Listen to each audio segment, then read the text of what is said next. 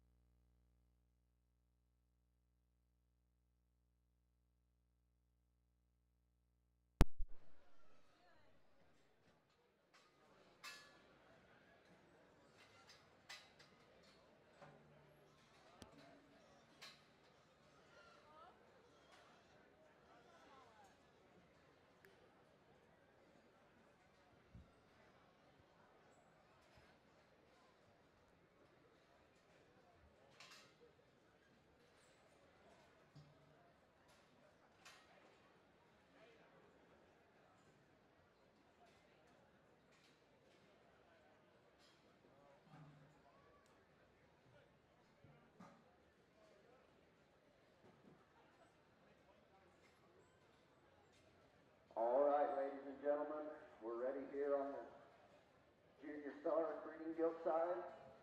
We need your Class 1 Crossbreds. Bring them to the holding pen. Class 1 Crossbreds. Bring them to the holding pen.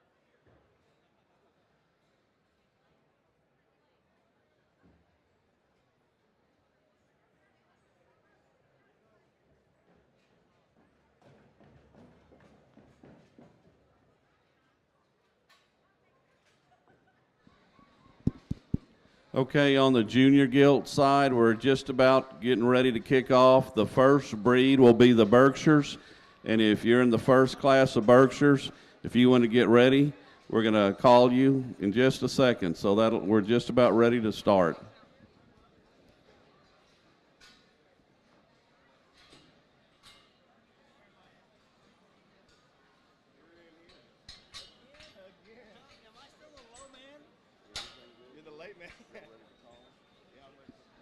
Okay, this is the first call for the Berkshires on the Junior Breeding Guild Show. Make your way to the ring, the first class of Berkshires.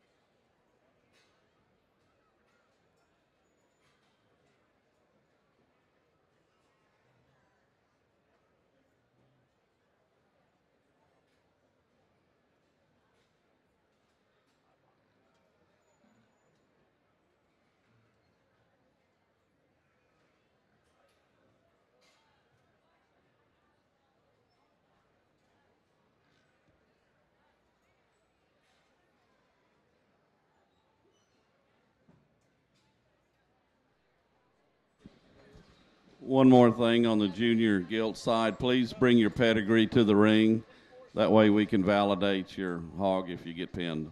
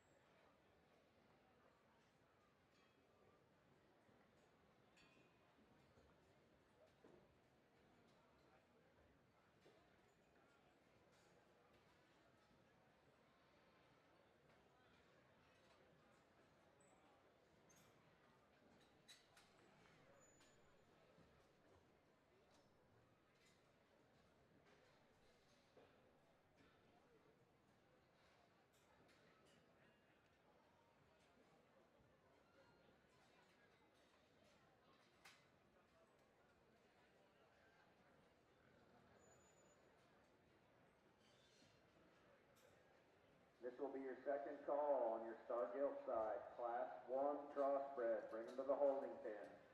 Second call, Class 1 crossbreds, bring them to the holding pen.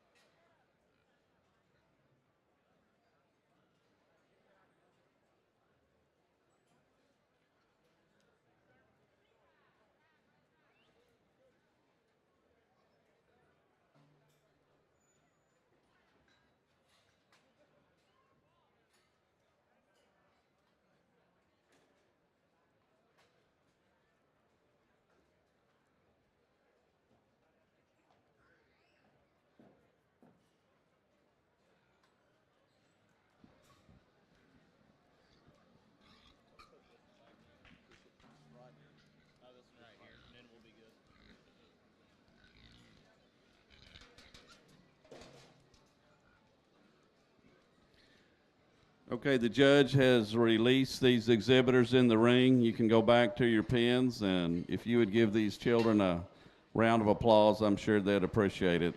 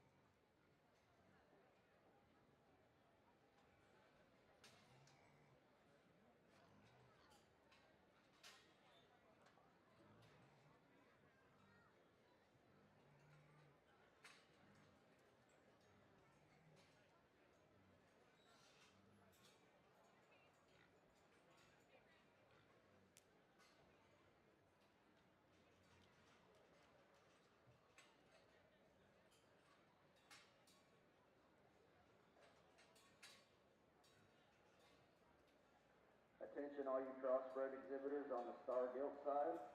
We have 15 classes of crosses today. They'll divide it up between light, medium, and heavy. So we will show class 1 through 5, and then we will show for the lightweight champion. Then we will show class 6 through 10, and show for the middleweight champion. And then we will show class 11 through 15, and show for the heavyweight champion. For those of you who were not here yesterday, when we call back for our championship drive, we may call back more than just first and second, since there is a sale associated with the Star Gilt Show. So after each class, I will be announcing how many pigs we will be calling back for the sale. So if you place, be paying attention after each class to know if you will be called back during the championship drive.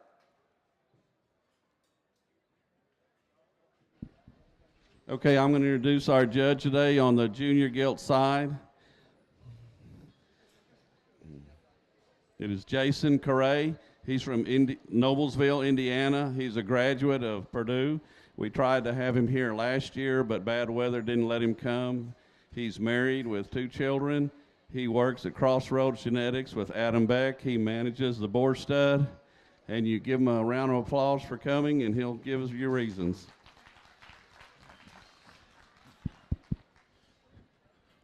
Well, thank you, Dale. Certainly an honor to be here in San Angelo, and like you said, it was bummed we couldn't come last year, but we're here today and looking forward to it. Very excited to work through your junior gilt show here, and you'll work on the opposite side of Mark and Nathan over there. I think it's going to be a fun day sorting hogs for the 3 of us, and you'll hopefully make it a fun atmosphere for you kids out here showing too. I think a great way to start our first class of Berkshire Gilts, and I thought the top 3 or 4 in this particular drive is pretty good, but the one that we land on is I think the first one out of the gate, and I guess set a pretty high, pretty quick bar for me, and that's the young lady here directly in front of me.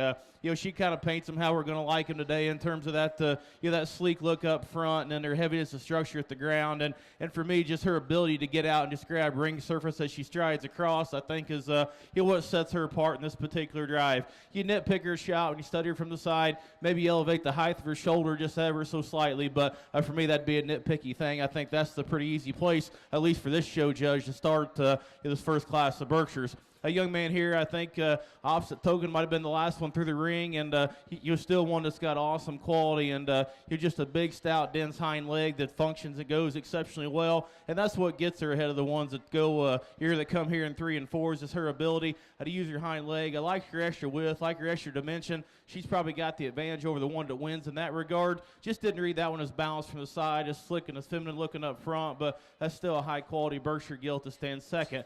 One that comes out next is good. Is just a good basic kind, just one that's built for the long haul. You'll like her ability to get out here and travel. He'll just lacks the horsepower in terms of bone, feature, and mass compared to those 2 that go ahead of her. Young lady does a great job showing that one. It's a nice one to be in 3. One that comes next, I like some things about 2 from an elevation and frame size. Big fresh back when you get up on top of her. Thought that one just read a little flatter throughout the entirety of her skeleton compared to those that go ahead of her. Of those top 4, she's the most restricted in terms of length of step from behind. A breeding piece scenario comes here next. I mean, that one's wicked looking up front. She's got a monster shapely back when you get up on top of her. Like her stoutness of feature. For me, she just didn't coordinate and go off her hip and rear leg and hock set there enough to get her on up the line. But that one there is certainly sporty with some of the things she has to offer. One we kept back out of the sea there I thought was a neat piece to take a second look at. Just extra stout in her feature, shapely up high. Probably runs out of gas in terms of freshness and just ability to get out and go across the ring, but I thought that one's parts and pieces from a muscle bone standpoint was sure good enough to look at. Let's put our hands together for them as they exit. Attention exhibitors, we need your class 2 crossbreds. Bring them to the holding pen. Class 2 crossbreds. Bring them to the holding pen. We need the second class of Berkshires on the purebred side, the second class of Berkshires. And our placings in class 1 was 6th, Addison Porter, Rains, FFA. 5th, Tatum Gingo, Mansfield, FFA.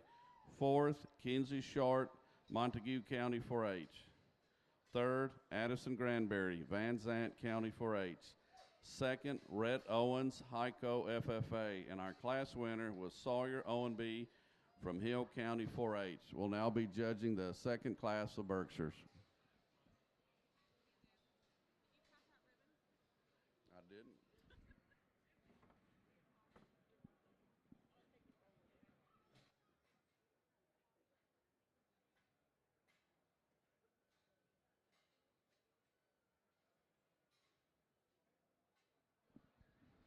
We failed to give out the ribbons in that first class of Berkshires. Our ribbon girl was asleep. If you placed in the first class, please come up to the announcer's stand and we'll give you your ribbon, the first 5 placings.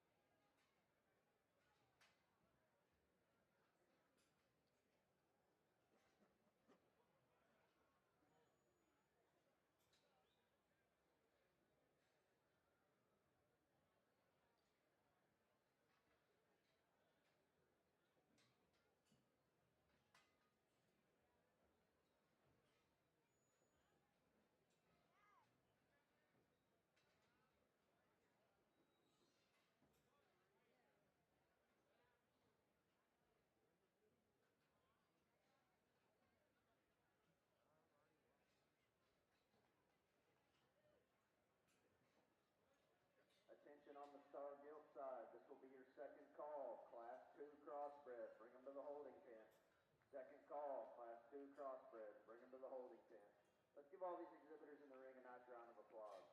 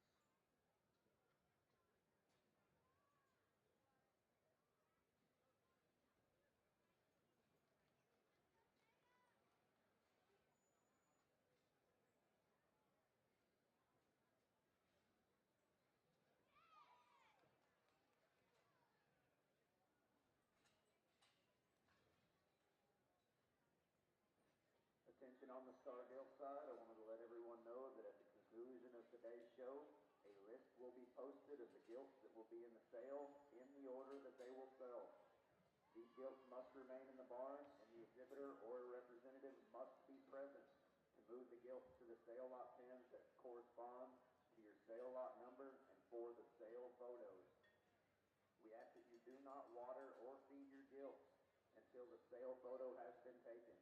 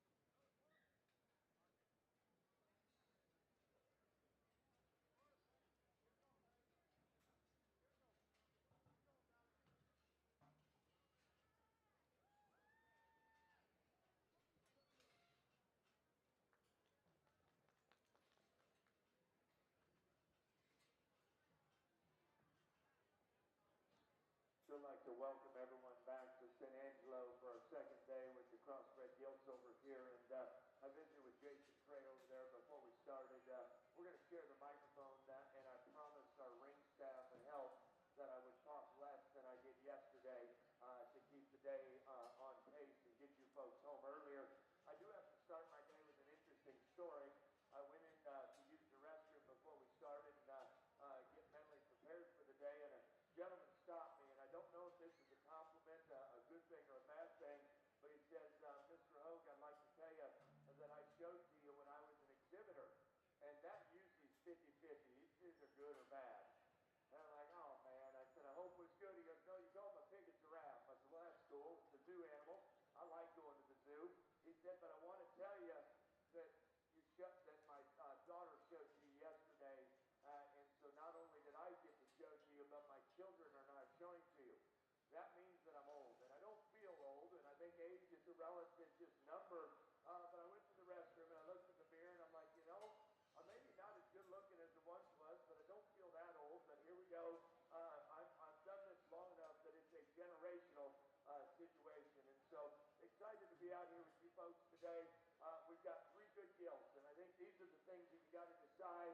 Love the feature and the power of the blue hip gilt. Love the pattern of that gilt in the top pair that we study these two. Got to decide if the blue belted gilt's good enough in her front feet. Got to decide if the bloody ear gilt's just attractive enough. When I watch them come and go, I prefer the blue hip gilt to start this class. I think she's the most consistent in her views. She's got the most genuine feature and skeleton. Love how the gilt comes at you big in her arm, yet correct in her front feet. Got a little bit of a bloody ear, got a little bit of a crest at the top of her neck, that changed, but I think that's the boldest feature one. Young lady in second does a wicked job of showing out here. Got the running gear, the hind leg, the big top. This gilt for her age and immaturity, little long face, little cresty neck that it ties to the front side of her shoulder, strengthen her pasture a little bit. Young man with the black gilt, beautiful build, athletic, agile. This gilt needs intensified at the ground in terms of foot and feature, but I love the problem-free skeletal quality that gilt has. Next gilt coming out when you're up on her, I like her, yet she's a little bit pigeon-toed up front. You step off of her and she's a little shorter and quicker in her rump, doesn't balance with the elegance of the top four that we've got. White-footed gilt, moderate, big arms, stout features. Her top line doesn't fit in her quite as well. She's a nickel quicker and shorter in her rump. You let the rest go. Beautiful gilt here, needs more bone. The young man is the best. That's an interesting breeding piece.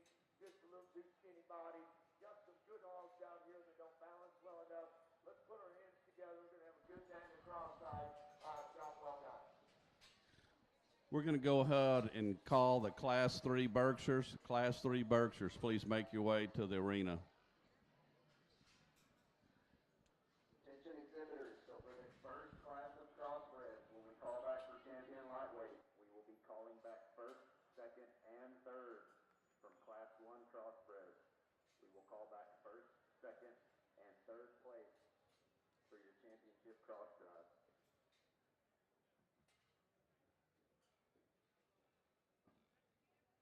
This will be your first call, Class 3 crossbreds. Bring them to the holding pen. First call, Class 3 crossbreds. Bring them to the holding pen.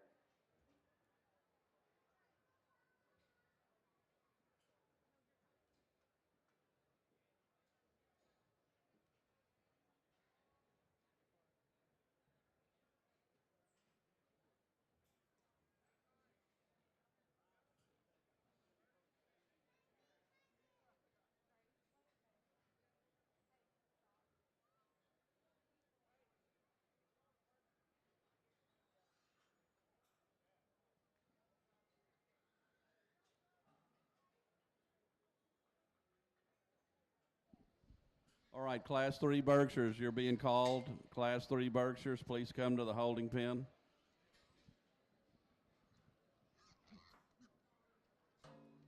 Pricing for your Class 1 crossbred, 10th place, Zachary McBride, Braun FFA. 9th place, Kalen Cavazos, Train FFA. 8th place, Darren Sykes, Dumas FFA.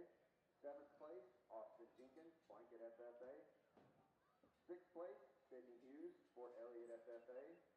5th place, Zane Thompson, Seagraves FFA. Fourth place, Cannon Terry, Valley View FFA. Third place, Dylan Earls, Abilene High FFA. Second place, Katie Littlejohn, Potter County 4-H. Your Class 1 Crossbred winner was Jesse Hartman, Wall FFA. Let's give those exhibitors a nice round of applause.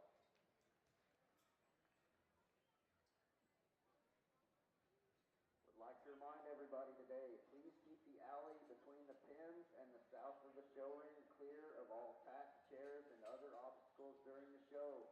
For everyone leaning against the fence, please do not be standing in front of a gate. If you are on the south end of the ring and standing in front of a gate, you are in the way for these exhibitors getting in and out of the ring. Do not stand in front of the gates on the south end of the ring.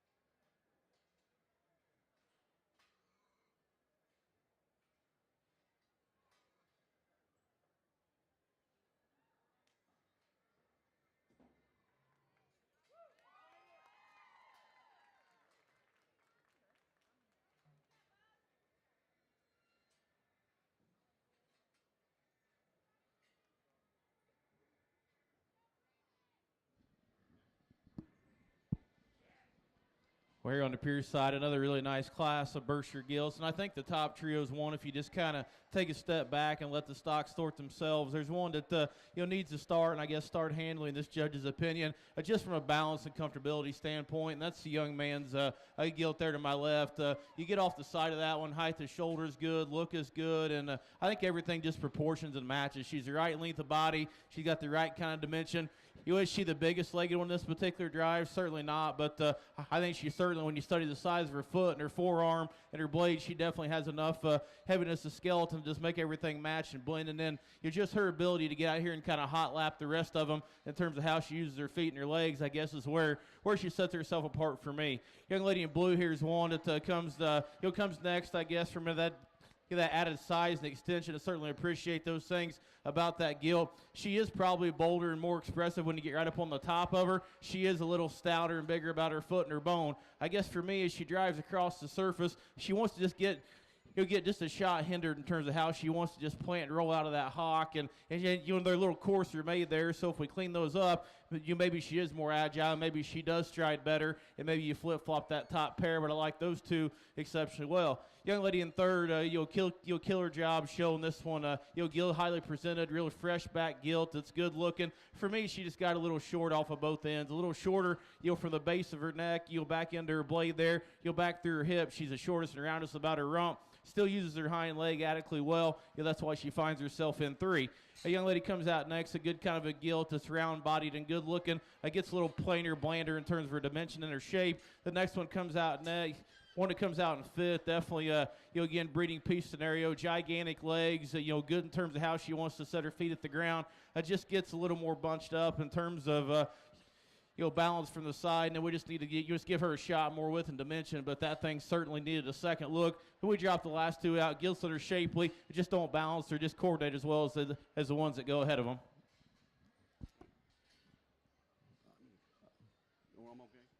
Okay, the placing in Class 2 Berkshires: 7th, Faith Doza; 6th, Taylor Green; 5th, Hannah Beerbaum; 4th, Madeline Kilcrease; 3rd, Tatum Vela; 2nd, Zoe Green, and our class winner was Canyon Smith from Correa County 4-H, and now we're judging Class 3.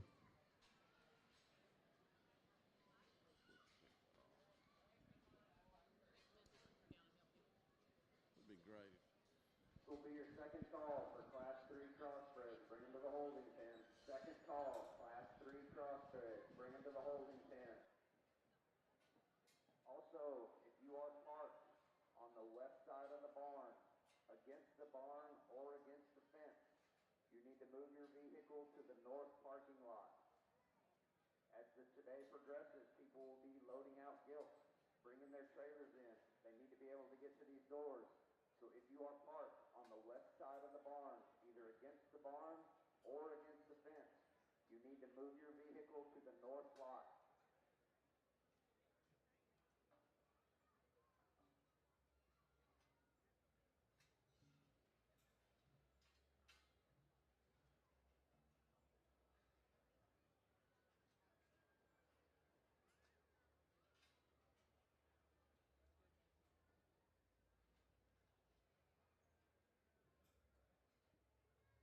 Our judges today on the Star Gilt side, we have Dr. Mark Hogue judging in the ring today from Good Hope, Illinois. He's been involved in swine production for a long time, has show pigs, show cattle, and sheep and goats. The name of his farm is Hogue Livestock.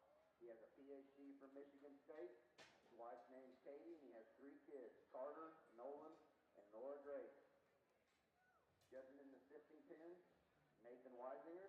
He's from Fort Madison, Iowa. He's also been involved in the swine production for a long time. He has 180 head of sows.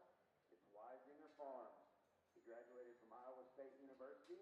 He has a wife named Sarah and 3 kids, Ella, Eliza, and Emma. Let's give our judges on this side a good round of applause.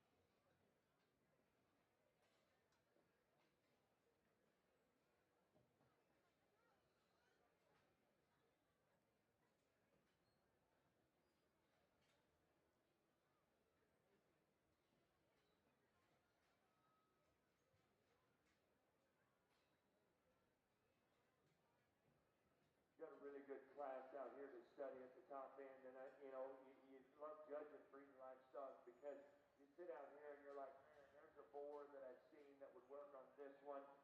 We got an appendix Berkshire out here that's got some wicked generating potential. Then we got a Belgian gill over here that really has some unique pieces. And so in this particular setting, I step back and say, okay, some of the greatest breeders that I know, we can go look at every boar in the country, but it all comes down to your sow base. The better your sows are, the better job they do of handling the boars in the country. You look at this Belgian gilt out here, and I have to think the least to find a boar to breed her to, because all the boar has to do is just basically show up, and if this gilt can replicate her kind and quality, I think that's a high-end crossbred gilt to start this class. Really square, really attractive and good coming at you. I think her muscle quantity, her bone and feature really appropriately match her maturity, and I think just a tremendous show gilt. But most importantly, you set that thing back into production, and it's going to make you famous. I like this boy's appendix Burke in second. This is a cool-headed, big back, stout gilt, really, really powerful gilt. Obviously, making those Berkshire Mark mares can do good. I don't think she's as comfortable in the secular blade in her front foot as is our class winner, but that's a high-end generator. Hey, hopefully all of us made it out of sow. That looked like this one in third. Flag tail, cool fronted, big arms, really, really raw on her top, like her hind legs. She runs out of gas when she goes right away, but I'd be excited to put that one in the keeper gilt pen and make a mating decision. Not quite enough bulk to run with those top 2. Blue's good until you get to her front feet and her knee. Square her up right here. The rest is all good. Flat back, big hip, good hind-legged. Beautiful silhouette. Love the profile. Need to open this gilt up on both ends. This gilt got nervous out here, and I pinned her early, and I like this gilt's body and her basic utility. Out here, she got a little frail, got a little soft in her front foot at the upper end. Good blade, good body.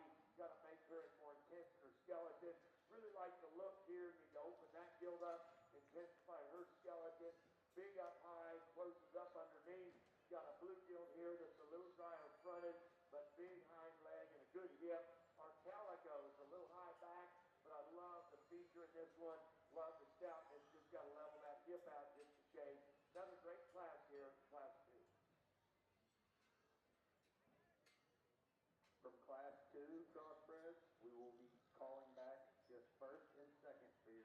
shift drive. So from Class 2 Crossbred to your champion drive, we will call back only first and second.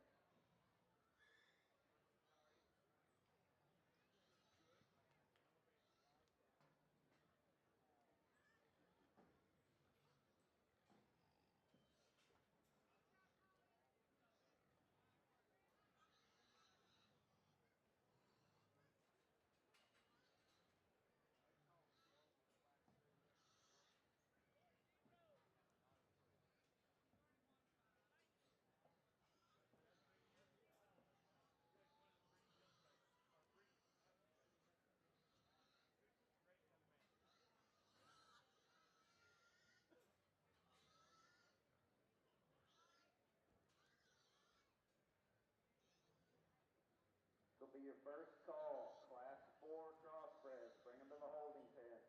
First call, Class 4 Crossbreds, bring them to the holding pen.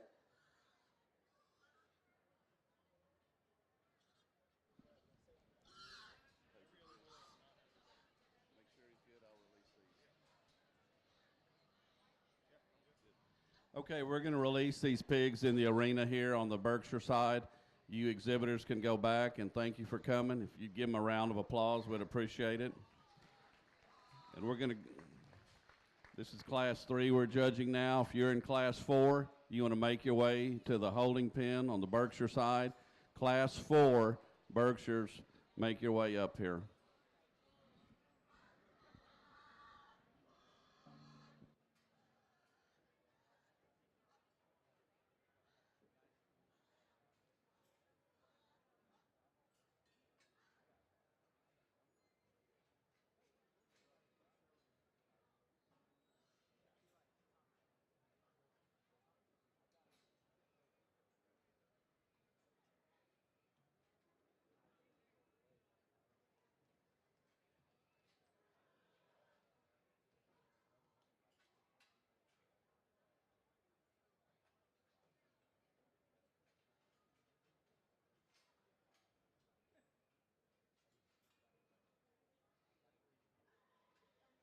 Attention everyone, I'm going to announce again, if you are parked on the west side of the barn, either against the barn or against the fence, you need to move your vehicles to the north lot. If you are parked on the west side of the barn, against the barn or against the fence, move your vehicles to the north lot immediately. We will be having trailers come in shortly to start loading out gilts.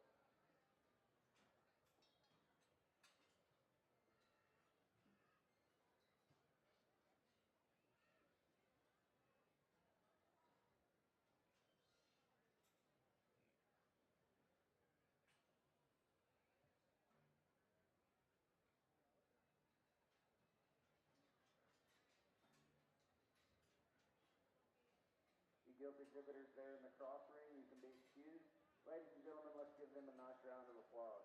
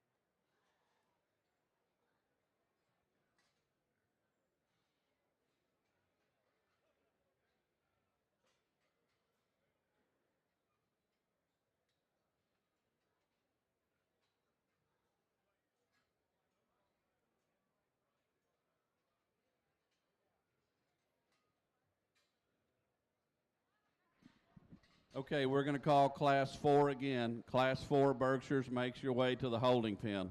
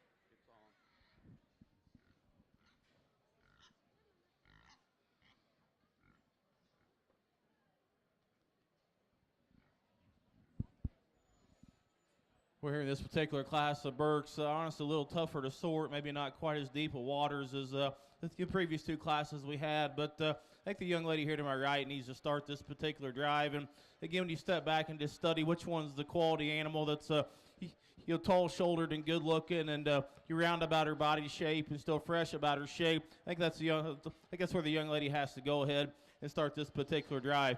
Ideally, you'd stouten her foot, stouten her bone just a shot, and maybe just see her take a longer step from behind. But compared to the ones that are going to come behind her, she's still plenty acceptable in this regard. Young lady in blue on the far end brings the big round rib, big-bodied one that is stouter about her skeleton. Thought she didn't balance as well from the side in terms of the height of the shoulder and look. It gets a little plainer about her shape when you get up on top of her. Young lady does a very nice job.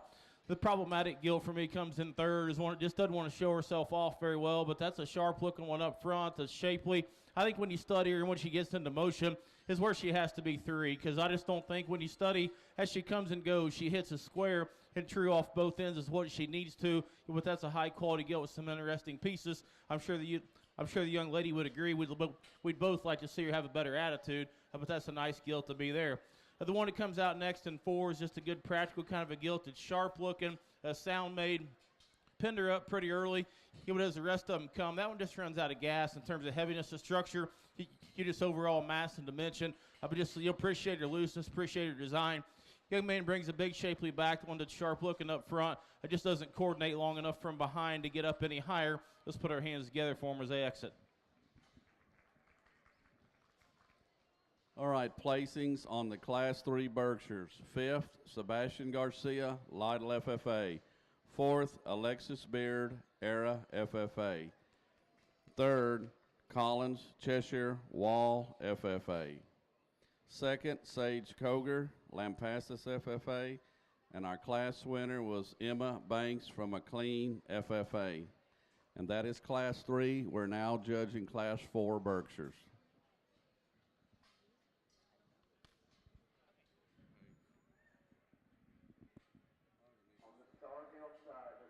Second call, Class 4 Crossbred, bring them to the holding pen.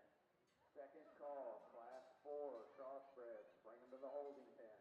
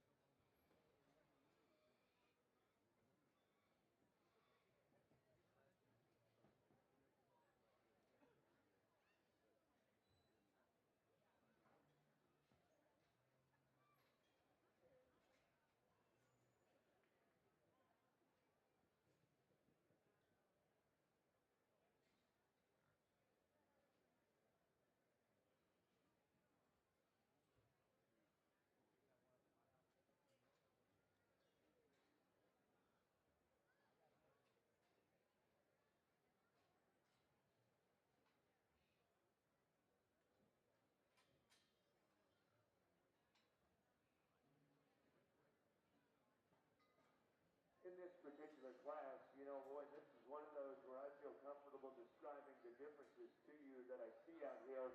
But in terms of a logical, justifiable alignment, I think there can be some differing priorities and how you want to rank them. I guess as you watch both views coming and going and ask yourself which one has the farthest reaching pieces in one generation. We're going to start with the boy in the fat down here. I think that gilt has the width, the stoutness, and power it takes to generate crossbred bears. I think when she goes away, her feet and legs are within her skeleton. I think she's extra stout, extra wide. I like that about her. The gilt that's going to be second, the white nose gilt. I really like the look of this gilt on the profile. She's probably my choice from the side, and I think she comes actually good enough. I want her to go away with more spread in her hip. I want her to go away with a little bigger, stouter hind leg, but I think that one has the look of essence. Young man's going to be third right here, and I love the look of this gilt. Top line, her strength, her attractiveness. We need to open this gilt's body up in terms of her blade and forerib, and she'll be just a little vertical up front. I preferred her proportions better than our Gilded Force.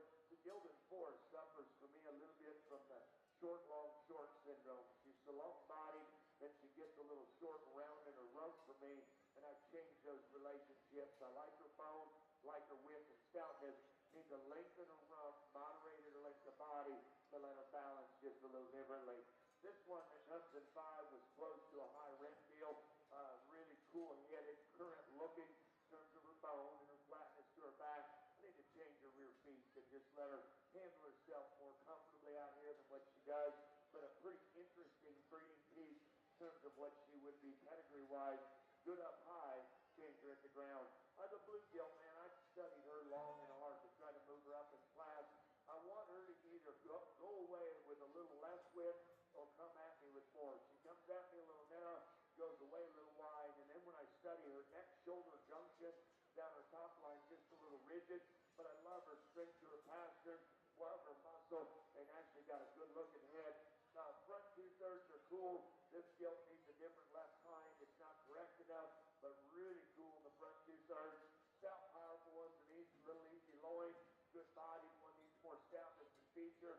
Got a muscle hog over here that doesn't come at you square enough in her knee, not strong enough in her front foot. Really a good class. Let's congratulate the young people doing a great job this morning.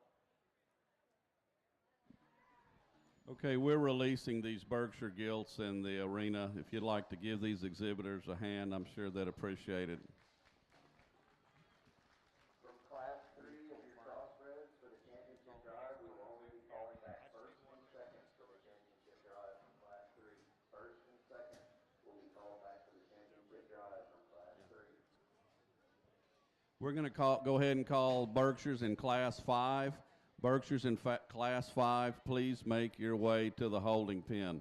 We have 6 classes, so if you are first or second place Berkshire gilt, kind of be on standby. It won't be too long. You'll need to come back for the champion Berkshire drive. But now we're calling Class 5. On your star gilt side, we need Class 5 crossbreds. Bring them to the holding pen. Class number 5 crossbreds. Bring them to the holding pen.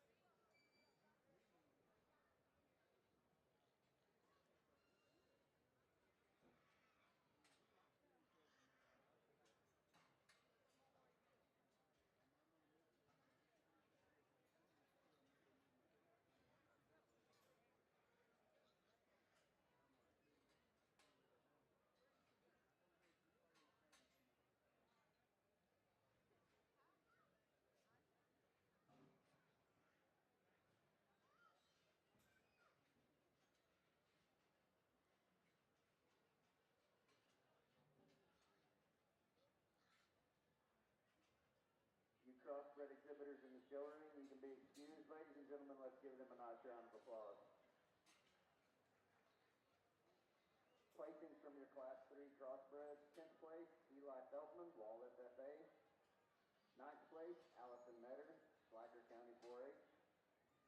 place, Victoria Zuniga, Heiko FFA. 7th place, Molly McFadden, Westbrook FFA. 6th place, Parker Wallace, Lubbock Monterey 4-H, FFA, excuse me. 5th place, Macy Dean, Childress FFA. 4th place, Trayton McCullough, Bront FFA.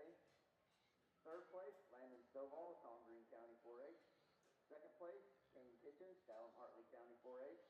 Your Class 3 Crossbred winner was Preston Maxwell, Godley FFA. Let's give those exhibitors a nice round of applause.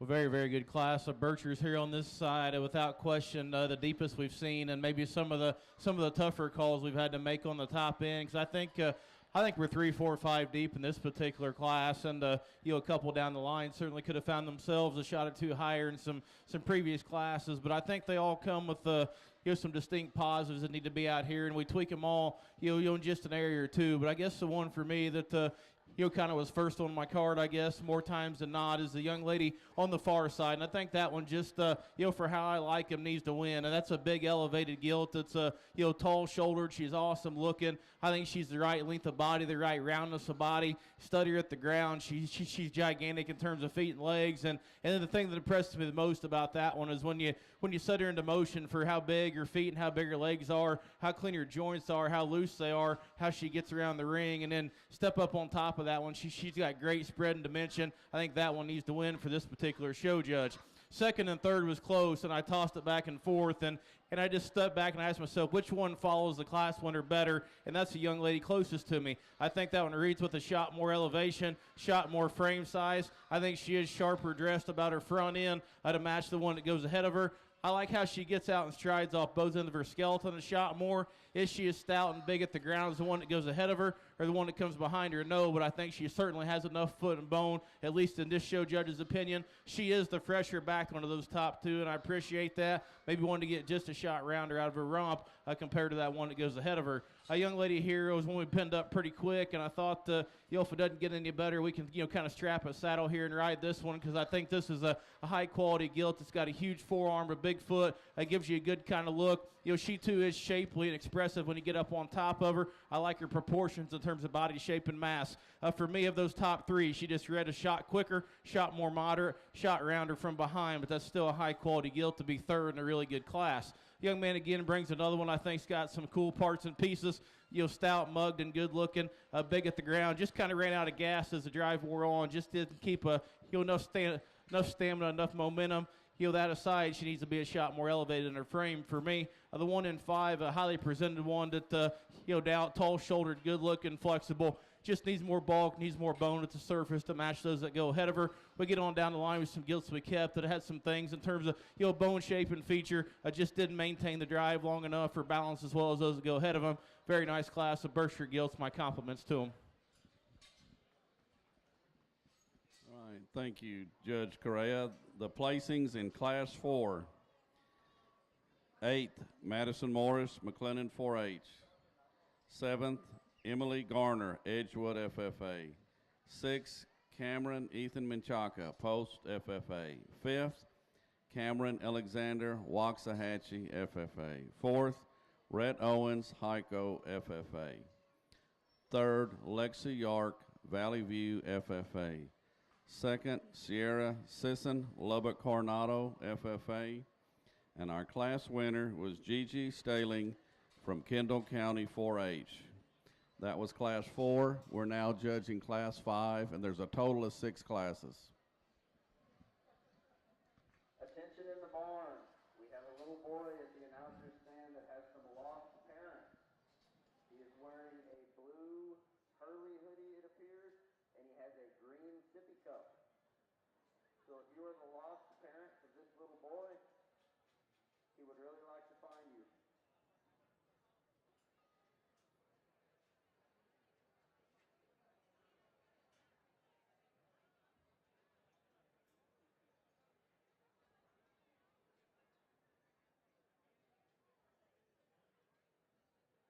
Second call, Class 5, Crossbred, bring him to the holding pen. Second call, Class 5, Crossbred, bring him to the holding pen.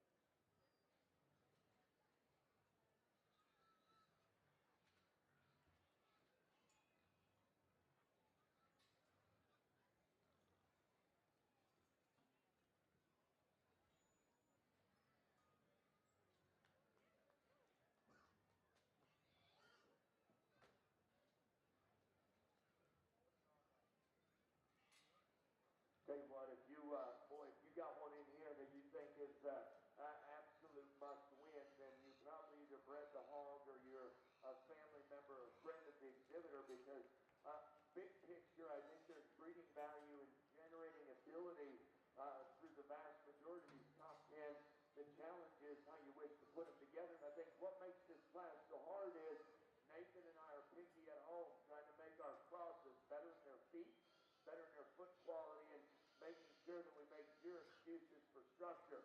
Well, in this class, if you want to get picky on pasturing, you want to get picky on hind legs, it can really be wicked, because the last thing I want to do is just pick an average one that's safe. I still want that uniqueness, but I don't want to sacrifice in those regions.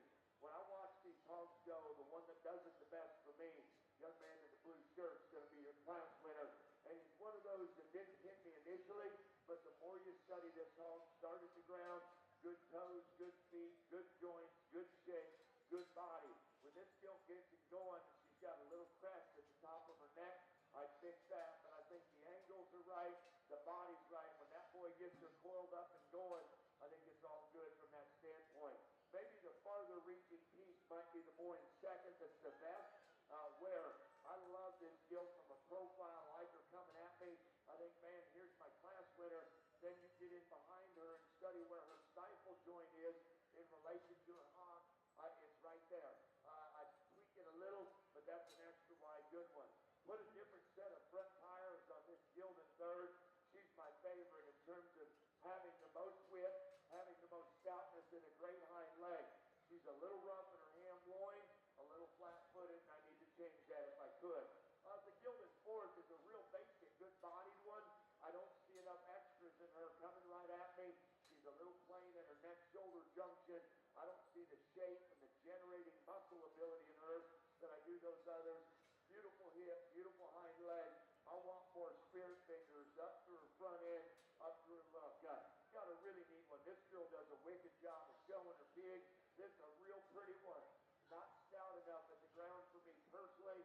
Got to have bigger feet. When she goes right away, that old hog is right there.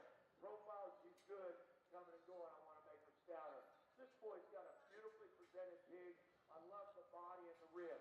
Problem is, the carpet doesn't match the grapes in terms of ground to bulk, and she's got a little bitty kink tail, big in the middle. Got to have more stoutness and skeleton. Got to have stronger front feet. Put a different set of front feet on this one. Might be my favorite gilt in the class, but she walks like a chicken on a hot plate up front. Got to make her sounder, but I mean wicked stout. I would not kick her out of the keeper gilt pin. I just really protect her pastures. Big and pretty needs more muscle, sound and flexible. Got to have more look from a profile. Cool from a profile and rear view. Comes at me too close at her knee. Needs a bigger front leg. Really a good class, tough to put together. We're going to call Class 6 Berkshires, which is our final class. Class 6 Berkshires come to the holding pen. And like I said, if you're a first or second in the previous classes, be on standby for the Champion Berkshire Drive. Class 6 Berkshires come to the holding pen. Attention you exhibitors, you just finished class 4 of your crossbred. For the championship drive, we'll be calling back places 1 through 5. So for the champion lightweight cross from class 4, we will call back first place, second place, third place, fourth place, and fifth place for consideration in the sale.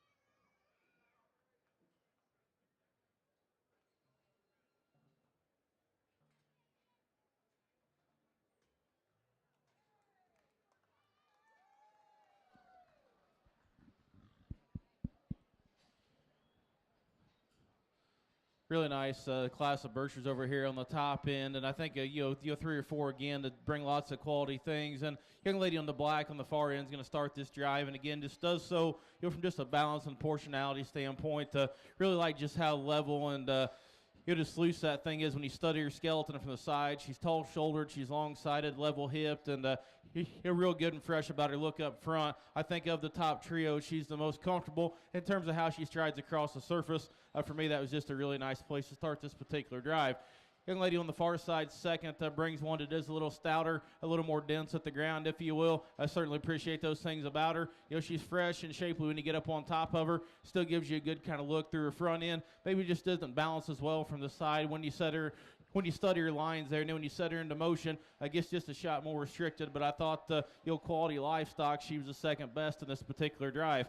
Young lady comes out there in 3. I think I was one I like lots of things about. Real sharp looking up front. I love this one's width and dimension when she comes right at you. You maybe have those top 3 the most fragile in terms of structure at the ground. Also like the elevator just a shot in her overall skeletal size, but that's a high quality gilt to go there. One that comes next has got some things I wanted to get real fired up about, because she's awesome looking and shapely. I love her body shape. I love her freshness. Love her heaviness of structure. Simply for me, she's just a shot too wide behind, a shot too quick in her maturity. But for one to be that moderate and stout, she's wicked looking, big, fresh, shapely backed. We just got to set her in behind just a shot to get her up the line. A lot of the same for the one that comes in 5, a good-looking one that's round-bodied. Just runs out of gas in terms of just heaviness of structure. She, too, needs to be reconstructed in terms of how her hock stays in her skeleton. We get on down the line with a couple big, broody ones that just got to be slicker-looking, a sounder built from behind. We'll just put our hands together for them as they exit. All right, placings in Class 5 Berkshires. 7th place, Edwin Thiel, Hamilton FFA. 6th, Carson Roberts, Hamilton FFA. 5th, Natalie Blankenship, Eastland FFA. 4th, Reagan Harms, Comanche FFA. 3rd, Aubrey Diaz, Breckenridge FFA. 2nd, Reagan Maxwell, Godley FFA. And our class winner was Addison Williams from Eastland FFA. And that was Class 5. The last class is Class 6. Please come to the holding pen so we can get you sorted. Attention exhibitors on the Star Gilt side. After Class 5, which is judging right now, we will be judging the Lightweight Cross Division Championship Drive. So right now, I need your Class 1, first, second, and third place winners. Bring them to the holding pen. Your Class 2, first and second place winners. Bring them to the holding pen. Your Class number 3, first and second place winners, come to the holding pen. And your Class 4, first, second, third, fourth, and fifth place winners, bring them to the holding pen, go to the scales and weigh.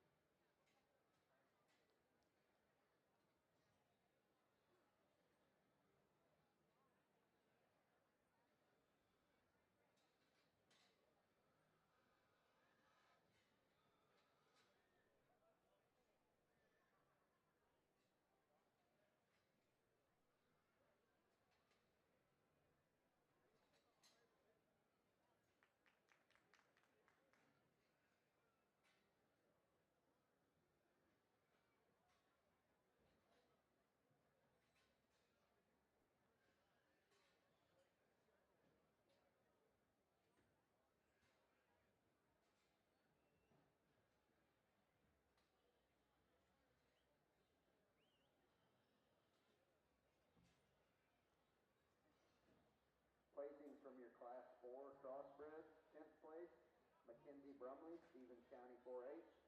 9th place, Harper Lackey, Hamilton FFA. 8th place, Kinley Oliver, Rayford FFA. 7th place, Delaney Green, Oldham County 4-H. 6th place, Gage White, Felton FFA. 5th place, Peyton Vandy, Ballum Hartley County 4-H. 4th place, Luke Smith, Shackelford County 4-H. 3rd place, Madison Morris, McLennan County 4-H. 2nd place, Cutter Shelburne, Swisher County 4-H. And your Class 4 Crossbred winner was Trent Helm, Ballinger FFA. Give those exhibitors a nice round of applause.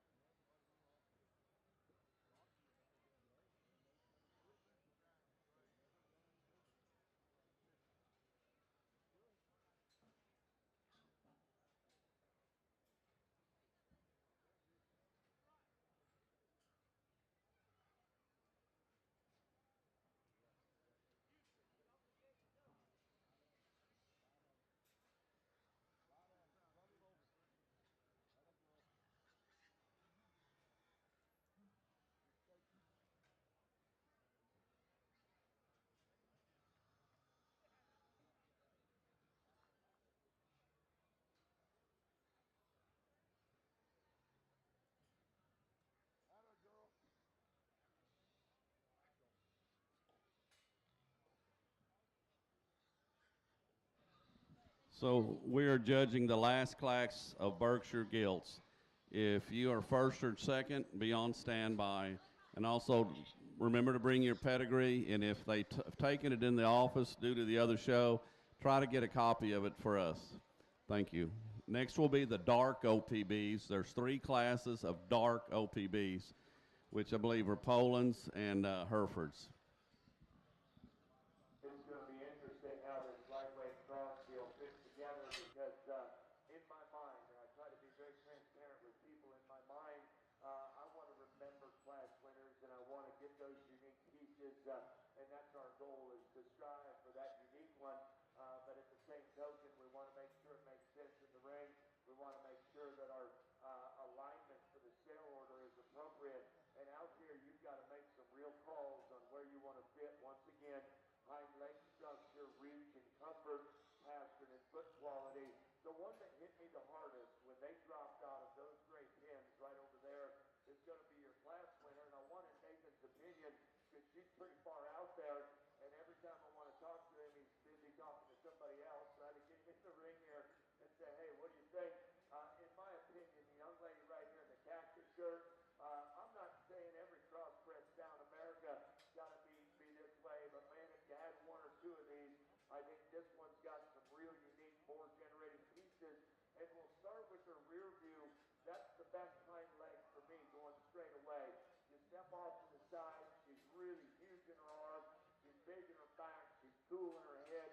If I could lengthen her rump just a shade, I think that thing's pretty wicked.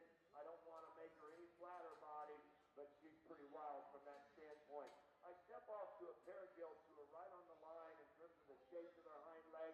Ask yourself which one has maintained more comfort longer. It's the belted gilt here that's going to be second. She too could use a little bit more shape to her upper rib, but I really like that gilt profile. Young lady does a good job. She's balanced, she's attractive. She has step and reach from the side. Want to stabilize her hind leg. If I could change the front feet on Old Calico, this one might have as much pure bone and muscle generating ability as any of them. Tremendous pin set. Really a nice set to her hind leg from a profile. I think going away, she's very acceptable. Change her front feet, change the crest to her neck. She's really good. I don't know how to explain it to this young lady, but I went from like spirit fingers happy when this thing dropped out of the gate right here to all of a sudden I wanted to cry a little bit. I tell you, if this gilt hind leg is good enough for you, she wins this class, she plays in the division. The problem is I get to studying it, I have to draw the line, it's just a little distorted for me behind. Then you study foot and bone and arm relative to a beautifully presented gilt in her body and top. I want to scout her forearm up just a shade.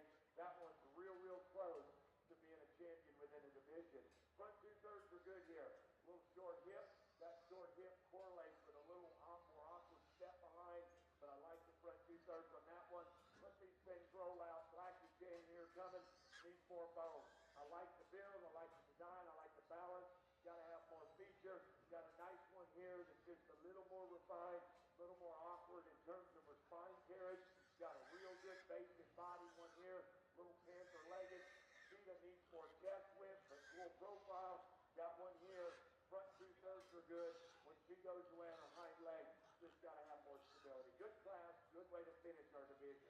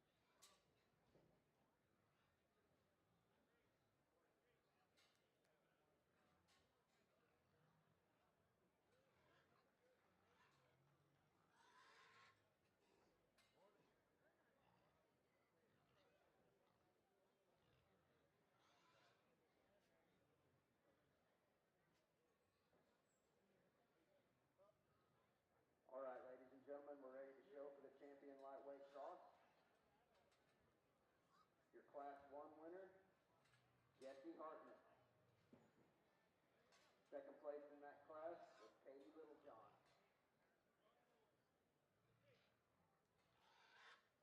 Your Class 2 winner, Nathan Vandy. Second place in that class was Owen Bunt.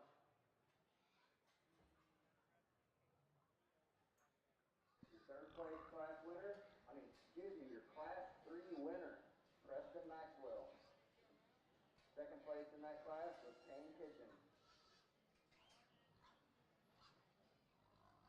Your Class 4 winner, Trent Helms. Second place in that class was Cutter Shelburne.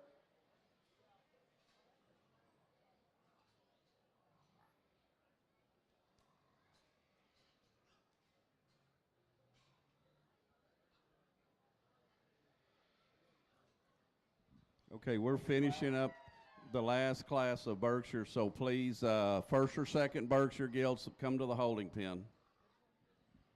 Your Class 5 winner was Adley Harden. Second place in that class was Lillian Mann.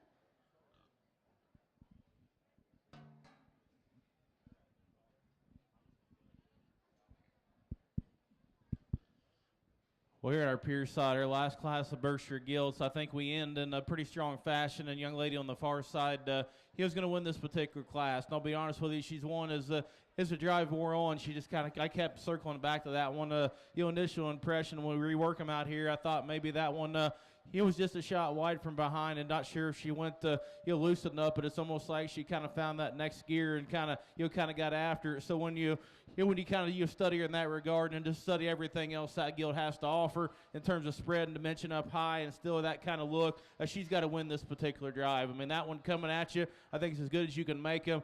Really fresh about her body, a good way to start.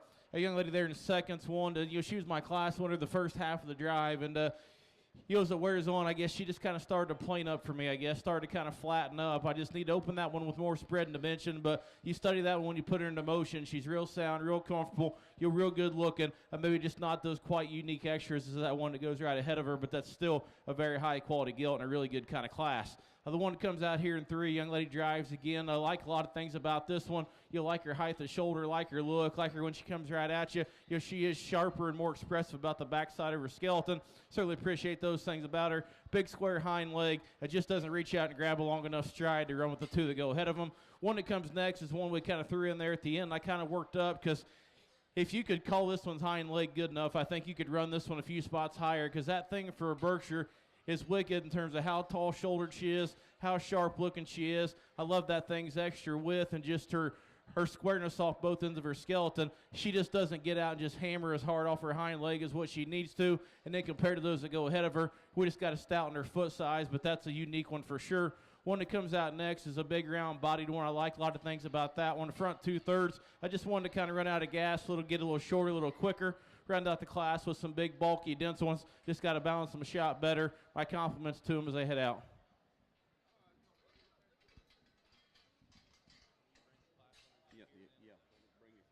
Okay, the placings on Class 6 Berkshire. 7th, Eleazar Atkinson, Mitchell County 4-H. 6th, Alexander Montez, Texline FFA. 5th, Reese Mabry, Brock FFA. 4th, Jeremiah Madrano, Brady FFA. 3rd, Charlie F. Fearbacher, Stephenville FFA. 2nd, Cambry Kitchens, Dallam Hartley County. And our class winner was Sawyer Owen B. Hill County FFA. We will now judge for champion and reserve champion Berkshire. After that is our dark OPBs, and there's 3 classes of them. So if you have a first class dark OPB, be getting ready to come up here. Here we go. I'm sorry, we get to the champion division, and I've already talked them and broke them down, but I still feel obligated. I should come give some culminating statement within this drive. It's going to be interesting how the sale lineup puts it together, and I want you folks to be in our minds with us as much as you can. I felt bad yesterday. I left the microphone on in my pocket. To be honest with you, you were probably too much of our conversation on occasion yesterday, so I want to make sure that that's right. When I pick my champion in reserve, I want you folks to reflect.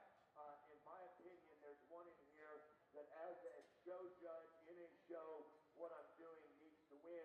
And what we've got is your champion is the champion, your reserve is the changer. And so, judging a breeding livestock show, you want the champion or changer. And Nathan's like, dude, there's one of these I've been a while on. I said, the problem, Nathan, is when we make that standard of accepting where we want to be build-wise, then we go to a jackpot show as parents and we complain because the judge picked bad-built livestock. What do? That's a fine line in terms of riding that line of acceptability of uniqueness and still having the agility. After those two, it's going to be real wild how we put the rest of the sale order together within this first division. Tremendous opportunity out here. Let's put your hands together. We got 5 awesome class winners. We'll put your sale order together.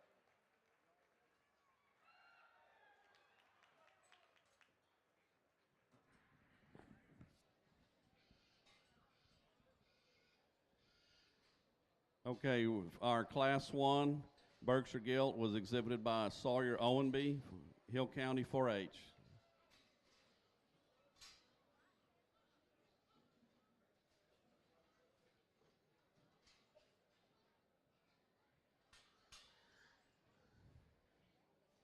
Our Class 2 first place was Canyon Smith, Correa County 4-H.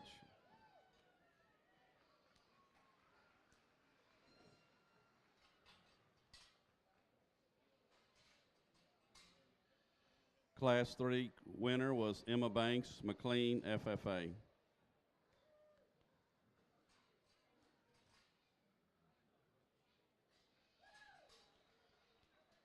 Class 5, class winner, Class 4, Class William, G.G. Staling, Kendall County 4-H.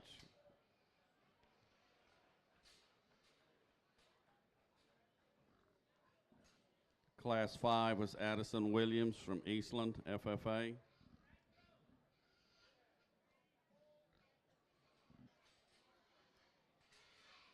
And our last Class 6 winner, first place, was Sawyer Owenby, Hill County 4-H.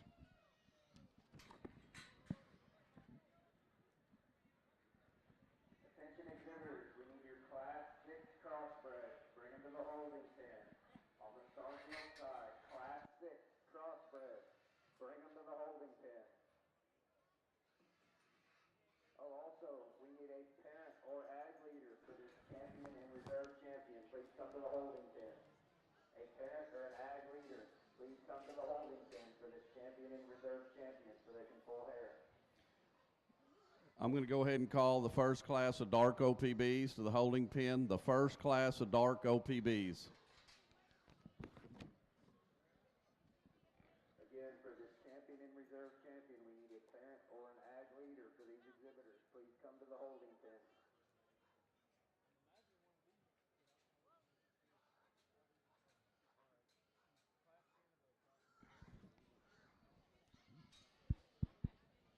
Well, if you would, let's put our hands together for our Berkshire Gilt class winners out here.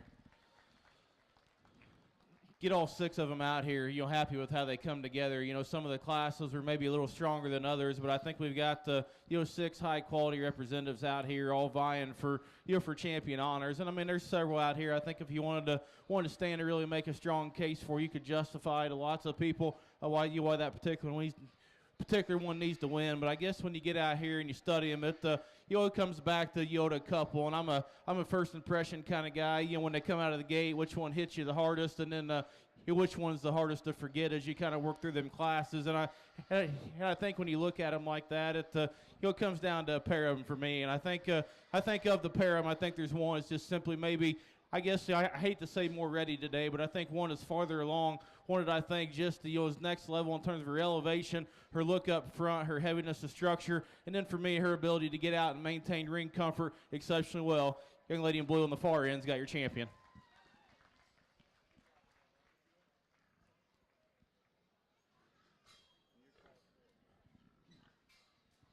Okay, our champion Burke was exhibited by G.G. Staling from Kendall County 4-H, and that is Class 4. And here's our second place. Class 4 was Sierra Sisson from Lubbock, Coronado, FFA.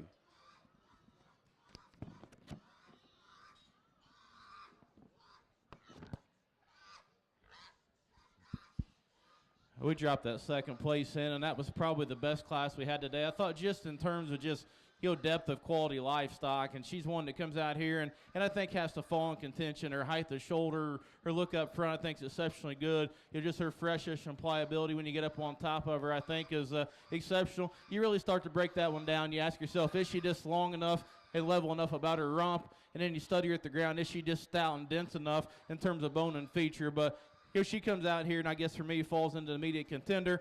For me, it says it's between her and one other one. I think that I guess this one just hit me ultra hard there kind of early on for being extra sharp looking. Set her into motion, man. She's just dead dead comfortable out here in terms of how she gets around the ring. Has all the extras in terms of foot and bone. Young lady on the far end out of Class 1 drives your reserve.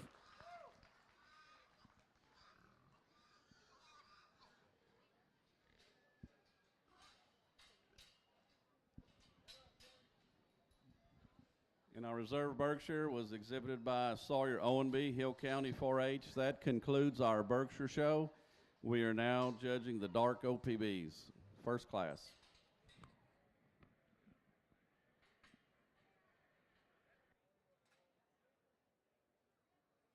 On the Star Gilt side, your champion, lightweight crossbred with Nathan Van Beek, Gallimarley County 4-H. Your reserve champion, lightweight cross with Adley Harden, Newcastle FFA. Give both those exhibitors a nice round of applause. Placings from your Class 5 crossbred. 10th place, Keller Crow, Archer City FFA. 9th place, Parker Wallace, Lubbock Monterey FFA. 8th place, Haley Elliott, Miles FFA. 7th place, Panzer Belling, Bryson FFA. 6th place, Hannah Simmons, Sulphur Springs FFA. 5th place, Adeline Reed, Swisher County 4-H. 4th place, Sierra Lackey, Kerr County 4-H. 3rd place, Callie Hobbs, Cedar Park FFA. 2nd place, Lillian Mann, Correa County 4-H. And your Class 5 crossbred winner was Adley Harden, Newcastle FFA. Give those exhibitors a nice round of applause.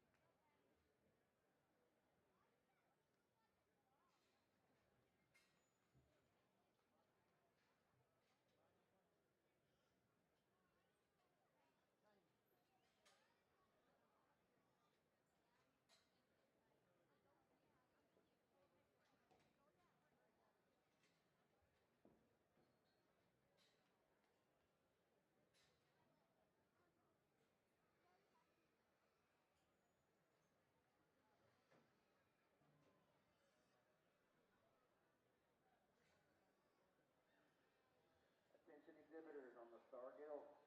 This will be your second call. Class 6 crossbreds, bring them to the holding pen. Second call, Class 6 crossbreds, bring them to the holding pen.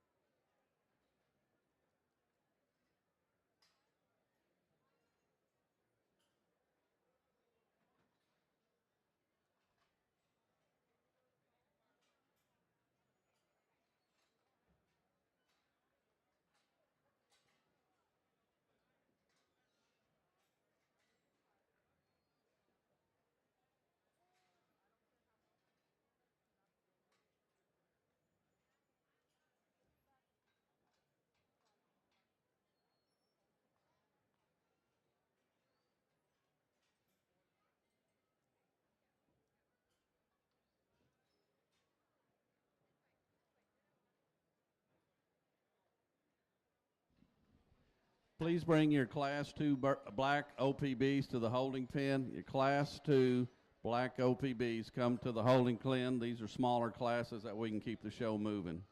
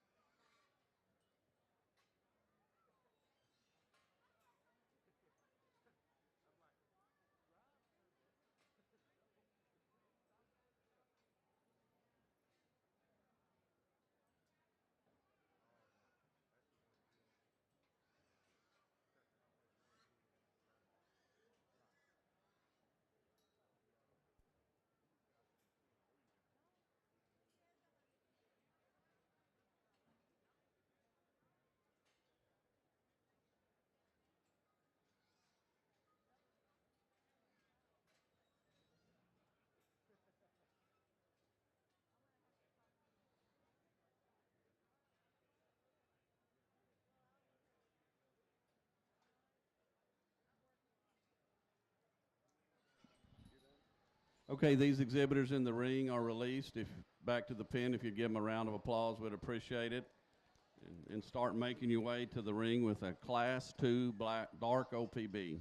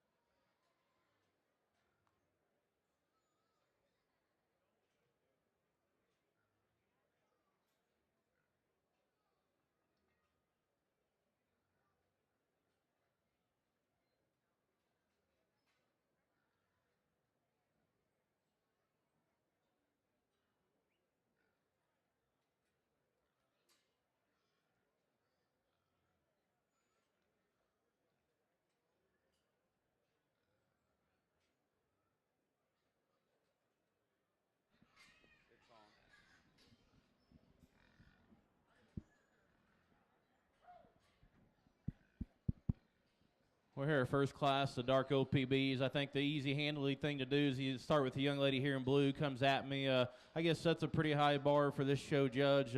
New breed and new good way to start. That one's tall-shouldered, good-looking, gigantic hind-legged, and I guess most important for me, gets out and uses it. Really gets it out behind her hip and her hock there. I think that's a really nice place to start our dark OPBs. Young man here in a second, I think, again, brings a real high quality one, a big round-bodied, a fresh-backed one that still gives you a good look when she gets her head up and gets rolling. It gets a little squishy on her front feet, a little shorter around her, out of her hip and her rump structure there, but still uses her hind leg exceptionally well. I just ran into a real good one there right ahead of her. A young man here in 3, like lots of things, front 2/3 of this one exceptionally well. That's a tall-shouldered one again that's really fresh backed and opens up the great spread. Like those things about her. As she too just gets a little shorter and quicker about her rump structure, wants to set her rear leg outside herself a shot more than ideal. Young man comes out next with a big, shapely kind of gilt. Just not enough horsepower at the ground in terms of bone and feature. She needs to loosen and limber a shot from behind, too. A young lady comes next, brings a real heavy bone one, like lots of things about. It just doesn't balance as well from the side. It gets a little plainer when you study your top side. It's a nice start to our dark OPBs. Let's put our hands together for them. All right, placings in Class 1, Dark OPB. 5th, Macy Spivey, Stephenville FFA. 4th, Case Miracle, Bailey County 4-H. 3rd, Jacob Swatzel, Erith County 4-H. 2nd, Cash Reed Swearingen, Bosque County 4-H. And our class winner was Haley Nicholson from Dallam, Hartney County 4-H. We're now judging Class 2 Dark OPBs, and we have one more class. This is Class 3, so if you're in Class 3, be on standby.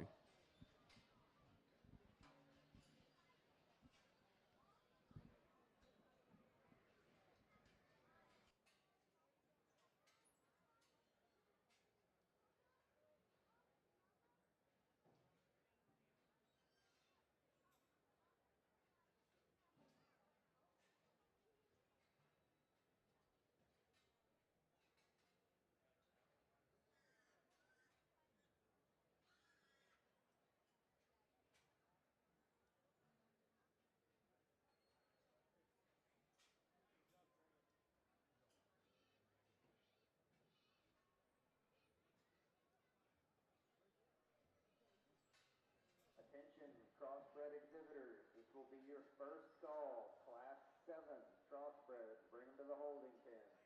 First call, Class 7, crossbred. Bring them to the holding pen.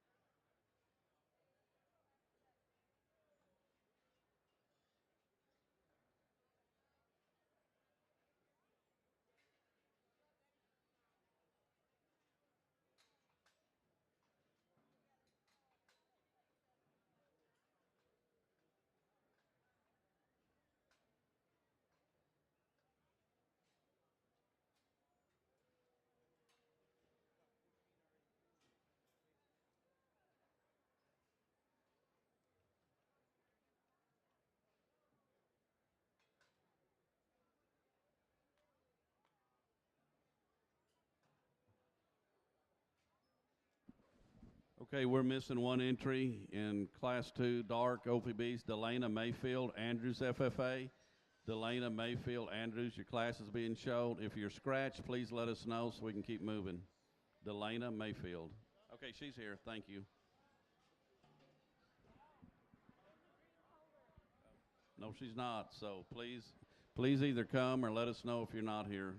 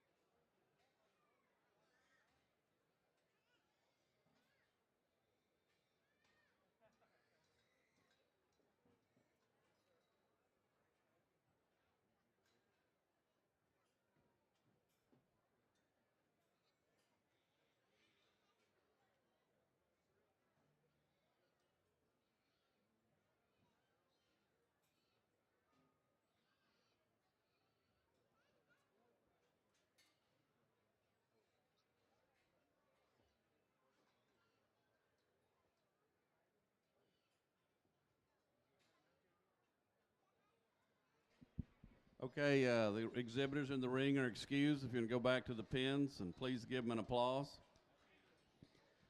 And we're calling Class 3 Dark OPBs now. That is our final class. Then we'll judge for the breed champions. Class 3 Dark OPBs, please come to the holding pen.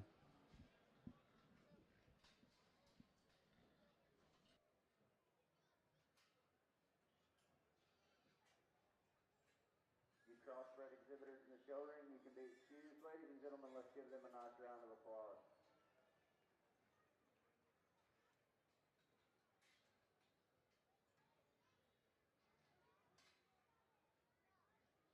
This will be your second call for Class 7 crossbreds. Bring them to the holding pen. Second call, class number 7 crossbreds. Bring them to the holding pen.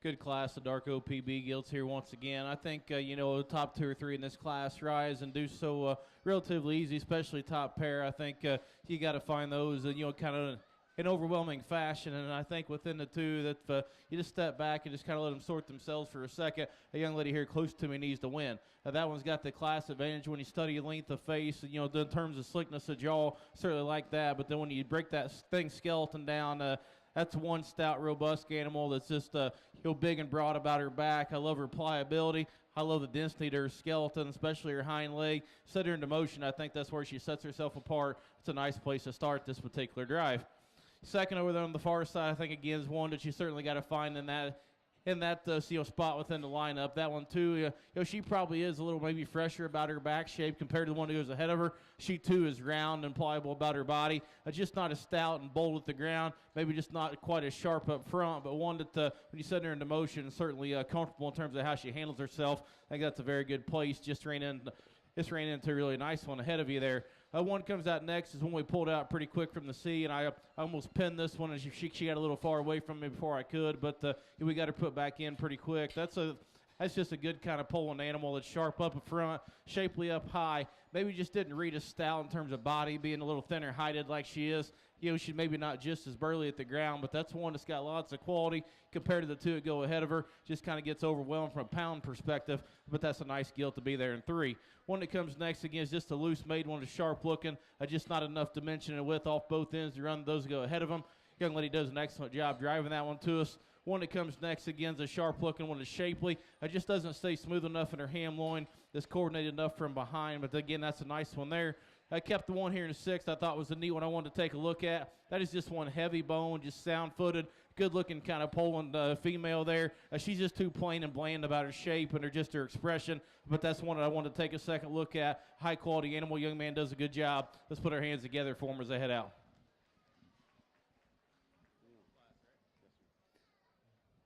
All right, placings in Class 2, Dark OPB. 6th, Luke Stevens, De Leon, FFA. 5th, Parker Wallace, Lubbock, Monterey, FFA. 4th, Cameron Alexander, Waxahachie, FFA. 3rd, Nicole R. Blankenship, Eastland, FFA. 2nd, Lila Bonert, Kendall County 4-H.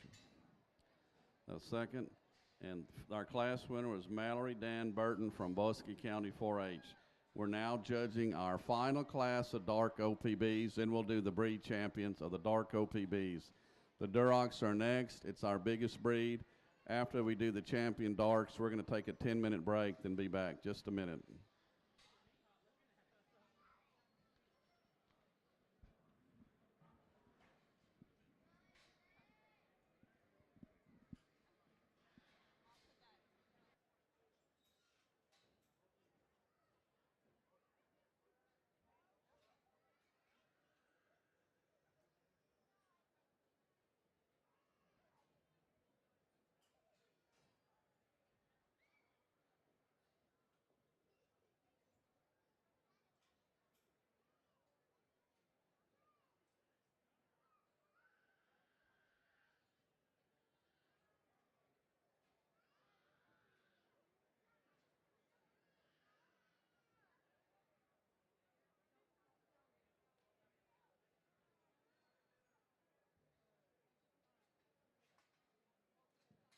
Would like to remind everyone on the Star Gilt side, at the conclusion of today's show, a list will be posted of gilts that will be in the sale, and it will be in the order that they will sell.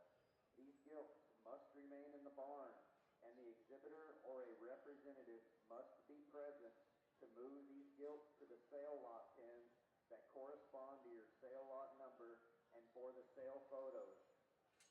The sale lot pins are on the north end behind the show ring. We ask that you do not water or feed your gilts until the sale photo has been taken. So again, at the conclusion of today's show, a list will be posted of gilts that will be in the sale in the order that they will sell. These gilts must remain in the barn, and the exhibitor or representative must be present to move these gilts to the sale lot pins that correspond to your sale lot number and take sale photos.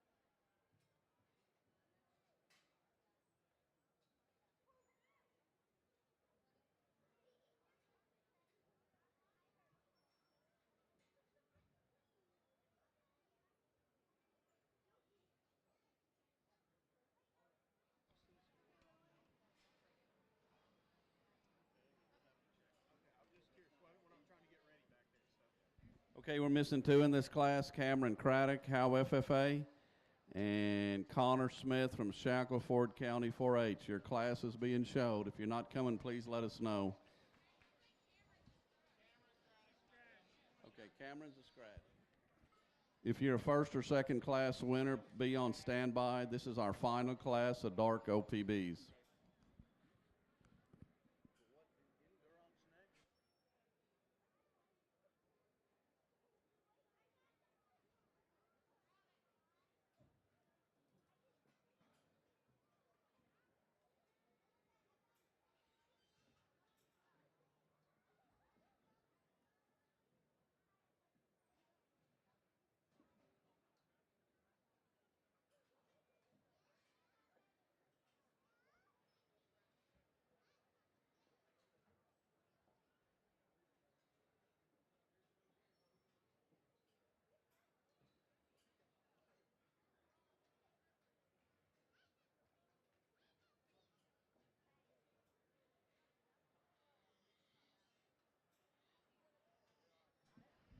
Yeah, just so we're on the same page, our Durocks are next. Someone said we had light OPBs, but the Durocks are next. And after these darks, we're going to take a 10-minute break, then start with the Durocks. There's 8 classes. It's a big breed.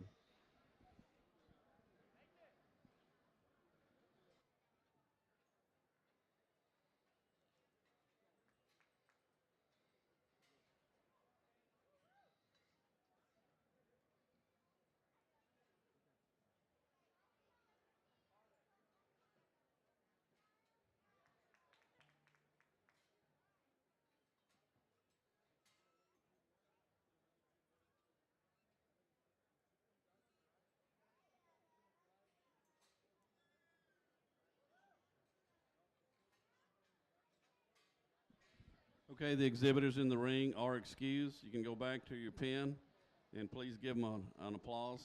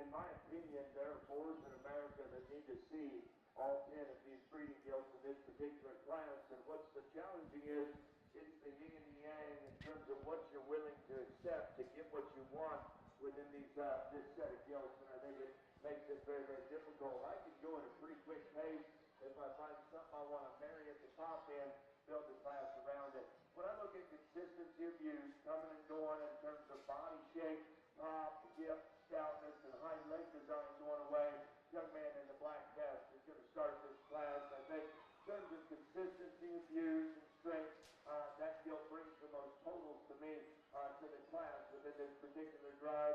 I think 2 and 3 get close. I like the painted up boy over there for second, and to be honest with you, this might be my class winner. She comes at me a little preacher fronted in terms of her front feet.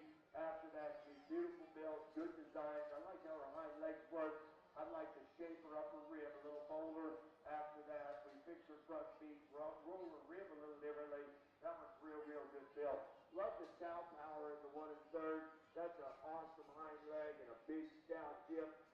To me, gets a little crunchy face, gets a little crusty neck, and gets a nickel in it or knee. Now, we fix that up front. The challenge is, do you want one preacher fronted, or do you want one just a little more caved in up front? I think it's really close. I love the sow power in that one. Change this one, top design, just a nickel. She wins the class. Slick-headed, deep body, flat back, big hip. All those things we like to talk about in the show ring. We like to talk about the barn at home. When she goes away, her right hind gets to swinging just a little too much. Young lady here did a great job. This is a burly power sow once again. My problem is she's a little easy in her spine. Then she gets a little crusty in her neck, a little more conventional in terms of her face. But I love her width. I love her stoutness.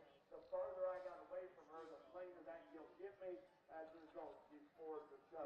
Still coming next. If we didn't have to get in front of her, study her front feet, that one's choke neck, big back, big hip, big hind legged. I want to change her knee and front foot. Here we go. Stout wide, square built, a little jammed up out here. I didn't know where to put her in terms of her length of front end, length of body. I'm not for short body dogs, I'm not for long body dogs. I wanted to balance. She seemed a little quick.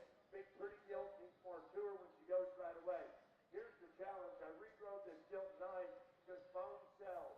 This gilt's fat-legged and good pasture. Problem is she's a little coarse and quick in her hip, gets a little dry in her rib. But I mean, that thing's elephantigo-legged. Didn't know what to do with her. I thought she was just a little off moving behind. White gilt again, good rear view. Doesn't come at me square enough in her knee and just screw enough in her front end design. I think that's a deep class with lots of breeding pieces, lots of potential.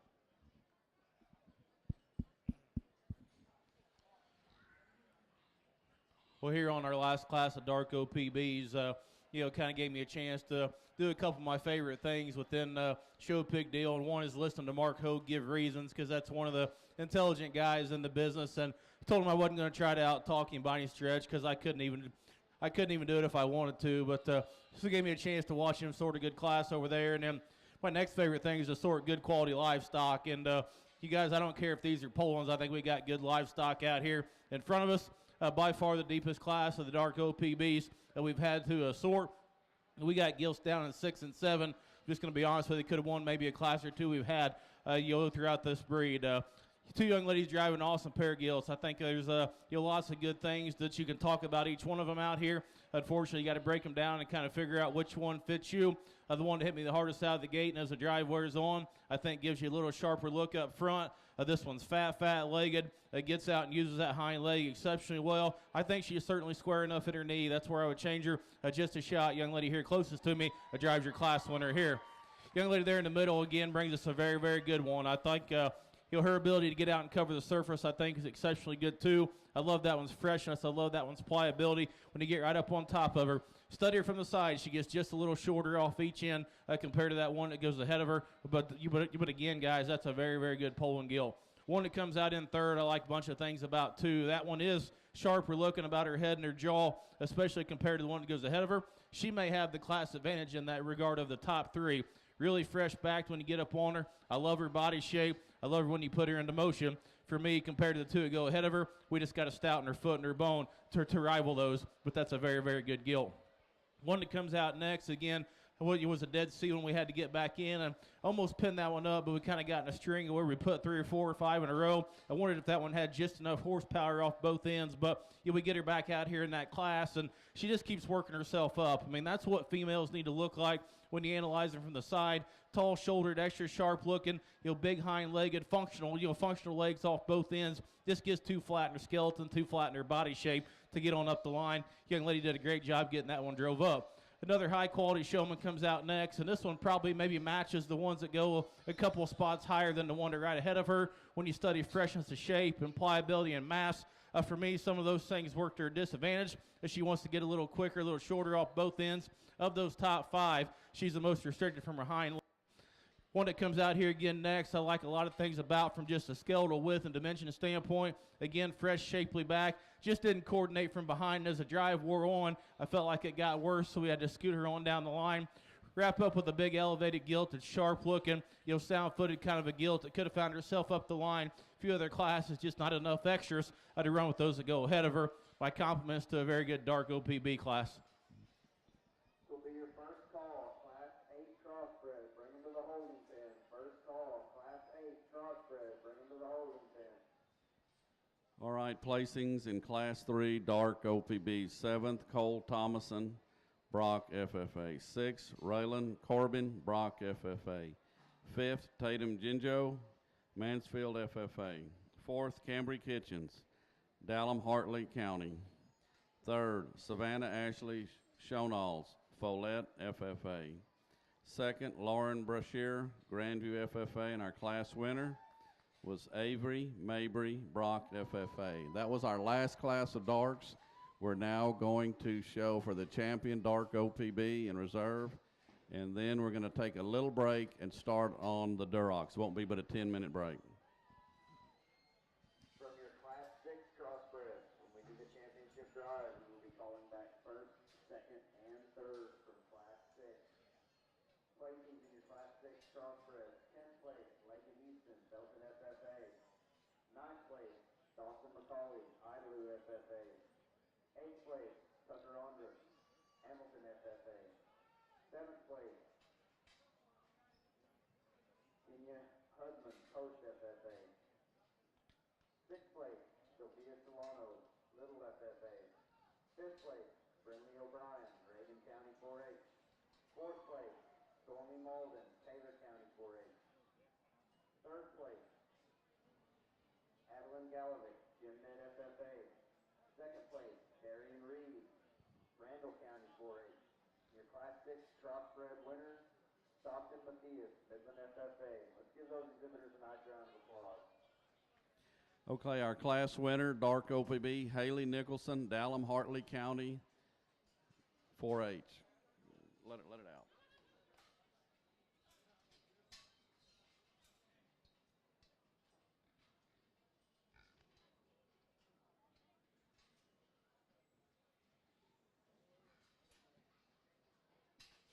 Our Class 2 winner, Mallory Burton, Bosque County 4-H.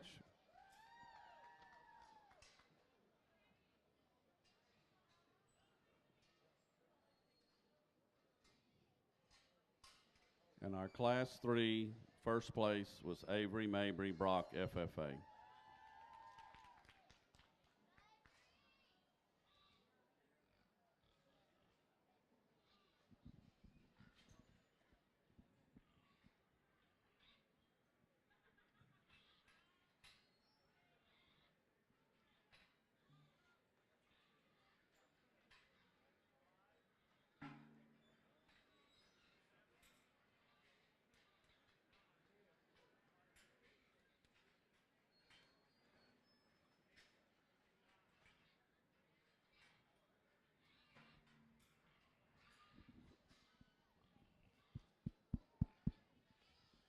Well, if you would, a big round of applause for our 3 dark OPB class winners out here.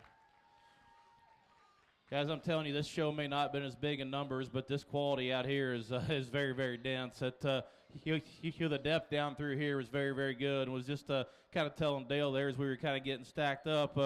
Breed, we're kind of trying to do at home. And, man, there's a bunch of these things I'd put on a trailer and take back to Indiana and feel pretty confident in the direction my polling program could go, because there's some very, very quality livestock out here. Hopefully, I don't know how these things did yesterday or if they're in the sale, but hopefully you guys got opportunities to buy these things, because I do think there's some breed changing animals out here, if you will. And from the first class there, we started off with a high bar, and I thought, man, if it doesn't get any better, I think we could certainly kind of ride that one to the finish line. And then we end just as strong there too with the young lady in front of me. I think all three of these classes had awesome quality in them, and I guess when you step back and you just got to analyze when they're this good, I mean, you just don't want to stand here and just nitpick them, because I think they're very, very good. You kind of got to let some first impressions kind of come into mind. Which one hits you the hardest? Which one's the hardest to make? And I guess the one for me that does that's one I think is extra tall shouldered, extra loose in terms of how she handles her skeleton.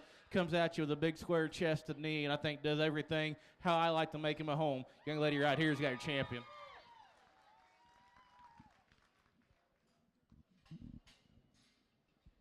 Our champion Berkshire was out of Class 2, Mallory Burton from Buskey County. And we'll have that second place pig. It was exhibited by Lila Bonert, Kendall County. We're showing for reserve, dark, OPB.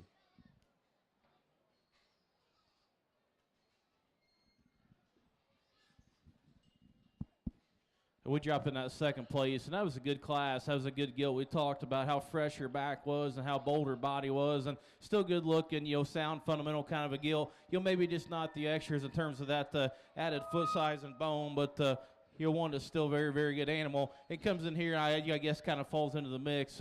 You talk about that Class 1 when they're there. One is just ultra comfortable in their build, so sharp in her look, and her ability to use both ends of her skeleton, I think, is exceptional. I love that thing's look through her front end. You study the backside of her, maybe you ask yourself, does she open with just enough shape and just enough flair? But one is certainly proportional, balances exceptionally well. Then our young ladies Class 3 that we just talked there, that was an awesome class.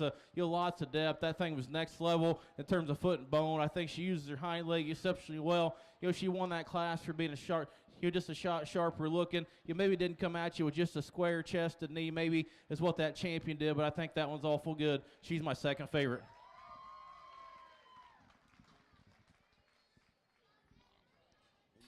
Got a good cross class over here, and maybe you should have brought a couple more over, don't know, but that's a fine line. I thought the last class was really good deep, and I keep rejudging it to make sure the alignment's right, and you can't do that. You got to focus on the next class coming.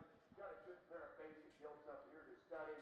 The athlete of the pair that gets out and covers the ring is the young lady gilt here. This is a good team. Not only is the gilt good, the young lady does a great job of showing. She's sound, she's flexible, she's sound. What I like about that gilt is she's fundamental in her build.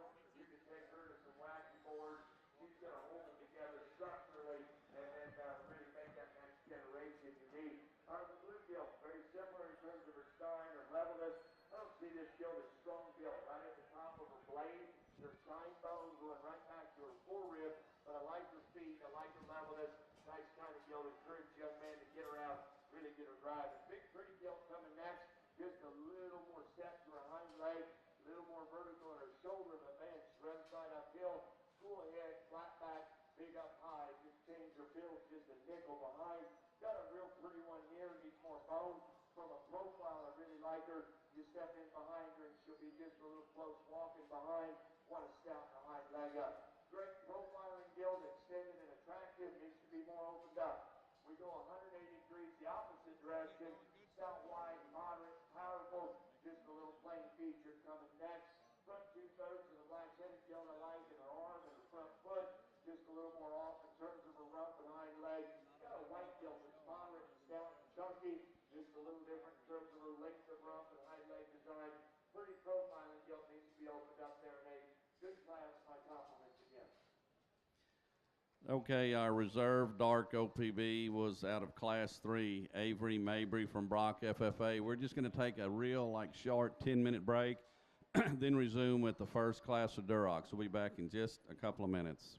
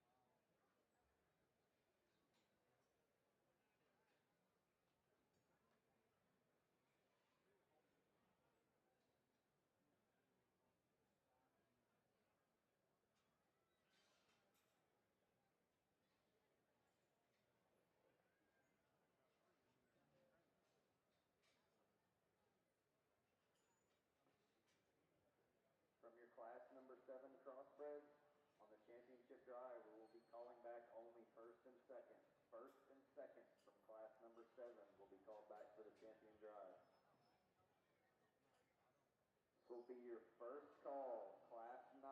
Bring them to the holding pen. First call, Class 9 crossbreds. Bring them to the holding pen.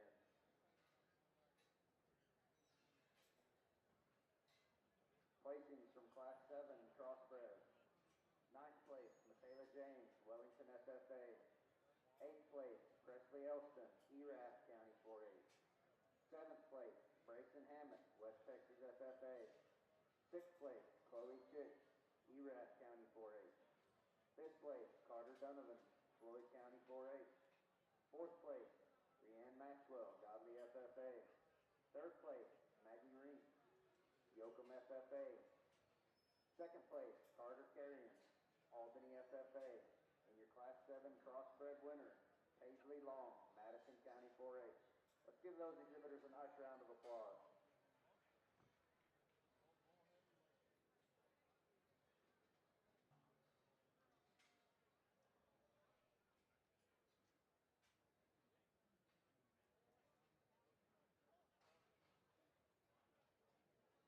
Attention exhibitors, Star Gilts side. This will be your second call. Class 9 crossbreds, bring them to the holding pen. Second call, Class 9 crossbreds, bring them to the holding pen.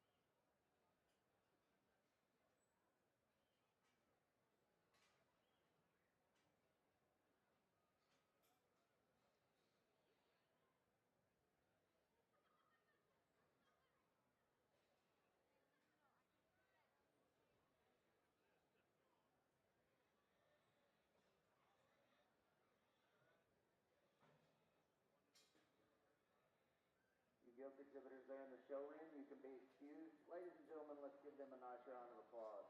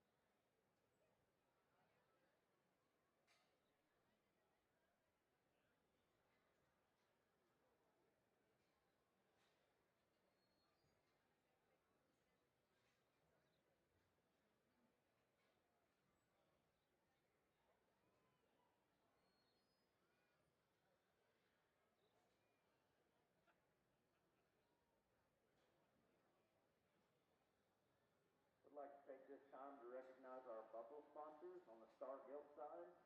All your breed champions will receive belt buckles. The champion light cross buckle was donated by Pam and David Kempen. The champion middle cross buckle was donated by Cody and Shanna Feud.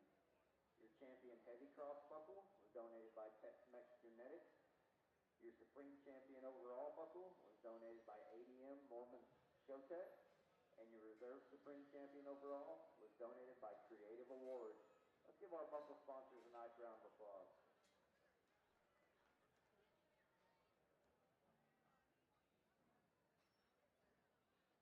Would also like to remind everyone that there's food vendors located outside on the east end of the barn, and also the exhibit barn is open south of the barn.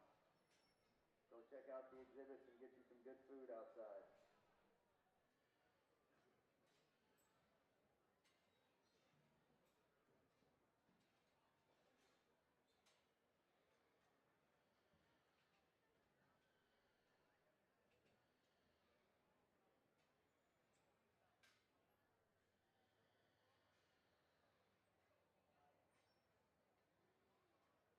You cross exhibitors there in the ring, you can be excused. Ladies and gentlemen, let's give them a nice round of applause. Okay, this is first call for the first class of Durocks on the purebred side. First class of Durocks. I think we have 8 classes. It's the biggest breed we have, so let's be on time. We'll keep everything going. First class of Durocks on the purebred side.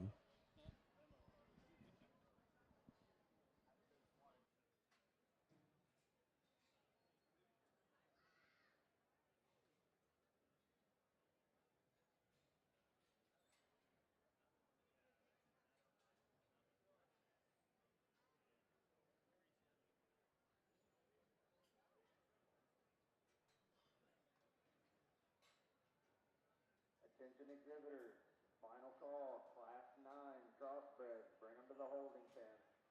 Final call, class number 9, crossbred, bring them to the holding pen.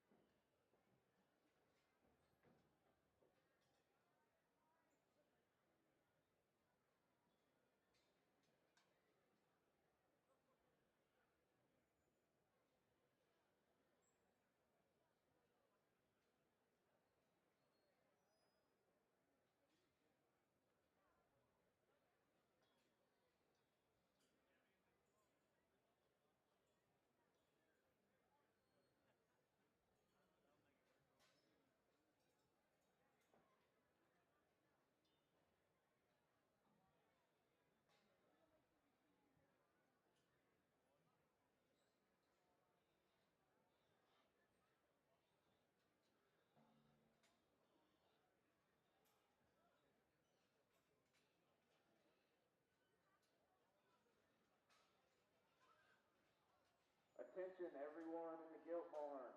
If you are parked on the west side of the barn, against the fence, or against the barn, move your vehicle immediately We are trying to get gilts loaded out for people to go home, and your vehicles are stopping them from doing this. If you are parked on the west side of the barn, move your vehicle immediately.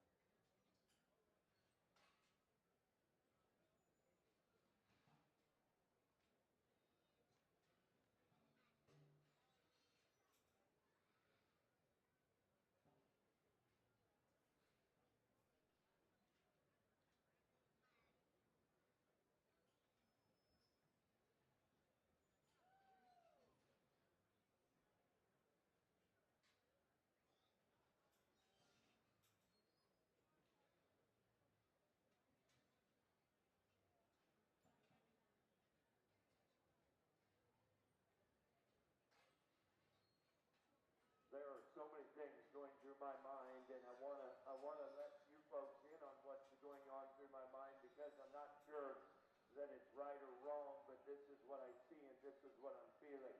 It's really a difficult position to be in as a show judge, show dad, and trying to line up a sale order, because I'm out here in this crossbred population. I keep telling Nathan, man, we're at home working on foot quality, we're working on hind legs, and we have zero tolerance. We got to make them sounder. We got to make them sounder. Well, here we go. In a breeding gilt show that has a sale, I don't want to miss the breeding pieces. My problem is a couple of these breeding pieces that are in 4 and 5. I love a lot of things, but then there's a couple things.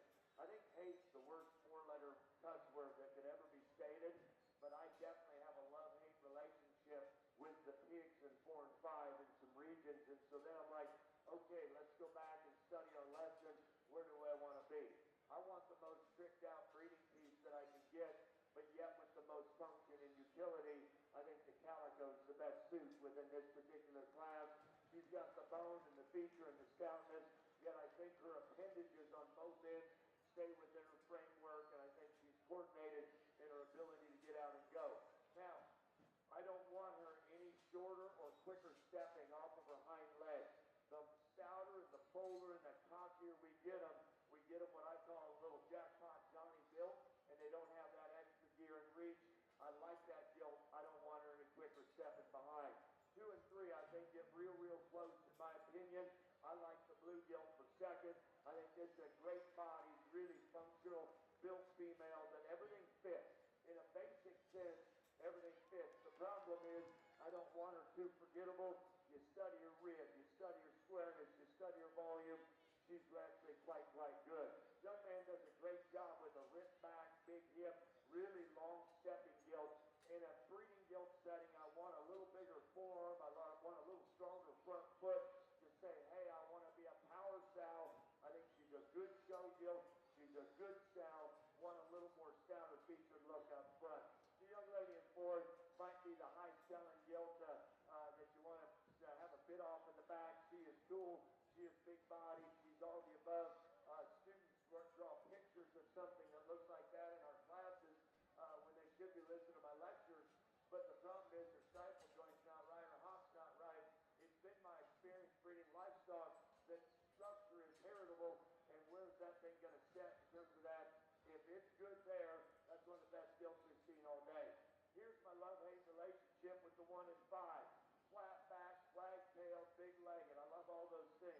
She looks old-headed to me.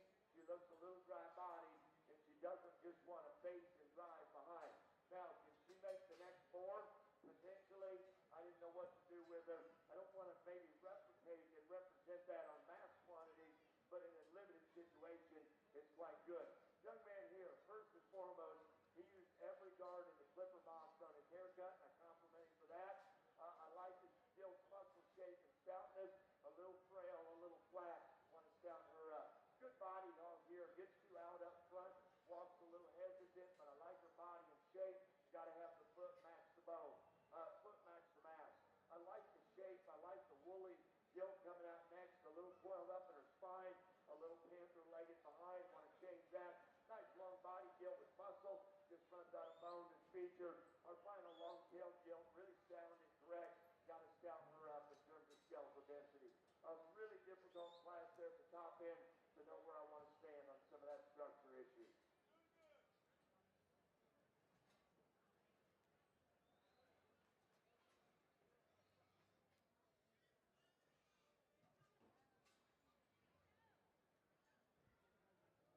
This will be your first call, Class 10 Crossbreds. Bring them to the holding pen. First call, Class number 10 Crossbreds. Bring them to the holding pen.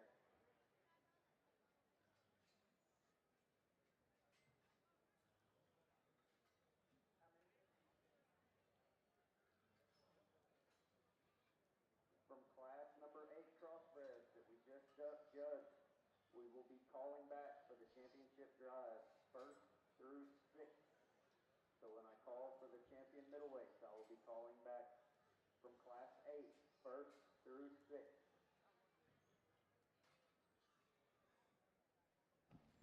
Okay, these Durock Gilts have been released in the arena. You can go back to your pen, and please give them a round of applause for their efforts.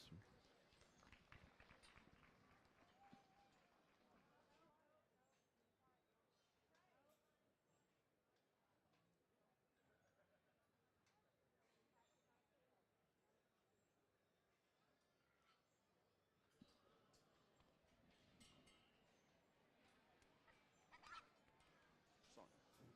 No problem. Just 1 minute.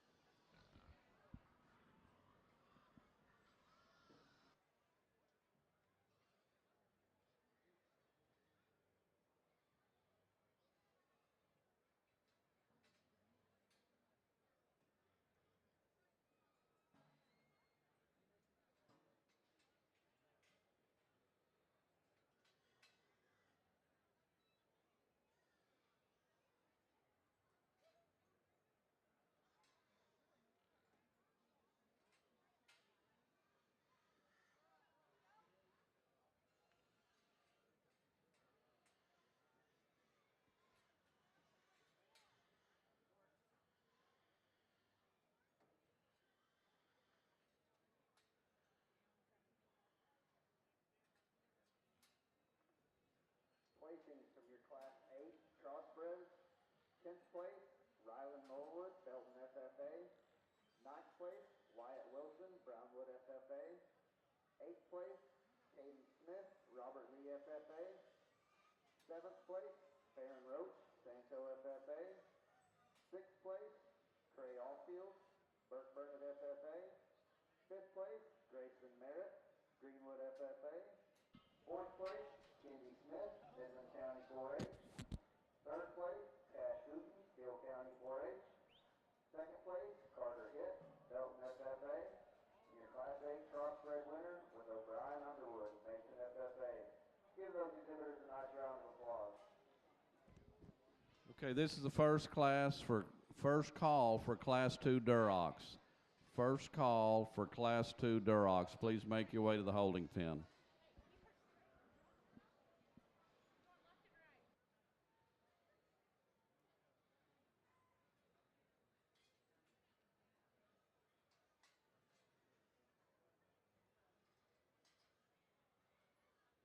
Attention Crossbred exhibitors, this will be your second call, Class 10.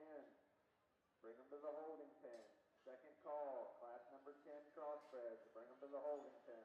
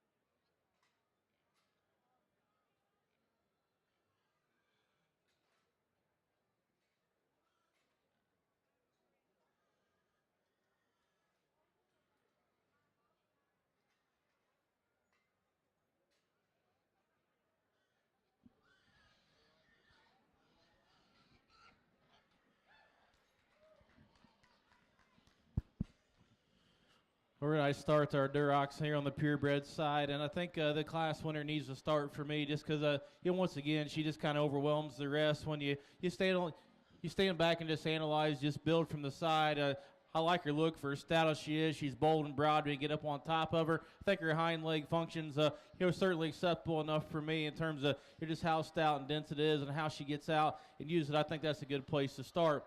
Young lady in blue there brings a shot, more elevated one, if you will, and certainly appreciate that about her. 1-2 that I think still loose and limber about her skeleton. Maybe got just a little plainer about her shape when you stud her out of the backside of her blade, but I thought, her compared to the rest that are going to come behind her, she just wins out from just a balance and mobility standpoint. I like that one pretty well. Young lady comes out next against one of those we worked up, and sometimes a big extended gilt like this maybe doesn't give you that look that you want when you're right up on top of them in a sift pen. But when you get out here in the bigger ring and just kind of analyze the good that particular female has, she needed to be worked up the line quite a bit, in my opinion. Tall-shouldered, good-looking, good-chested. I think she's proportional in terms of her shape and her body. Might give that thing a shot more, just fill and depth, to balance her a little better from the side. But that's one that the young lady did a great job showing to us. Young man brings another one out here, kind of the boxy, clubby one, if you will. Sharp-headed, shapely, pie, a round-bodied. Certainly appreciate those things about her. Gets a little shorter out of her hip, a little frailer about her foot and her feature. Young lady, again, brings kind of a big, pliable one that comes out next.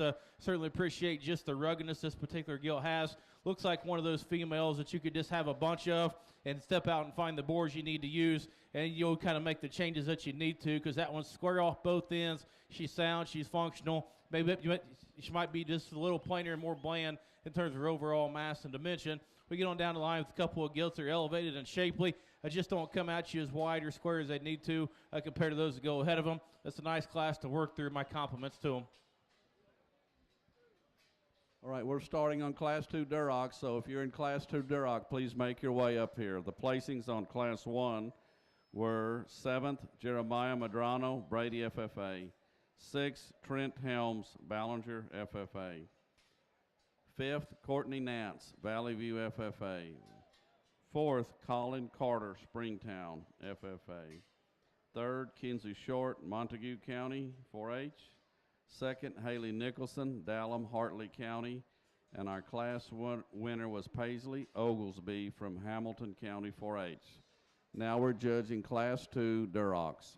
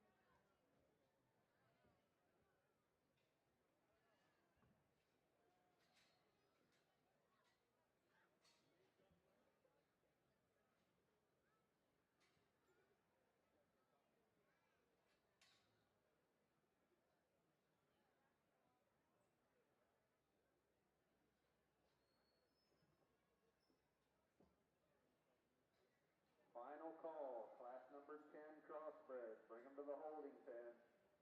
Final call, class 10 Crossbred, bring them to the holding pen.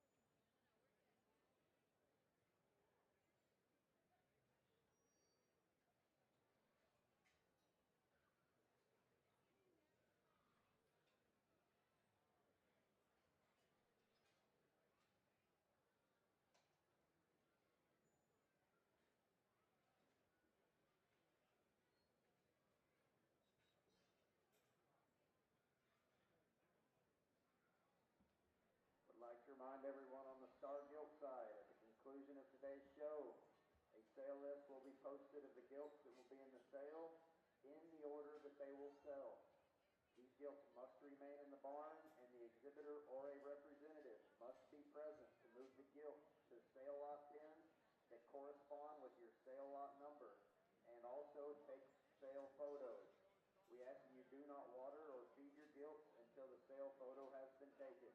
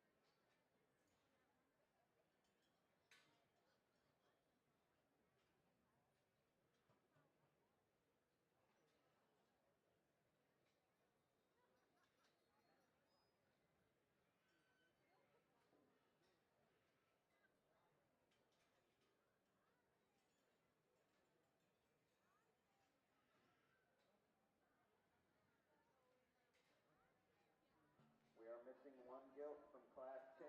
If you are in Class 10, bring your gilt to the holding pen. Class 10, we need one more gilt. If you're in Class 10, bring your gilt to the holding pen.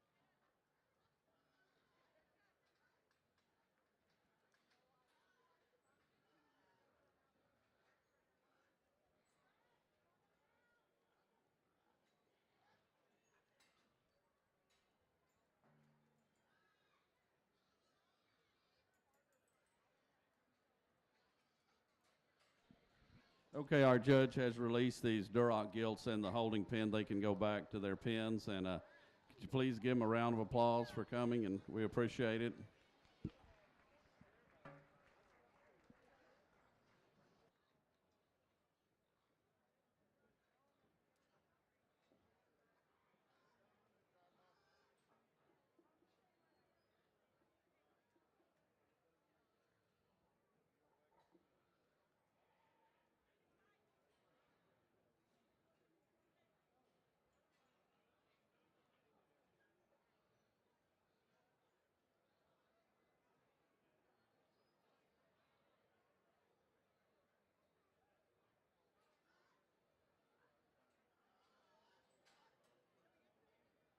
Once again, the middles, I think we're about done with the middleweights, and it's been an interesting class. Usually I have great confidence, or at least try to have great self-confidence that as divisions come back, those hogs will drop out in sequential order and make sense to me.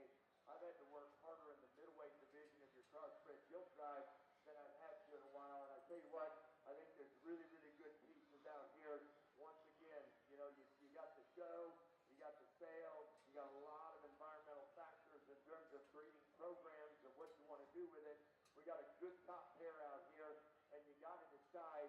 I really like the pair gilts, but this is a show, and I got to be able to see them out here. And I think as I study bone and feature, particularly forearm shape with a cool head and front end, I like the young lady to start this trial in terms of body mass, in terms of shape, in terms of power. Now, the word short body makes me nervous because I'm going to give us a little history lesson in this class. We've got what I call really current. I don't want them short bodied, but I don't want them long bodied. I want it to balance.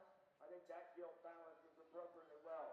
I haven't talked much about bones and underlines, and my grant would be disappointed that I haven't. But there's not a whole bunch of teeth on that one's underline. I don't think she's got enough, a lot of length of body, but it doesn't take 12. It takes about 8, and so I'm not going to make a big deal out of it. I think that's a good gilt. I think she's great body. I think she's really, really stout, and that girl can flat drive her. Now, showing Livestock is a team effort. Young man down in the corner. This team is not getting along very well right now. He's fighting the gilt. The gilt's not a little sour and not broke to drive, and it gets to be a train wreck. I encourage those of you in the buying audience to study that gilt because she is flat back, powerful hip, and beautiful hind-legged. I can't get a read on her forearm shape out here, but that's a good sow. This is a good pair of sows. I didn't read her as tool build up in her neck and shoulder, but I like her length of rump. I like her length of body, just a nickel better than the class winner. Good pair of sows to build on at home. Gilt comes in third. Big body, stout, powerful up high. She needs a bigger front leg. She needs a stronger front pastern, but I like her rib. Now, as current as our class winner is, I'm going to call this one coming out for old school. Okay, this is a really cocky-headed, really cool-eared, really interesting gilt to study. I will remind you that what was cool 10 years ago might come back in style. I don't know if this gilt's too old school or she's ahead of her time, but that is a good shape, really strong-footed, attractive gilt. Out here she's a little dry rib, but she handles herself good. Want to roll her body shape differently, but I think that gilt has a place. Now my favorite gilt in class in the front 2/3 of her body comes out in fifth. But I even like her tail head. Big stout root of her tail. Kind of looks like a sow. The problem is she goes away. You've got to decide where you want to sit on her left hind in terms of design. I like that one sow feature. This is a good body, thick gilt. She's too round and tight in her hip. Gets the short stepping a little bit, but I love her width and mass. Got a pretty nice shaped one here, well presented. Too flat for fore rib and body. Young man here's got a cool name when it comes right at you. Then this one's got to be wider chested, square up front. Blue gilt's good, needs more bone, thin belt, attractive and well balanced, too refined. Good class. My compliments, a little difficult to put together. We're going to call Class 3 Durocks. Class 3 Durocks to the holding pen.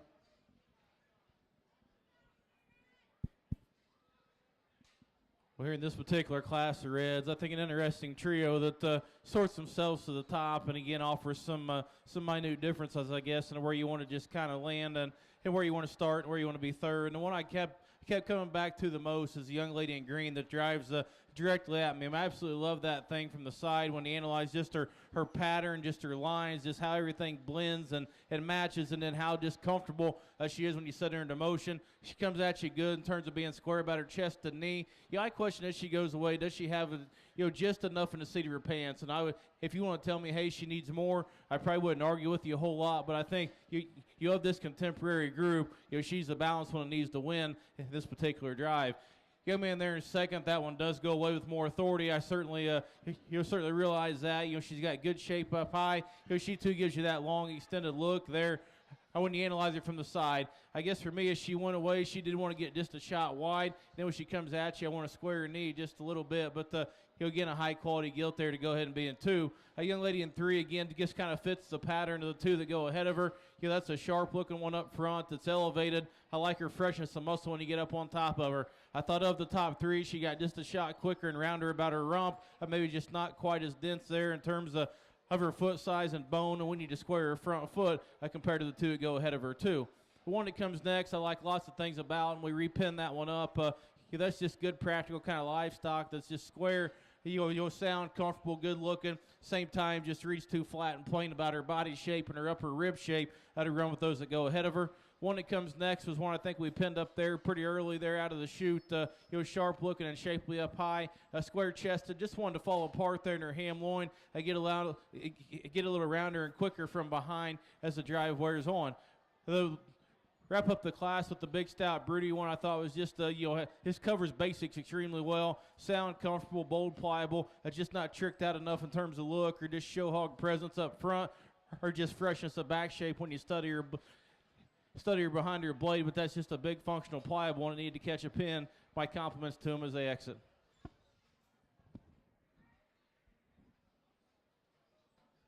All right, placings in Class 2 Durocks. 6, Dakota Folis, Mitchell County 4-H. 5th, Emily Wilcoxon, Edgewood FFA. 4th, Michaela Weaver, Brewer FFA. 3rd, Madeline Barber, Bernie Champion FFA. 2nd, Ryan Barber, Bernie Champion FFA. And our class winner was Cadence Steeling from Kendall County 4-H. And that was Class 2. We're right now judging Class 3 Durocks.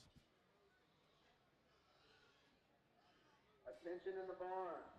We have a black car that is holding up about 20 trailers that are trying to get out of here. License plate LBH5028. Located against the fence in the southwest corner from the barn. Again, a black car, LBH5028. You need to move your car immediately. You have about 5 minutes before the tow truck gets here to move it for you.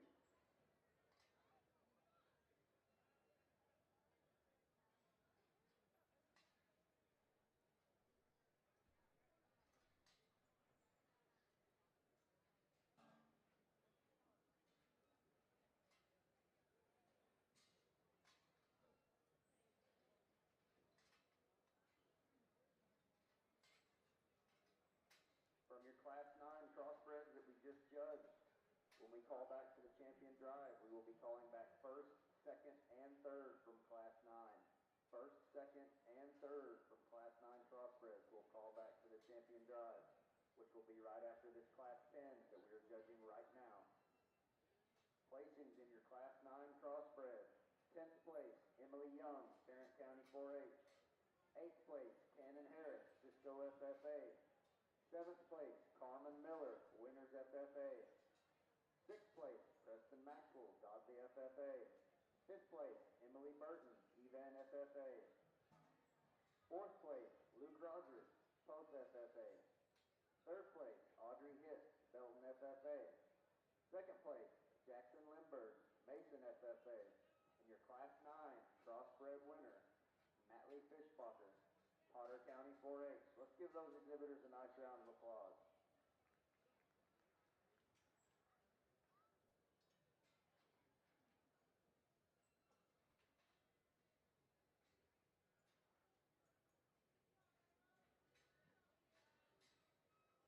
Attention exhibitors, we're about ready to show for champion middleweight crossbred. So I need your first, second, and third place winners from class number 6. I need your first and second place winners from class number 7. And I need your first, second, third, fourth, fifth, and sixth place from class number 8. And I need first, second, and third place from class number 9. Bring them to the holding pen. Go to the scales and weigh.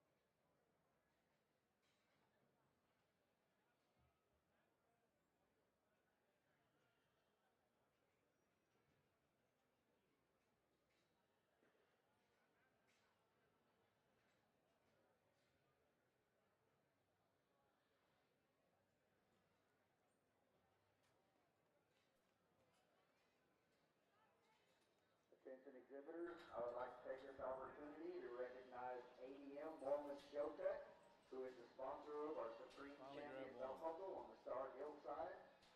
Please take advantage of their youth livestock awards program that provides incentives to exhibitors to breed or reserve breed champions in both shows that feed ADM Mormon Showtech. Find Tab Knight, your ADM Mormon Showtech representative, or go online at ADMANI.com to check out this awards program that provides incentives for youth breed and reserve breed champions that feed Mormon Showtech. Let's give Mormons a nice round of applause. Here they come. I think that's him right there, isn't it? That big tall one. We're missing a few pigs on the Durock side. Cooper Ferris from Burnett FFA, Caitlin Weaver, Abilene High, Ethan Stewart, Wall FFA.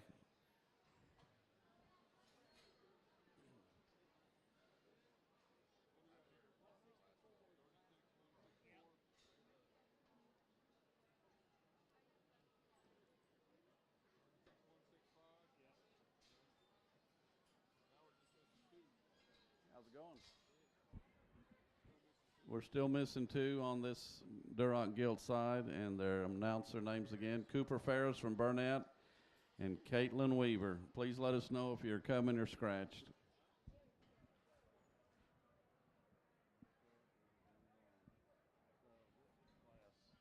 3. There's 8 classes. Let's do class 4, then go. We don't get 2. Okay. But let's move on. You want us to stick them in there when I get here? We show up hallway. Okay. Don't see anybody currently. You still got to pin a few, right? Yeah. Just start.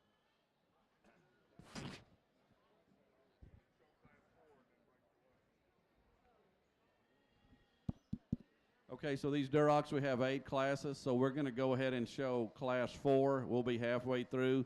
Then we're going to break for lunch for 1 hour. Then we'll resume with class 5 on the Durock side. We'll break after class 4. We'll be half through for an hour. Then we'll start over.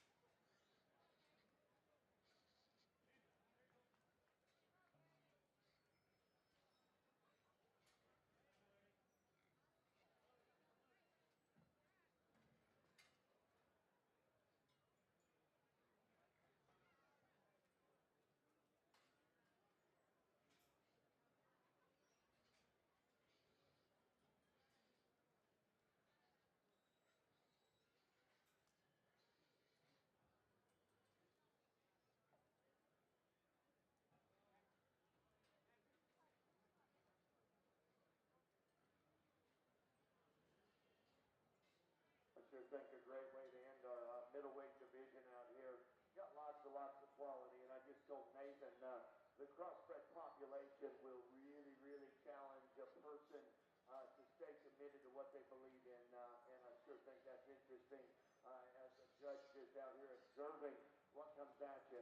This class is about consistency of use, blended with the ability to be unique in terms of that next gen. The Calico is the best one when they come right at you in terms of more correct in terms of her arm, knee, and front foot. Step off to the side, she's attractive, she's well balanced. Get in behind her, and her hind leg stays within her skeleton. You know, I don't want her any quicker in her step off of her hind leg, but that is a high end, really well balanced one. I like a good deal. The gilt in seconds, the belt, I love the reach, I love the range of motion. This gilt, when she drives right at you, will come just a little closer at her knee up front. I like the shape to her hind leg, and I think her hind leg works good. I want to just make it a nickel stouter if I can. Love her skull, love her shape, love her natural presentation out here, there in third.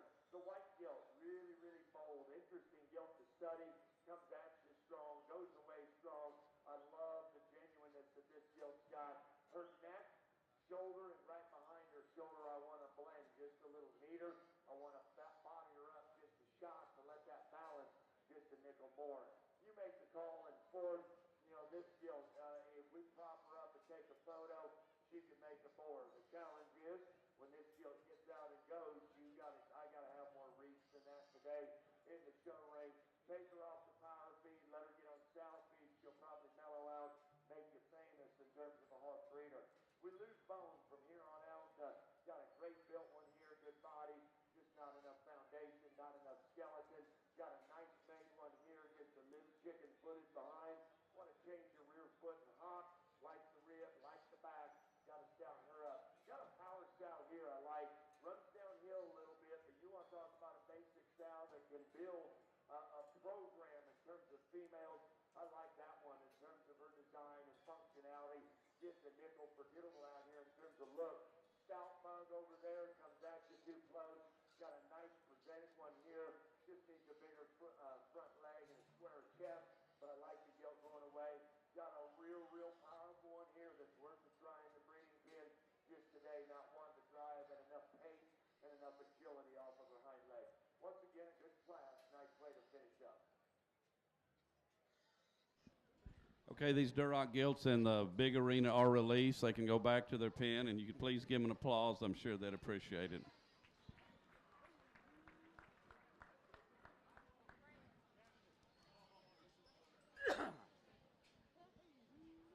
This is class 3, right? So we'll call class 4.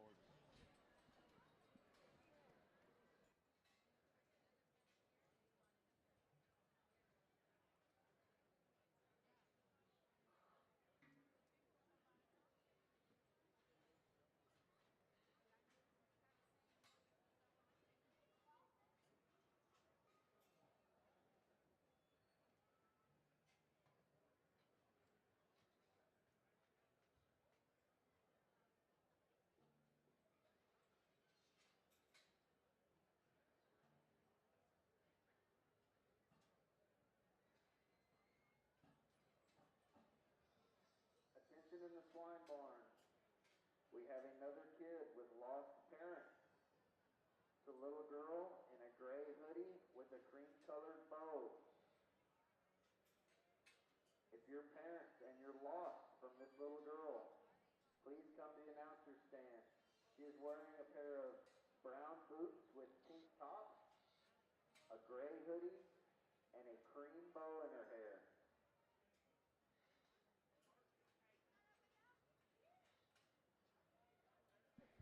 Okay, we're going to call class 4 Durocks. Class 4 Durocks to the holding pen.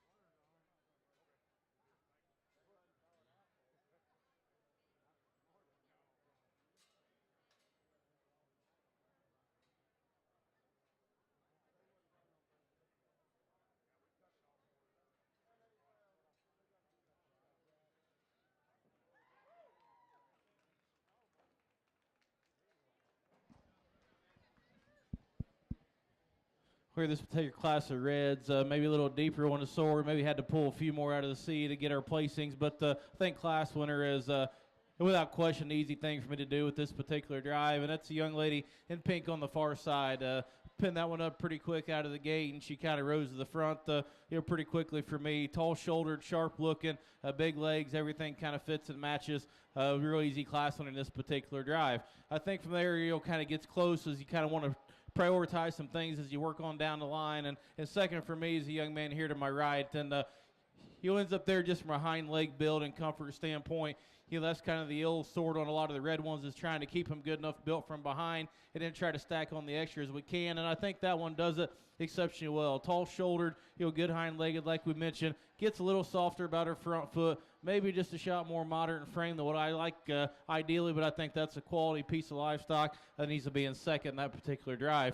Young man on the far side is going to be 3, and that's just, again, a good practical one.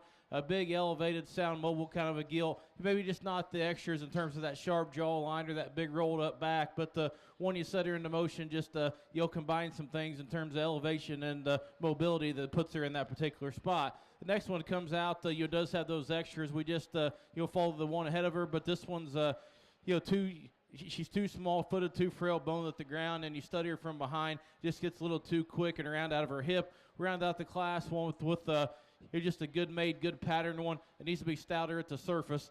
Let's put our hands together for them as they head out. All right, ladies and gentlemen, we're showing the champion middleweight cross over here on the Gilts side. Your Class 1 winner was Stockton Matthias, lives in FFA. Second in that class was Darian Reed, Randall County 4-H.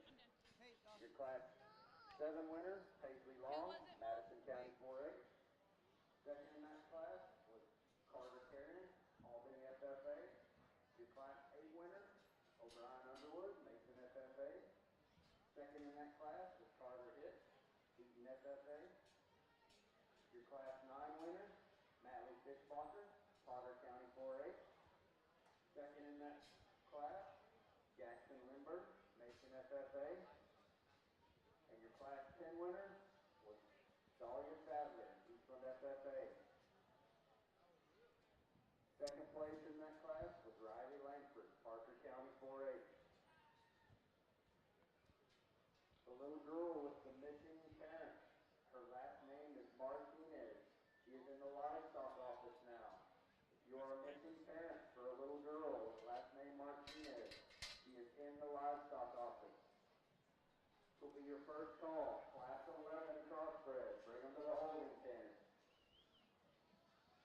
Okay, Class 3 Durocks, 5th, Ethan Stewart, Wall FFA. 4th, Lath Benavides, Lubbock County 4-H. 3rd, Tate Watson, Hyco FFA. 2nd, Aiden Fishback, Comanche FFA. And our class winner was Addison Porter from Rains FFA. That was Class 3. We're judging Class 4 now.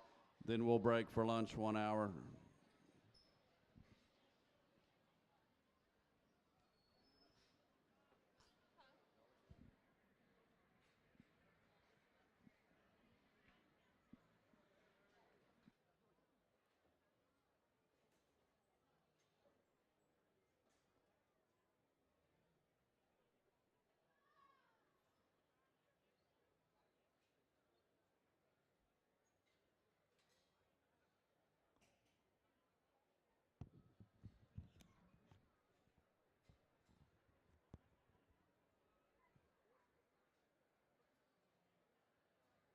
Nathan and I last evening really enjoyed the purebred show, and I thought it fit together well. I thought there was some close calls, but we had good conversations about it. Yeah, I like that. When a judge talks on the microphone, I call it a good conversation. It's really not a conversation. It's me just talking, and I get into the crosses today, and I thought the lightweights fit together well, and then I get these heavies, and I work hard.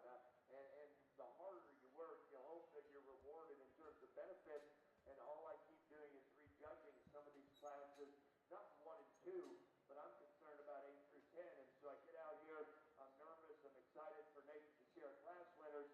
And before I go any further, not only do I evaluate my placings, but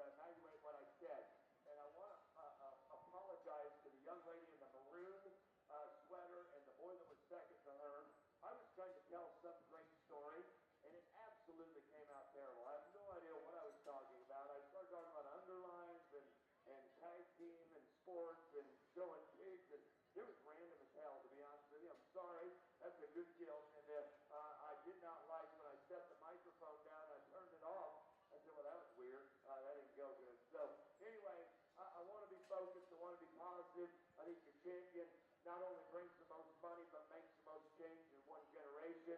I think reserve fits right along, and we're going to line up maybe 15 to 17 in this division because I think there's a lot of quality. The sale committee thinks there's a lot of quality. Let's put your hands together and put your middles together.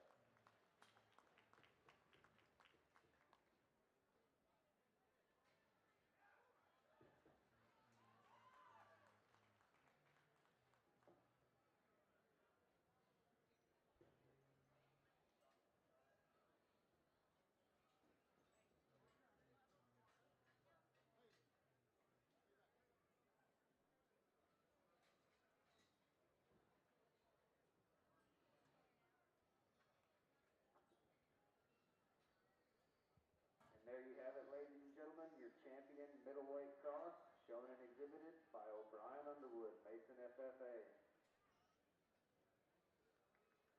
Second place in that class was Carter Hitt, Belton FFA.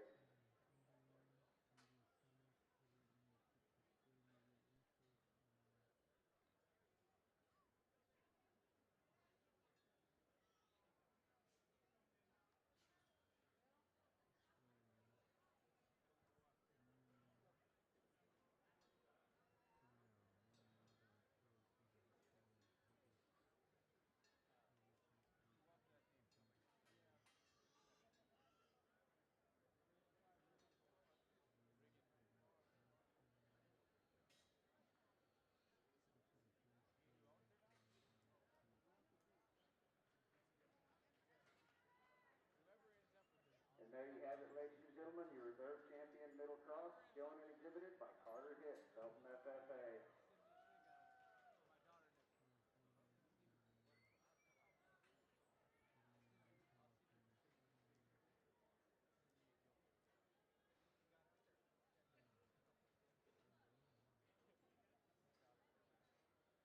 We have a vehicle that needs to be moved on the west side.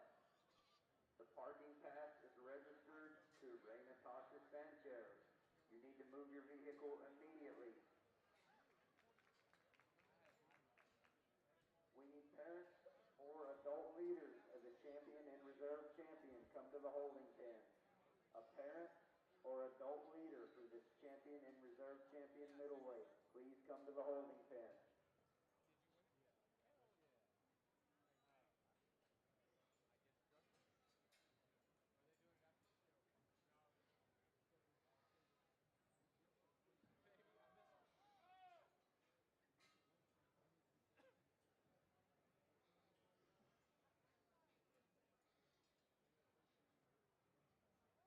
Placings from your Class 10 Crossbred, 10th place, Michael Conley, Celeste FFA.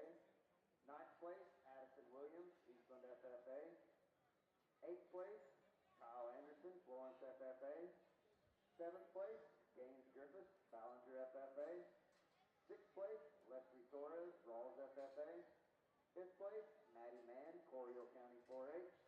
4th place, Caitlin Hukert, Baylor County 4-H.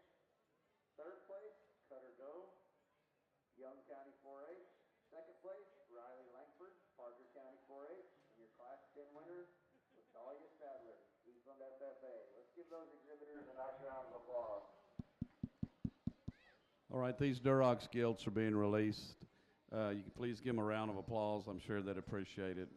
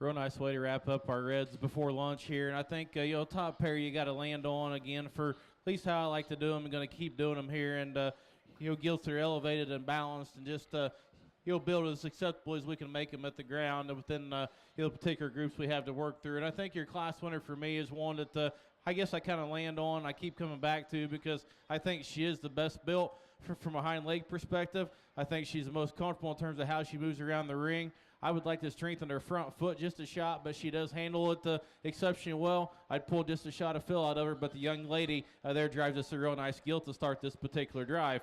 Young man in second, that one's a shot more my kind. When you read them through their front end, certainly appreciate her in that regard. Funnels it back to a big round rib. She too is very mobile in terms of how she wants to get around the ring. You step right in behind her, we got to square her hind leg just ever so slightly. If we could fix her in that regard, I think we could probably flip-flop that pair, and I could be all right with that with that decision. Third and fourth, I think are gilts that are very similar and very close. If you want to drop the young lady out there in third, one that's big-bodied and stout. It just gets a little rounder out of her hip. I thought maybe compared to the one that goes right behind her, she was a little sharper, a little more secure on her front end. The dark-colored gilt that comes out in four, that's a big-centered, big pliable one. We just got to balance her shot better from the side. The young lady there in green that comes out in fifth, a big elevated kind of a gilt. If she had more flesh and body and bulk, we could certainly work that thing on up the line. Next young lady comes out from that one's hock up and forward, as good as anything we've had. We just got to tweak her rear leg. If we can fix her just a shot, she finds herself up the line several spots. And then the young lady, we round out the class with a big, bold, pliable one. Just got to stretch her out off of both ends, make her shot, bolder when she comes right at you and leaves at the same time. But that's a nice class to work through. Let's put our hands together for them. All right, placings, sixth, Collins Cheshire, Wall FFA. Fifth, Stormy Malden, Taylor, County 4-H. Fourth, Emily Smith, Hardin, County 4-H. Third, Avery Jones, Belton, FFA. Fourth was Emily Smith, Hardin County. Third, Avery Jones, Belton. Second, Jacob Swatswell, Erith County 4-H, and our class winner was Ainsley Kelly from Pleasanton, FFA. We're going to break for an hour for a lunch and start over with Class 5 Durocks.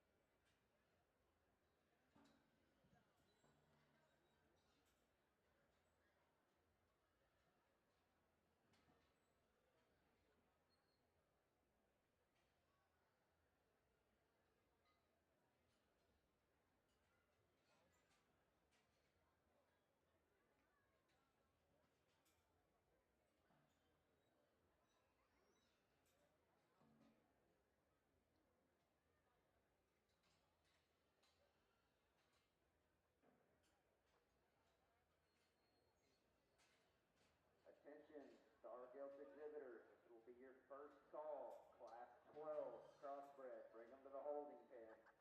First call, class 12, crossbred, bring them to the holding pen.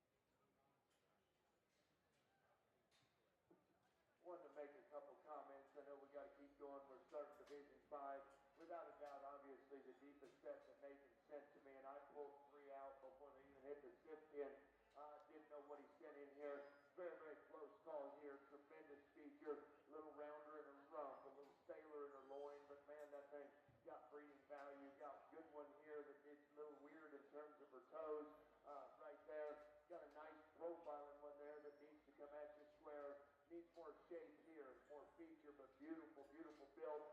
Close call over there, just a little choppy on both ends, but spine and hip and body design is tremendous. Front 2/3 are wicked there, just a little up underneath yourself in terms of drive and design. Good one here, needs a new set of front feet on her to go ahead and roll. Blue-eyed Gilt, cool-headed, cool profiling, just not enough spread. You can check on every one of these tremendous, tremendous slow skulls. Love the skull. I brought this one over for you. Ever at the sip pin, when you're up on her, you like her, you get her out here, just a little tight foot, just a little rounder rump. Please put your hands together. There's breeding value in here, just a tremendously deep class.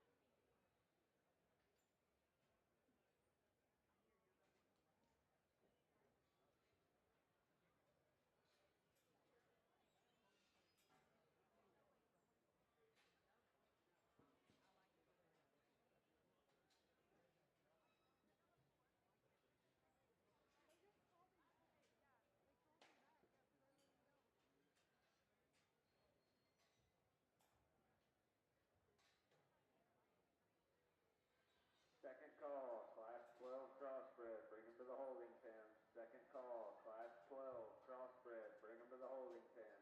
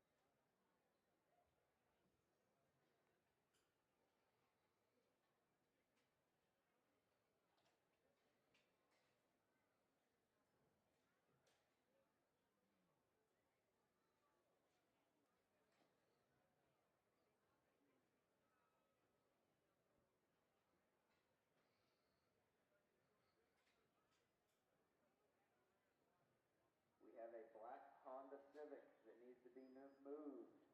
It's registered out of San Antonio, Christopher Gerardo. You need to move your black Honda Civic. It is impeding traffic on the west side of the barn. It's against the fence.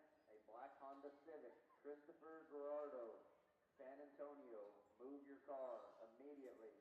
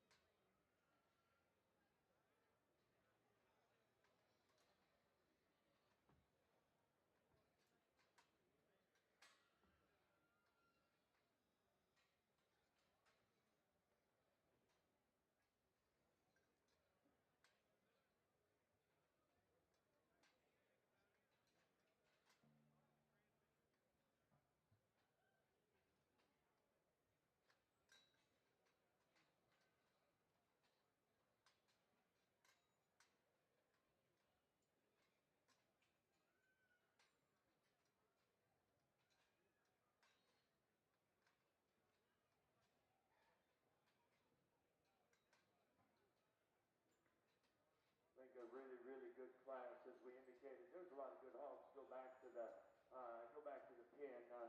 You know, and class winners should be unique, and sometimes judges are criticized for going and finding the unicorn. Well, unicorns in the right direction invoke positive change, and so out here in a breeding gilt population, that's that total show gilt blended with uniqueness is what we're seeking. The young man on the end over here got a class winner. That is a power sow in the making, and I think she's a nice show gilt. There's smaller fronted, whippier headed ones that we've seen today, but just imagine that moderate power sow coming out of the sow shed with, you know, bred with her third litter. Man, I'd hate to guess what you could re-rack that thing for. Big root of her tail, big stout hind leg, just very, very comfortable out here. 2 or 3, if you want a show gilt, you want maybe something a little farther out there. I think the blue gilt for me is my second choice. I like this blue gilt's attractiveness ahead. I love her forearm stoutness, and then that is a big, big pin set, big stout hind leg. Hey, critics are going to say she's a little wider walking. I'm sure there's some boar in America with a skinny hind leg and no butt that you can breed her to, and she'll hold them together. I mean, we've all been on board tours. They're out there. That was pretty solid. You just got to mate her right. Hey, young man, this one right here, you get the award for ready to roll at San Angelo. Beautiful profile, beautiful design, and keep in mind, quality is heritable. This gilt's got quality. Get on top of her. She's a little flat in her forearm for me, just a little flat in her body shape. Changed the hind leg on the 1 and 4, and this one's got match. You did not show her, did you? Okay, I could have swore it was a girl. I looked up, I'm like, oh shit, I don't remember this one at all. I just cussed on the microphone. That is not good. I'm so focused, I'm like, oh God. Hey, now I lost my train of thought. This one needs a little different rear feet, but man, if she's right, she'll bring a tremendous amount of positive change. Just got to go better today. Here we go. Here's a white blue eye, second one.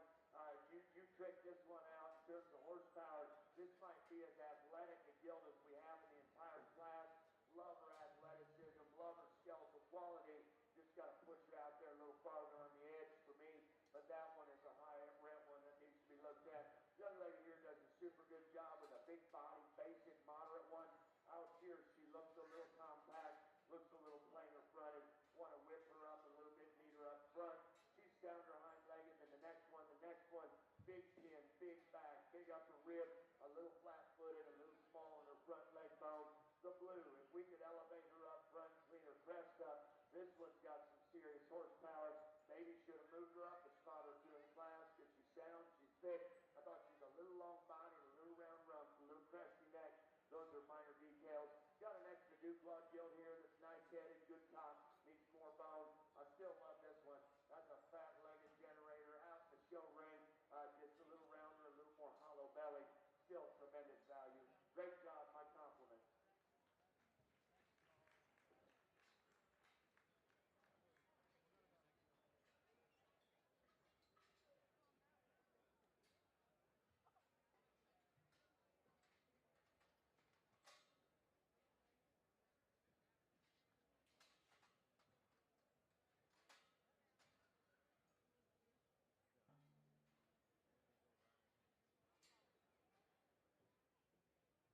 Attention exhibitors, this will be your first call. Class 13 Crossbred, bring them to the holding pen. First call, Class 13 Crossbred, bring them to the holding pen.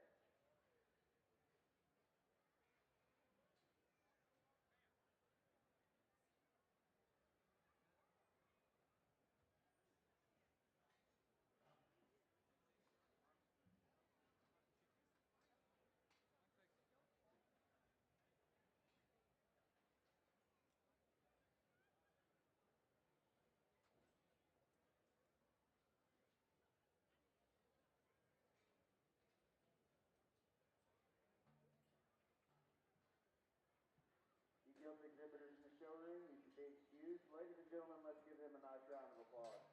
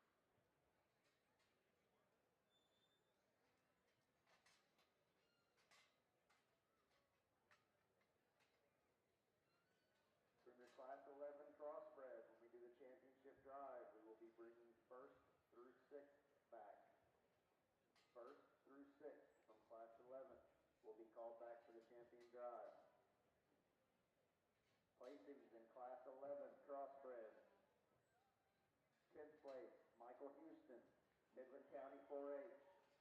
9th place, Landon Weaver, Era FFA. 8th place, Addison Porter, Range FFA. 7th place, Rexy Sanders, Borden FFA.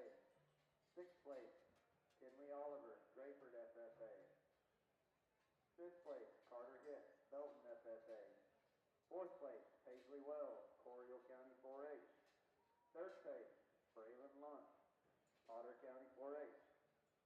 2nd place, Cash Swearingen, Fox County 4-H. And your Class 11 winner, Colton Fowler, Cedar Park FFA.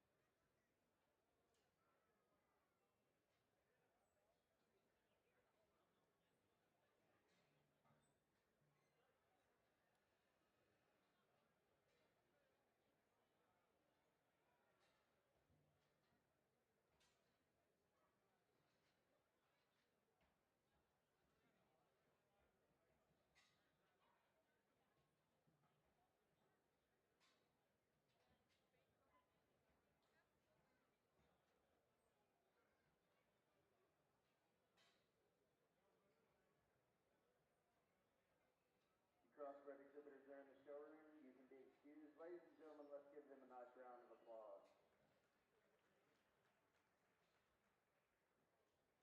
We have a debit card here at the announcer stand that was found. If you are missing your debit card, please come claim it.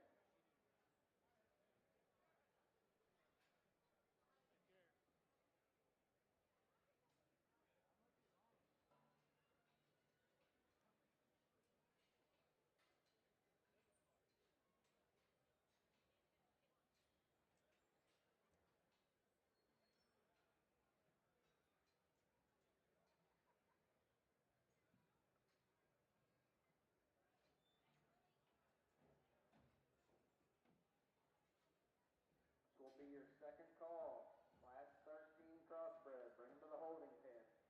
Second call, class 13 crossbred, bring them to the holding pen.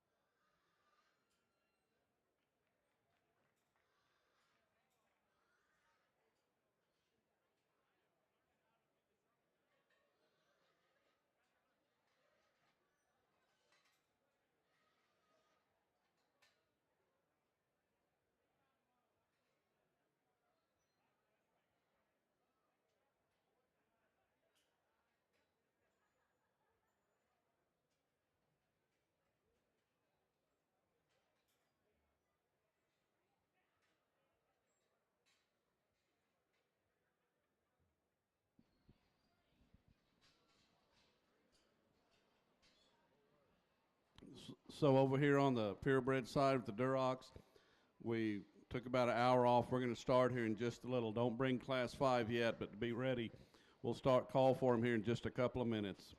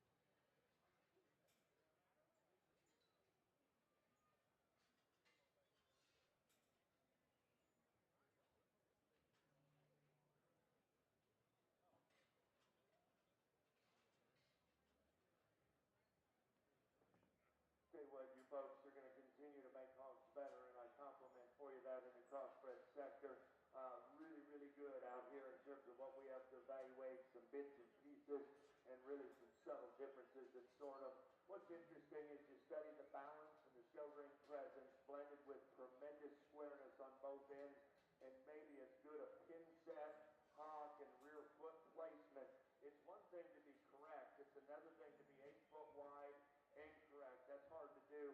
Boy, right here has got himself a wicked class winner in this particular drive. Love the look, a beautiful head. I think she's correct in her front feet. And I'm telling you what, that is a big bold rump and a good hind leg. I like a good deal. Young lady in the vest here going to be second. This thing is really interesting to me to study. Love the feature, love the stoutness. This gilt will swing her feet a little outside herself. And then I'm not sure relative to her height at her shoulder, she might be a rib long in my opinion, but I'm telling you, that is a big forearm and a big front foot and a cool look. I like that one a good deal. You know, a really high value gilt comes in third, well presented and really stout. That gilt's a little different in terms of her hind and hip and hind leg posture to me. She'll tend to get up underneath herself. Girl gets a little aggressive with the whip, and when she does, the gilt will sidestep just a little, but that's tremendously dense, tremendously stout gilt that's more attractive in her front end than the blue. Hey, the blue's value from her blade back in terms of rib cage, hip, and hind leg, she's worth a lot of money. Protect her at the crest of her neck and her front foot placement.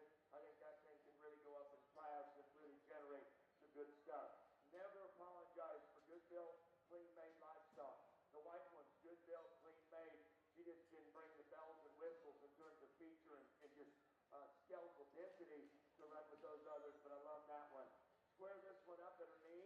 She might be my favorite young class. Perfect hind leg, big, fat, level spine, cool head, all the above. A little dry in her rib, a little closed up at her knee, but I love that one's build. Got a nice one here that's a little different in her hind leg in terms of curving down to the ground, but excellent presentation. Got a cool one here that's a little off in her spine, but I like her in terms of her profile. Need more bone, a little rounder, a little tighter here. Little guy in 11 just gets a little curvy legged going away, but I like that gilt forearm. I like the flexibility. Tremendous class here once again.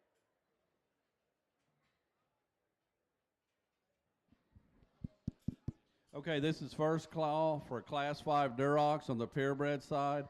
First call for Class 5 Durocks. Yep. Thank you, man. From your Class 12 crossbreds, when we call for heavyweight champion drive, we'll be calling first through sixth for Class 12.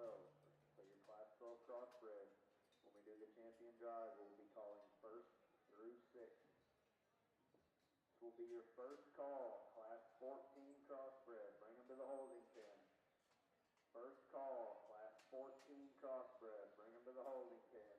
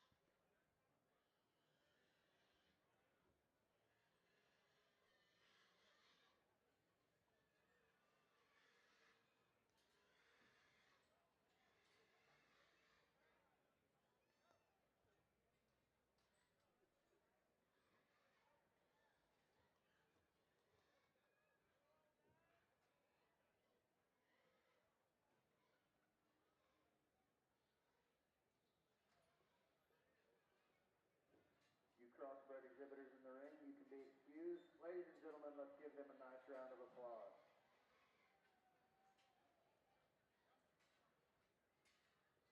Placings in your Class 12 crossbreds. 10th place, Rexy Sanders, Borden FFA. 9th place, Kinsey Go, Young County 4-H. 8th place, Landon Stovall, Tom Green County 4-H. 7th place, Clee Keys, Cotton Center FFA. 6th place, Lachlan Russell, Follett FFA. 5th place, Riley Langford, Parker County 4-H. Fourth place, Paisley Wells, Correa County 4-H. Third place, Presley Elston, Erath County 4-H. Second place, Henley French, Paradise FFA. Your Class 12 Crossbred winner was Cannon Barker, Erath County 4-H. Let's give those exhibitors a nice round of applause.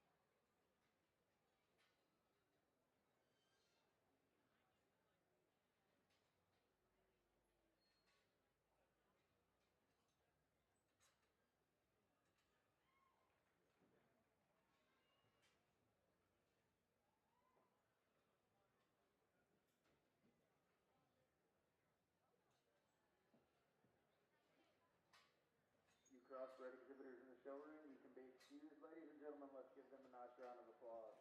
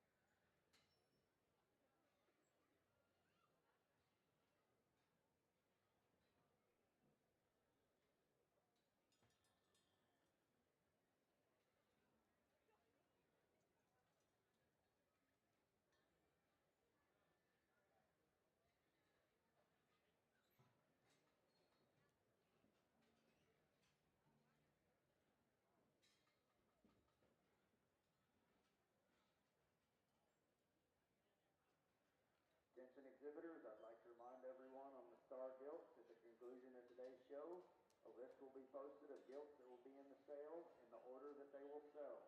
These gilts must remain in the barn, and the exhibitor or a representative must be present to move the gilts to the sale lot pins that correspond to your sale lot number and take sale photos.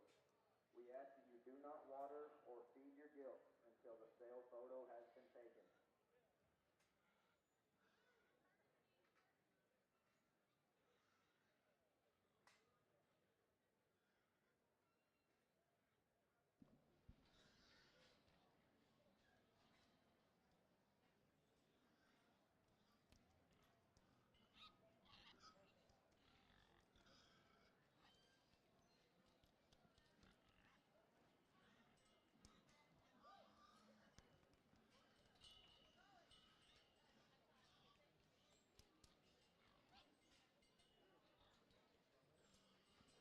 Okay, the judge has excused these gilts in the arena.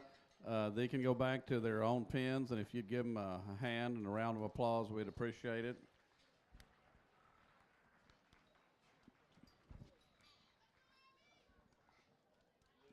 Will be your last call for Class 14 Crossbred. Bring them to the holding pen.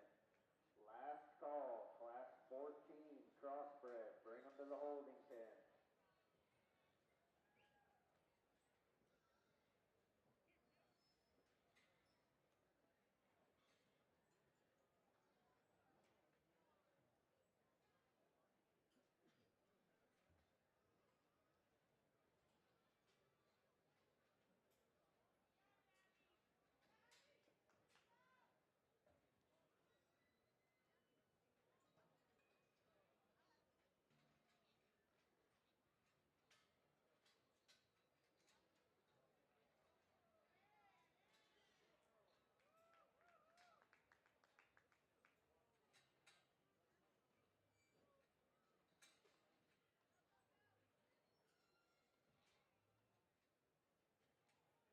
Just apologize to exhibitors, I'm taking a little too long.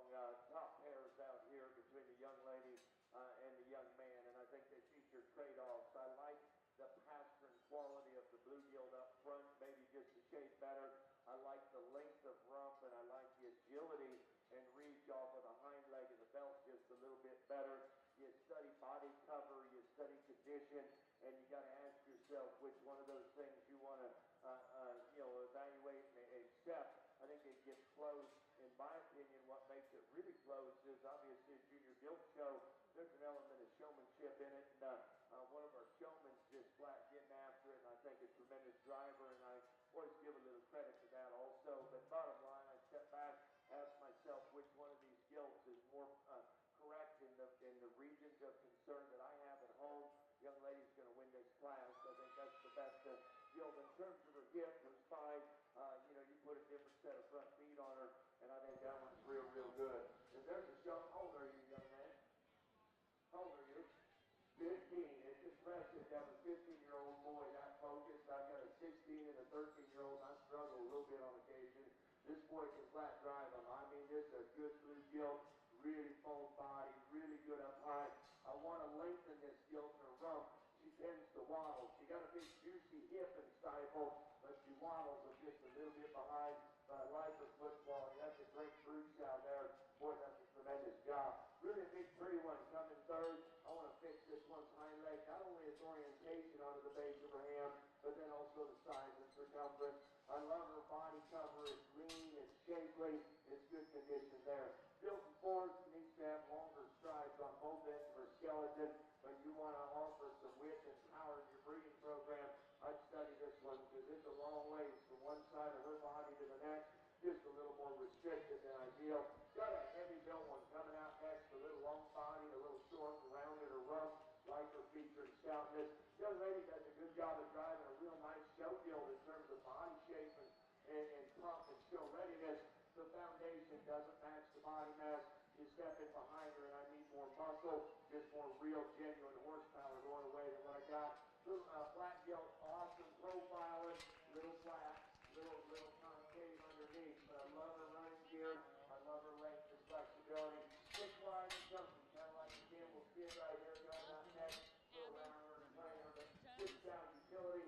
Black Gilt needs more belt, the white Gilt needs a bigger sound, her hind leg going away.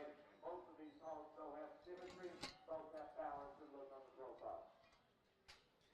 Okay, this is the first call for Class 6 Durocks. Class 6 Durocks, please come to the holding ring.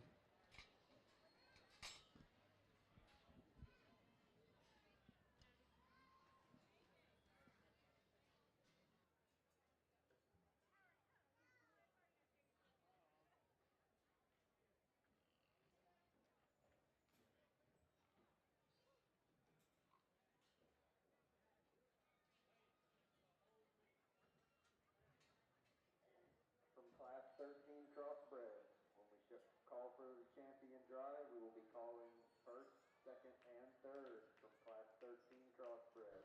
Again, from Class 13 Crossbred that we just judged, when we call back for the champion drive, we will be calling first, second, and third.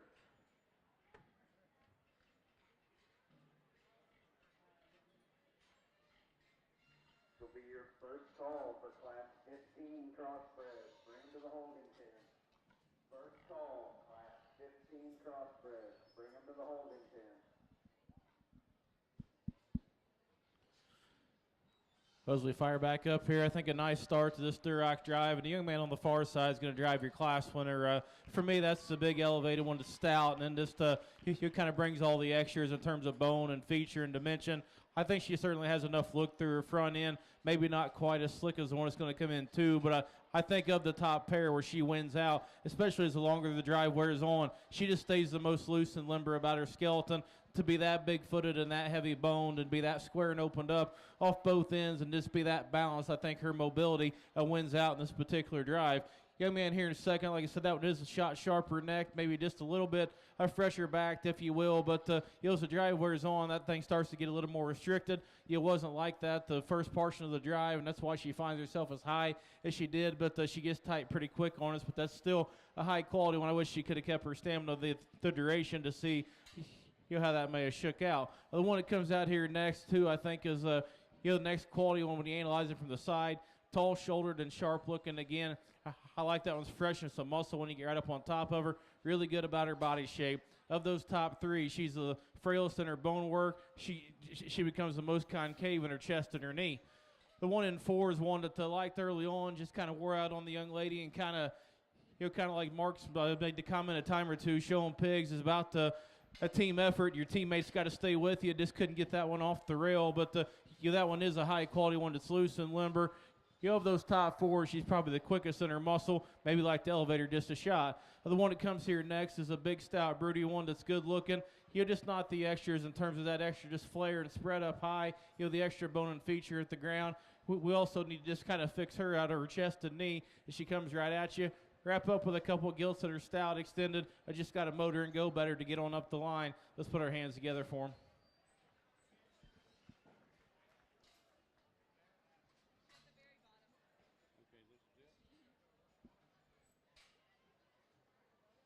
All right, placings in Class 5 Durocks. 7th, Eli Felsman, Wall FFA. 6th, Zachary Barber, Foster FFA. 5th, Addison Hikes, Eula FFA. 4th, Abby Jones, Brewer FFA. 3rd, David L. Stokes, Stephenville FFA. 2nd was Landon Stovall from Tom Green County 4-H. And our class winner was Trip C. Moore from Meadow FFA.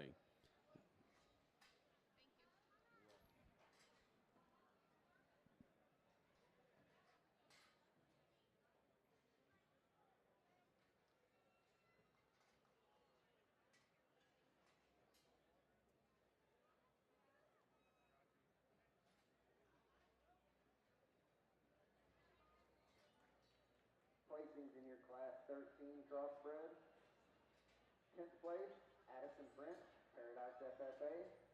9th place, Taylor Troll, Waxahachie FFA. 8th place, Bailey Hernandez, Cisco FFA. 7th place, Oakley Cash, Post FFA.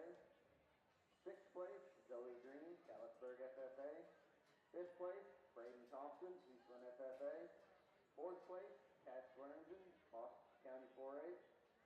3rd place, Bryson Hart, Stephenville FFA. 2nd place, Jack Walters, Brock FFA. Your Class 13 Crossbred winner was Taylor Rogers, Victoria County 4-H. Let's give those exhibitors a nice round of applause.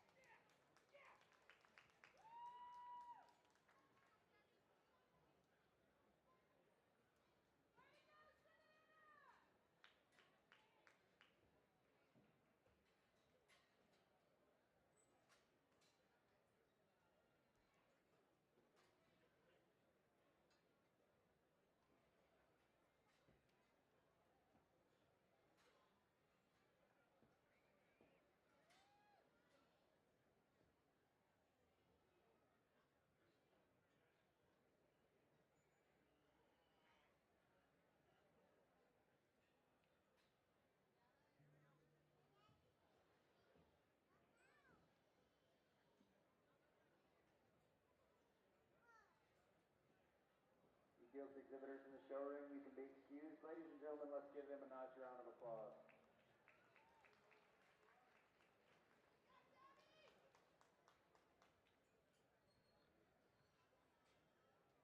This will be your second call, Class 15 Crossbred. Bring them to the holding pen.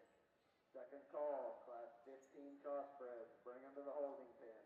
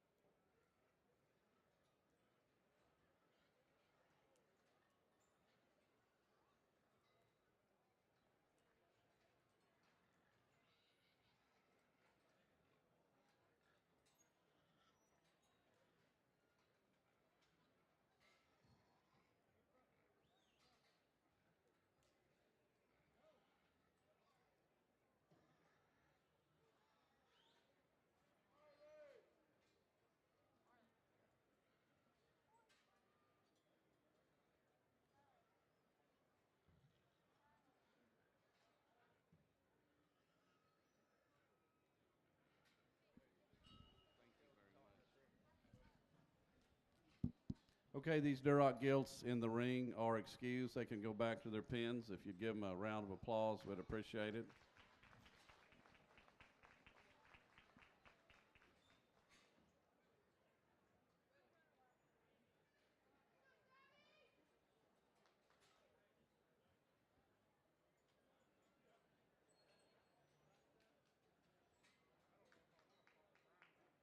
Attention exhibitors, this is your last call for Class 15 Crossbred. Bring them to the holding pen.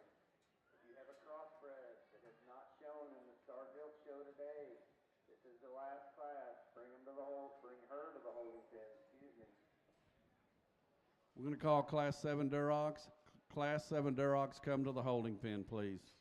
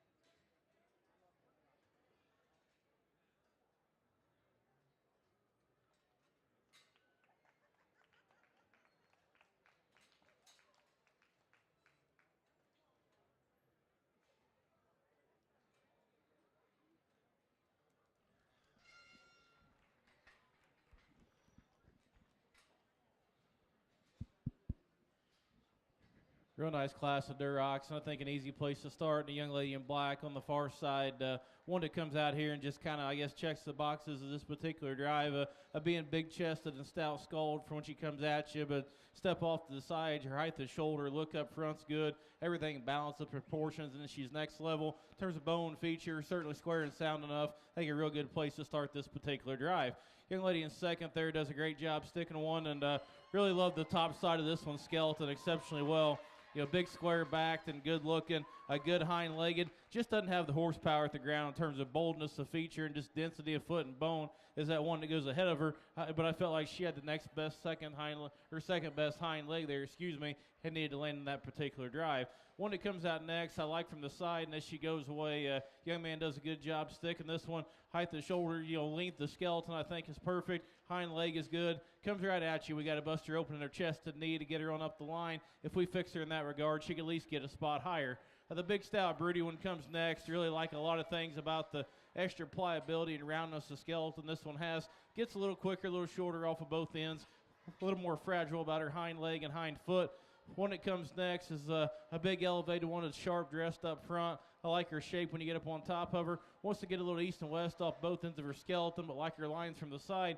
A lot of the same with the one next, big elevated, good looking one. It just runs out of the extras and then round out the class with a sharp looking one. This needs to be stouter and bigger in her kind.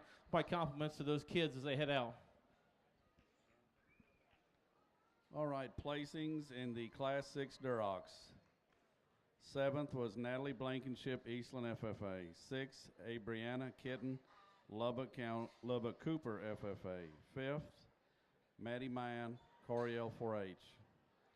4th, Adeline Kreitz, Tarrant County 4-H. 3rd, Carson Browning, Avery FFA. 2nd, Savannah Sherwood, Brewer FFA. And our class winner was Sawyer Owenby from Hill County 4-H. And right now we're judging Class 7 of the Durocks.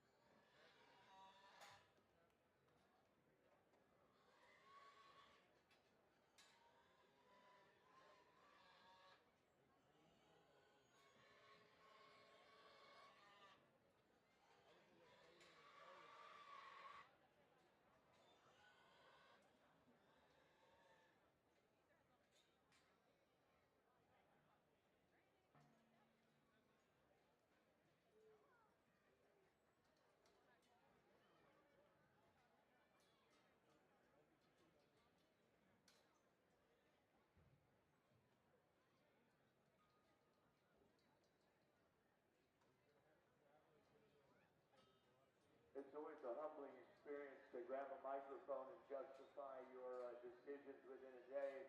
You want to talk about a real humbling experience. If you want to know really what you know or what you don't know, put a sale order together and then watch the audience buy what you didn't use and then not buy what you used. That'll make the guy feel just a little sad inside. I guess the thing I'd say in here, and I don't know what the sales committee's going to do, 3, 4, 5, 6, and even 7, 8, 9. These are good hogs out here.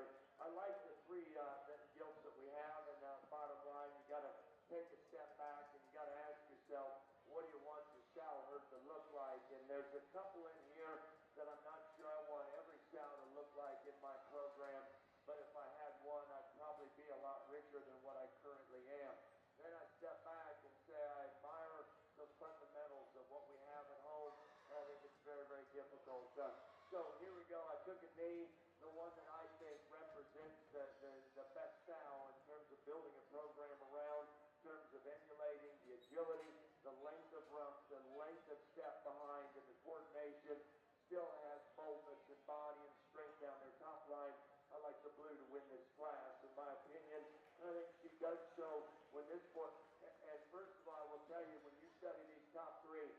you don't think showmanship matters in a pig show, you haven't won a pig show. This boy's a good stick, and he manages that gilt perfectly well. That's the best hip. That's the best hind leg reach. That's the best posture that we have. Is she the grizzly-headed power-armed one of the group? Probably not, but I think that one represents a tremendous amount of utility. The one that I want and want market hog shaped like is in second. I love this gilt coming at me. This is a beautiful-headed, big-chested, really lean, good shape, true muscle hog in second. She'll get just a little choppier movement behind relative to our class winner, but I really like her extension. I like her strength, and I like her arm. I really, really like that one. Now, I'll be honest with you folks. Got a little gray hair. The one in third, I don't know if I'm old or just not my style as much anymore. There's a lot of tricked out value to this one, and a lot of people want to assign unicorn status and zoo animals, and I do the same. I want my unicorns, and I've never really seen one, but I've watched My Little Pony, and they had horns on them. They got to be a little longer stepping. They got to be a little sounder, more comfortable. This thing is chisel-headed, ripped back, cool built. She's a little shuffly on both ends for me. Do I want her in my program? Yes. Do I want every sow that I have to move like her? Maybe not. Pretty wild individual right there.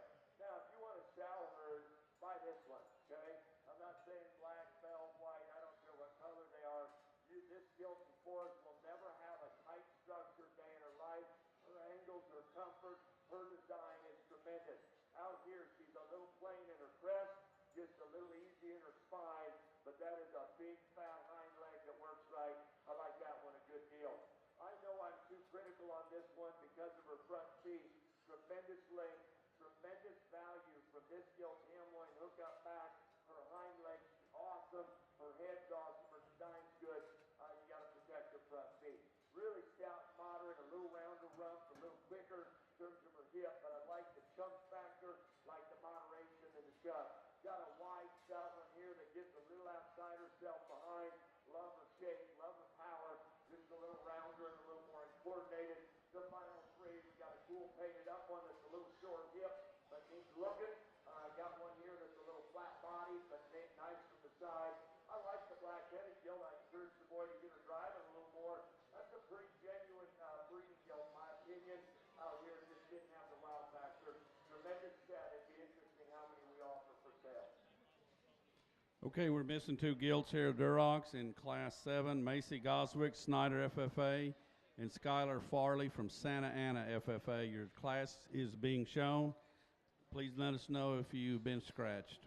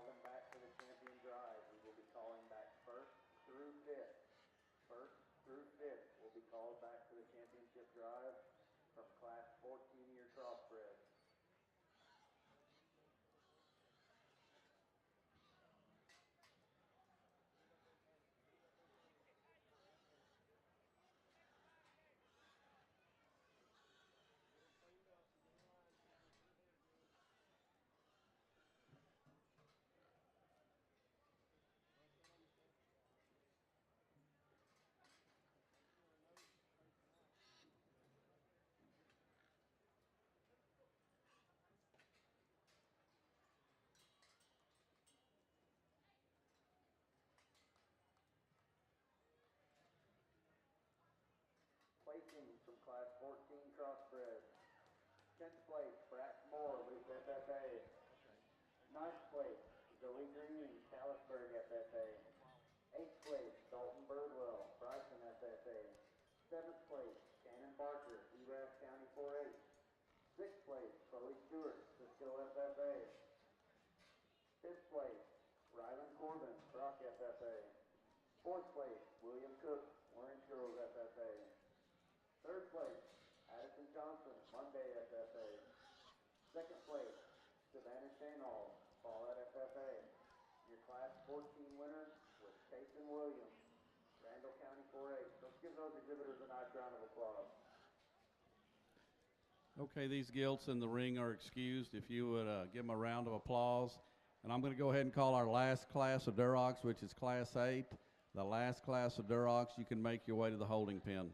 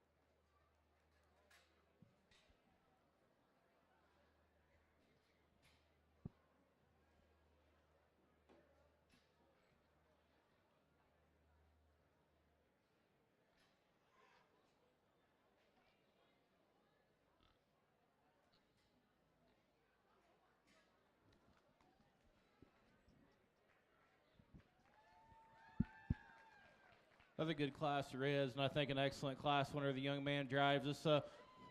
Gets that title, I guess, pretty handily in this particular class. And in my opinion, that one's tall-shouldered and elite looking, I think, in terms of her head and her neck. And you study her back end, her blade. She's big and bold, has great spread, great shape and dimension. Set her into motion, real sound, real fluid, real good kind of pig to start this particular drive. Young lady in second there. I thought second and third was close. And to be honest with you, I kind of flip-flopped them back and forth a couple of times. And I thought this one I thought she just rode with more balance from the side. She's shorter from the back of her blade to the front of her hip. She stays stronger about her top line. She's stouter about her foot and her bone, a little sharper about her jaw. Hind leg movement and mobility is maybe a wash on the two, but I thought that one has some elite pieces in terms of top side of her skeleton. One comes in 3, is a big-chested, big broody one that you certainly like those things about her. you get just a little easy in her ham loin in there, and her lines from the side, but one that you like her body shape, you like her dimension, good kind of pig to be there in 3. One that comes next is a trendy one from the side, just runs out of horsepower in terms of just the shape and dimension when you get up on top of her. We round out the class with one that's shapely and good looking. It just doesn't balance as well from the side, but does have a nice hip and hind leg. I utilize it exceptionally well. Let's put our hands together for them as they exit. All right, our placings in Class 7. 5th place, Cody Hartman, Greenwood FFA. 4th, Carter Donovan, Floyd County 4-H. 3rd, Lexi Yark, Valley View FFA. 2nd, Gretchen Leggett, Foster FFA. And our class winner was Cotton West from Sinton FFA.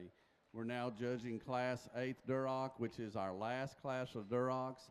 After that, we'll do our breed champions. So if you're a class 1st or 2nd place Durocks, you won't be too long. We'll need you up there. And then we follow with the Hampshire breed.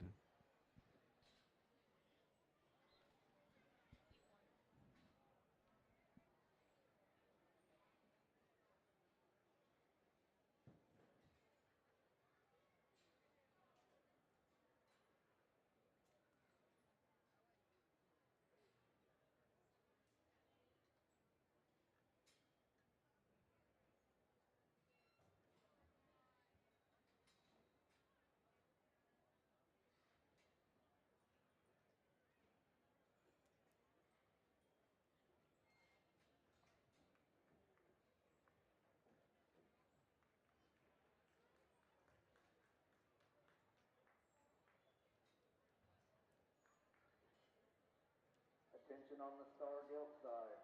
We're getting ready to show for heavyweight crossbred champions. So for Class 11, I need 1st through 6th place to come to the holding pen, go to the scales and weigh. From Class 12, I need 1st through 6th. And from Class 13 crossbred, I need 1st through 3rd. And from Class 14, I need 1st through 5th. Come to the holding pen, go to the scales and weigh.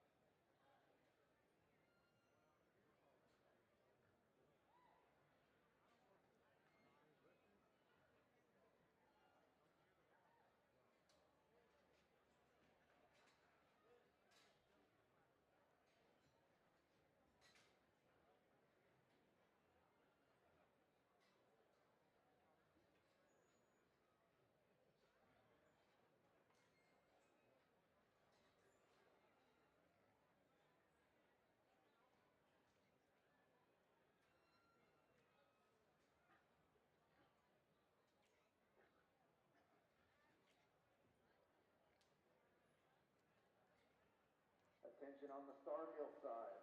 After we show for heavyweight crossbred champions, we will be bringing back the lightweight and the middleweight champions to show for Grand Champion Cross. Following the Grand Champion Cross drive, we will be calling back the top 5 purebreds overall to show for Supreme Champion of the show. So on the purebred side, to keep it in mind that that's coming up, we will be calling for the top 5 purebreds to show for the Supreme Champion of the show against the Crosses.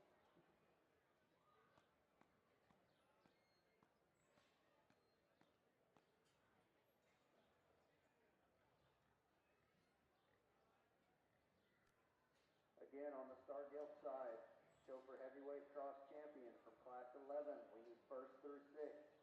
Class 12, we need 1st through 6th. Class 13, we need 1st through 3rd. In Class 14, we need 1st through 5th. Come to the holding pens, go to the scales and weigh.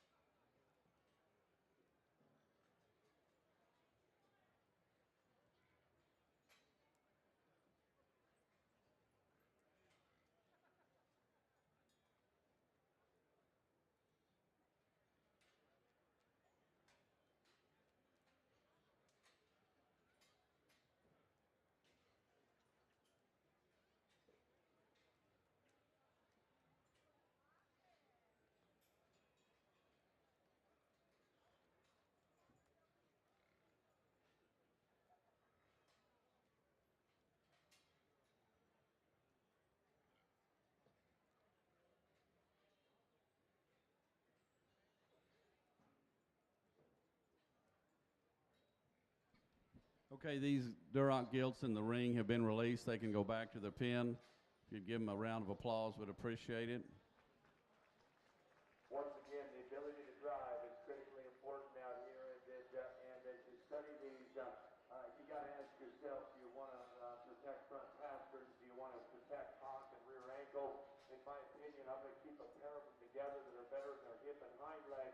I think between the pair that are better in the hip and their hind leg, I think your class winner is just a little more comfortable. Even yet, the red belt's going to start this class in terms of body, hip, and hind leg drive and design. Like I said, change your front feet just a nickel, and I think you're in the driver's seat. Young man, white belted Gilt's going to be second, jet level, big stout, powerful brute style, hip and hind leg. She's a little bit more hesitant up front than even our class winner. As a result, she'll be second. The Gilt's front feet that I like the best, and chest pull I like the best, is the Gilt in third. I'd encourage this girl to get this thing moving, because when she doesn't, the Gilt looks just a little chicken hind-legged and a little tight ankle behind. I want that thing to drive off her rear toes and just plant and push more than she does. Front two-thirds of that thing I really like. Good-headed, good blade, good back, pretty solid individual. Young man comes next. I think this Gilt runs on a forearm and bone and feature relative to the top three. She is beautiful on the profile, jet level, deep body, got a really symmetrical look. I changed the shape to the left hock, intensify her skeleton and bone just a shade. I like the Gilt's utility in 5 in terms of skull and arm. This Gilt's a little more off in her rump, and then when she moves, her forearm will go forward, her ankle will pop up, and it doesn't set. She's not as settled as what I'd like to see. Really a big hip, big back one that's got a lot of power to her. This Gilt's a little flat in her body wall, flat in her forearm. For all that pump and mass up high, we got to have more to her chest and center rib. Thick, wide, and chunky, a little jammed up, comes next, but I like her whip. Got a real stout blue one with genuine bone and muscle. Got a little bull neck, a little short face. Got a big pretty one that needs more skeletal width and stoutness. A little plainer featured Gilt here, second from the end. Good body, pretty good build, just a little more forgettable in terms of her look and attractiveness. Okay, we're finishing up the last class of Durocks. If you're a first or second in the Durock class, please come to the holding pen. A first or a second placing Durock Gilt, please make your way up here so we can judge for breed champion.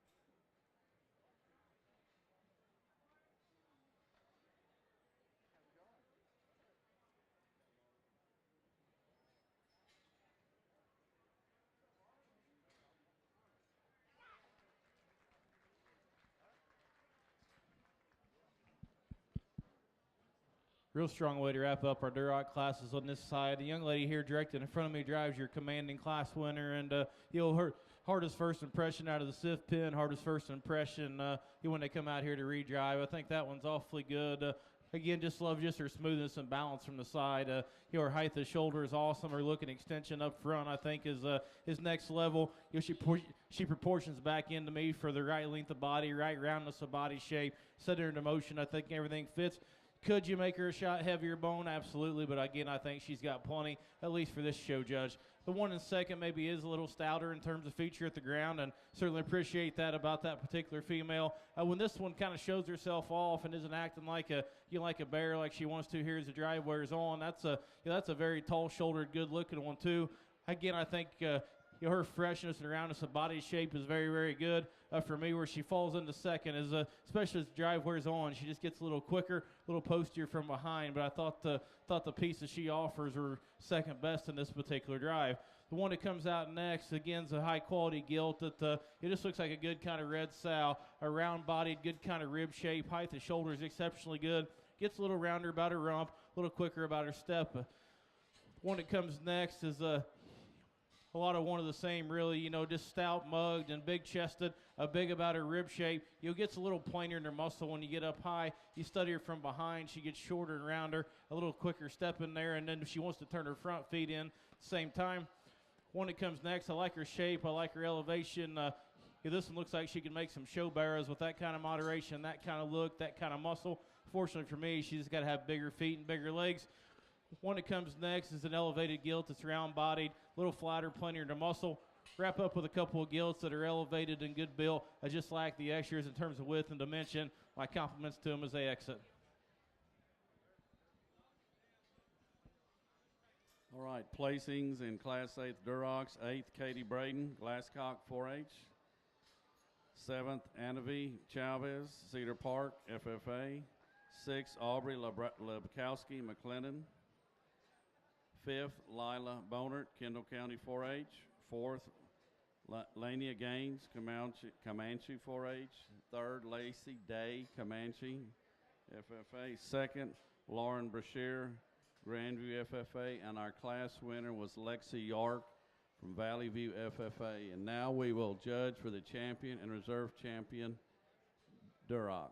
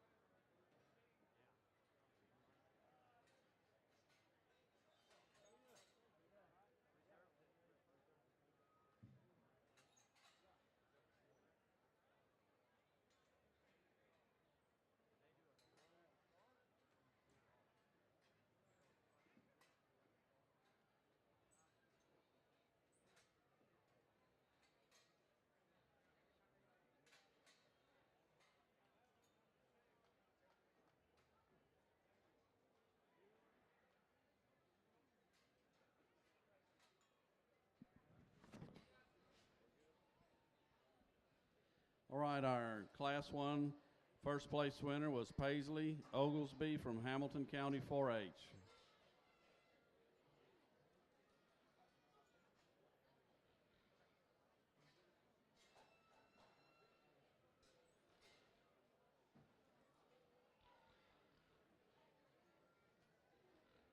Our Class 2 winner was Cadence Steeling from Kendall County 4-H.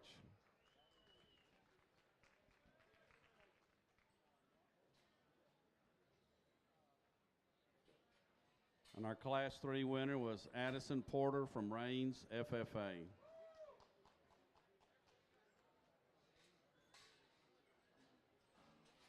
Class 4, our winner was Bailey Browning from Avery FFA.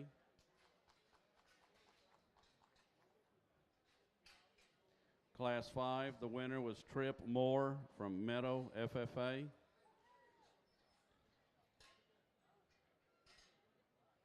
And our Class 6 winner was Sawyer Owenby from Hill County 4-H.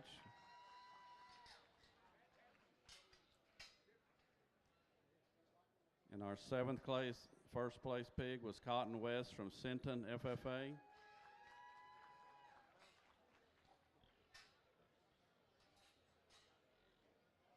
And in Class 8, our winner was Lexi York from Valley View FFA, and that is our 8 class winners from the Durock breed.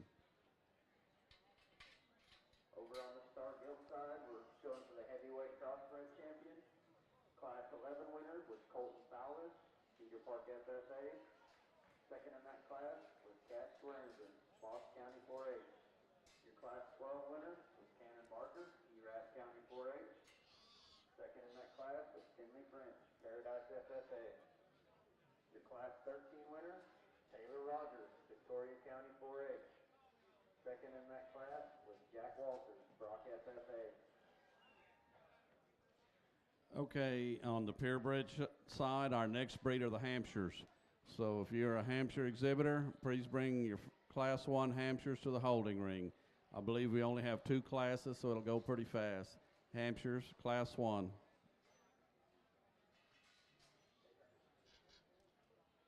Your Class 14 winner, Cason Williams, Randall County 4-H. Second place in that class was Savannah Shanhall, Follett FFA.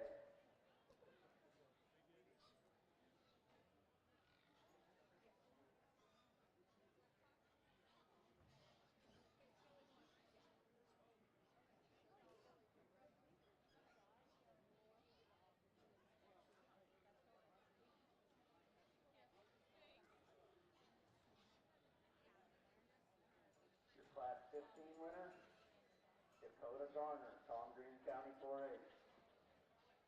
Second place in that class was Dawson McCauley, Idalou FFA.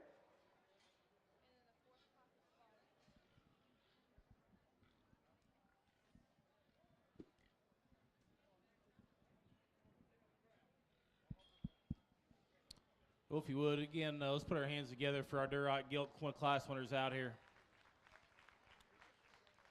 Red show is good. You know, a couple classes maybe presented some challenges more so than others, but again, I think and feel we got quality representation out here from from all 8 of our classes, and I think that you get them out here, they all kind of fit at least similar type and kind to how a lot of us like to make them, and in terms of hogs that are good pattern and comfortable, and then again, stacking as many extras as we can, on top of that, and then you got to step out and you just kind of find which ones are the most unique, which ones to bring the most, elite pieces to the table, if you will, and I think it comes down to a pair of them in my mind when you sit back and you study them. I think there's one that you study the front portion of her skeleton. She's so elegant. She's so feminine in terms of how her head and neck comes out of her blade, and then you set her into motion.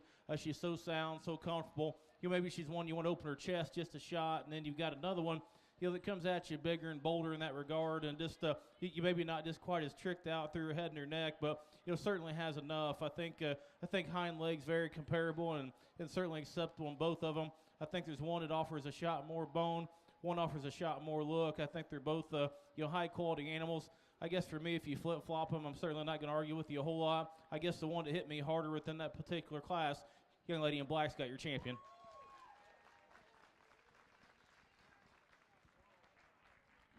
So that came out of Class 6. Sawyer Owenby from Hill County had our champion Durock. And now we'll let the second place in that class come out.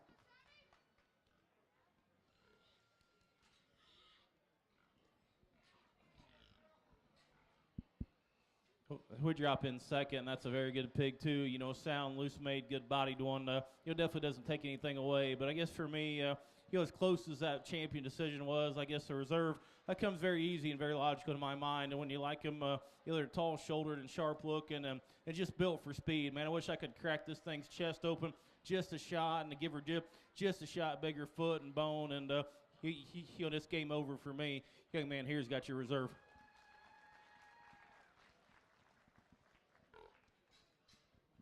Our reserve was out of Class 7, Cotton West. And that concludes our Durock show, now we will start on the Hampshires.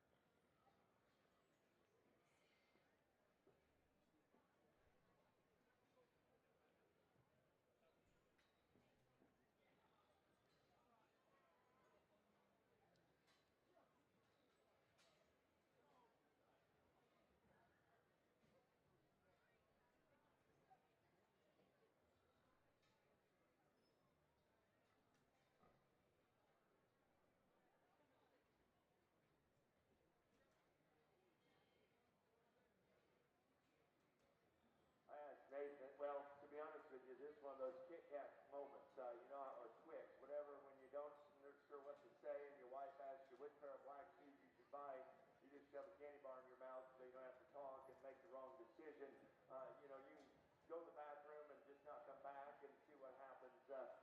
Tremendous set out here in terms of your class winners, and I don't like apologizing. I don't like judges that say, well, I wish it was this, I wish it was that. You can wish in one hand and go to the bathroom in the other and see which happens first.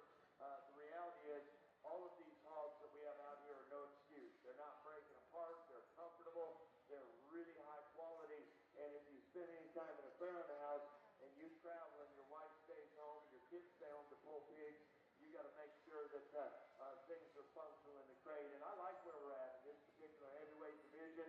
I think there's 5 leaders out here. It's about views. And your graded reserve in this division are very, very close.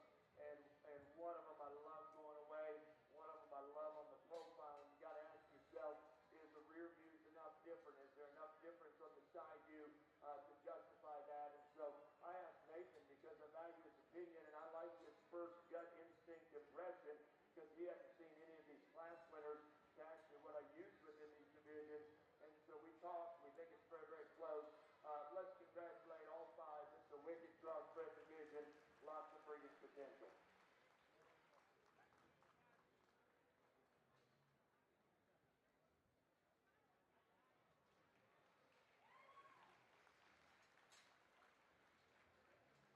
And there you have it, ladies and gentlemen.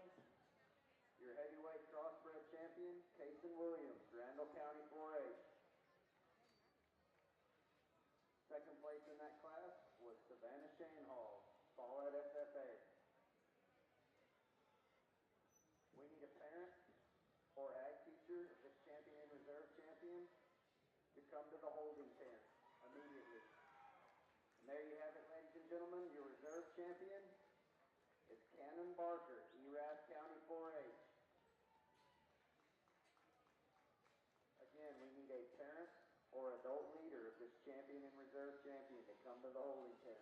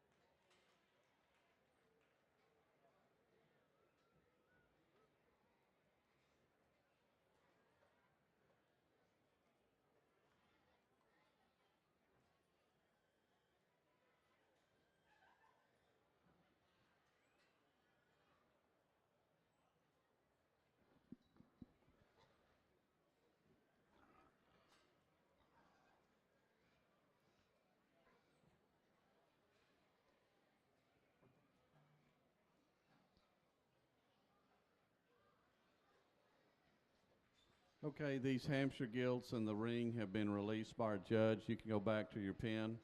Please give them a round of applause, please.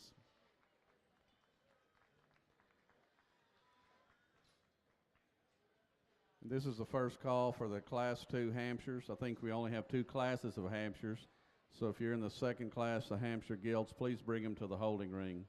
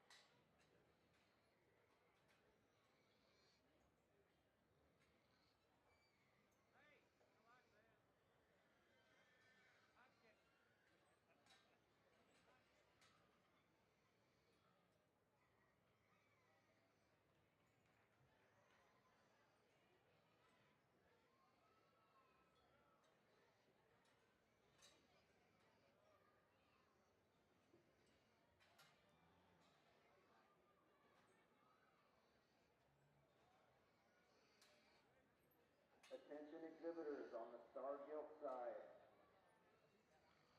We need your champion and reserve champion lightweight division crossbred and your champion and reserve champion middleweight division crossbred. Bring them to the holding pen, go to the scales and weigh. Your champion and reserve champion lightweight division crossbred and your champion and reserve champion middleweight crossbred. Bring them to the holding pen, go to the scales and weigh.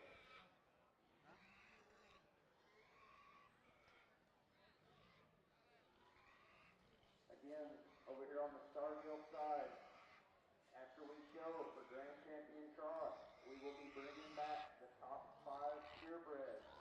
So if you're the top 5 purebreds from yesterday, the top 5 purebreds from yesterday, be getting them ready.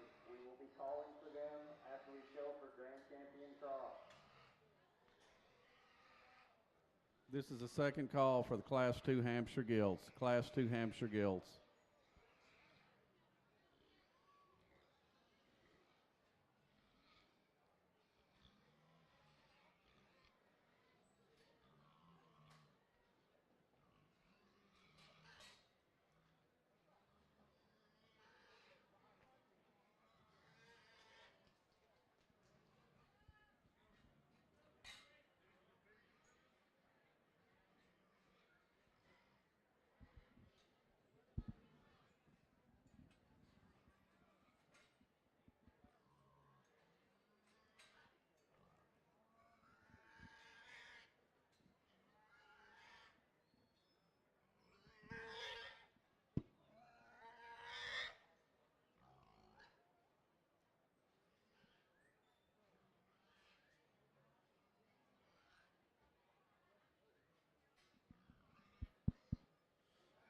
First class of Hampshire Gilts, and I think a real nice place to start. And the young lady here directly in front of me, that again is just a totals balance one for me. It's again good up front in terms of how she looks, and she's really fresh about her shape. And to get up on top of her, I think of the top 3, she's the squarest and truest on it. And how she handles her hip and hind leg. I think she certainly has enough foot and bone. It's a nice place to go ahead and start. Second's a young man there. I like a lot of things about that one. That's a big, fresh, shapely back, a stout skull. It's still good looking. Maybe gets just a shot long bodied, so falls a little out of balance when you view her from the side. And as she goes right away, wants to get just a shot posty in terms of how she plants and dries. But that thing's got some unique pieces in terms of stoutness of skull, shape, and muscle. That's what your hind leg went and it was a shot more fluid as she travels away. The one that comes next is a big square chested gilt that gives you a good look. Read her being a little lower at the point of her shoulder, a little rounder and quicker out of her hip, but one is just elegant in terms of how she gets around the surface there. The one that comes next, I like lots of things about too, for being a big round-bodied, broody kind of a gilt that's still sharp looking. She gets a little soft on both ends of her skeleton. If we could elevate her and fix her off both ends, I think it makes her blend and balance a shot better, and maybe she finds herself on up the line. The one that comes next, a shot moderate in her frame, but good looking, square off both ends. Just got to make her bigger in her overall kind. A lot of the same for the one that rounds out the class. Round-bodied, shapely one, just not big enough in her elevation. Let's put our hands together for him. All right, placings in the first class, the Hampshires were 6th place, Kinsley Grace Frisch from Dallam-Hartley County. 5th, Joe Hollingsworth, Tarrant County 4-H. 4th, Addison Porter, Rains, FFA. 3rd, Kinley Davis, Joshua, FFA. 2nd, Luke Bonert, Kendall County 4-H. And class winner was Lina Bonert, Kendall County 4-H. We're now going to start judging Class 2 Hampshires, which is our last class. The following breed will be the light OPB, Chesters and Landrace. So if you're in those classes, we have 5 of them. Be getting them ready. We'll call them here in a little bit.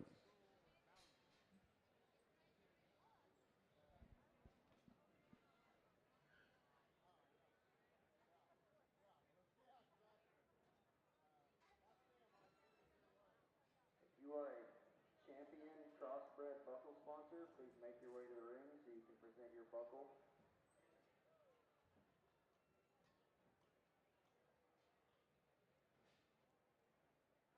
Our champion crossbred buckle sponsors, please make your way to the ring so you can present your buckle.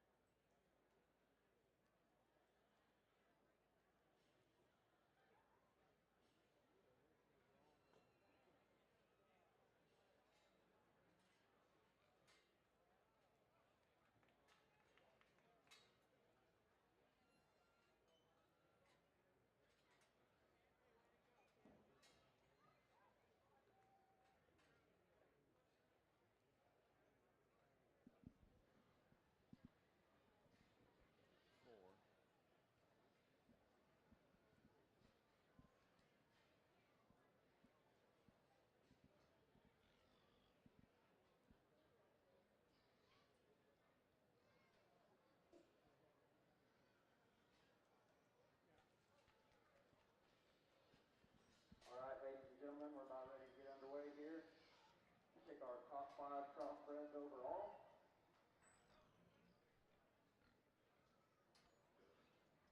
We'll be presenting buckles to your champion crossbred. Your lightweight cross buckle was donated by Pam and David Kempis. Your winner, Nathan Van Buck, Salem Hartley County 4-H.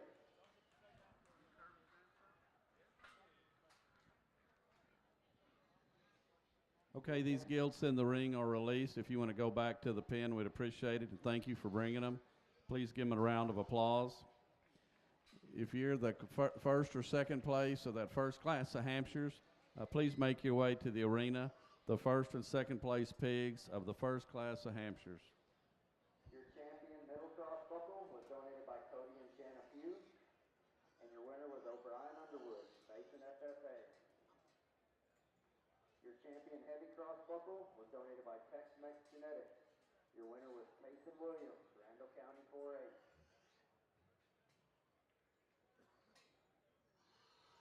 Attention on the purebred side for the Star Gilt Show. We need your top 5 purebreds overall. Bring them to the holding pen. Top 5 purebreds overall. Bring them to the holding pen for the Star Gilt Show. Your lightweight cross division winner, Nathan Van Buck, Salem Hartley County 4-H. Second place in that class was Adley Harden, Newcastle FFA.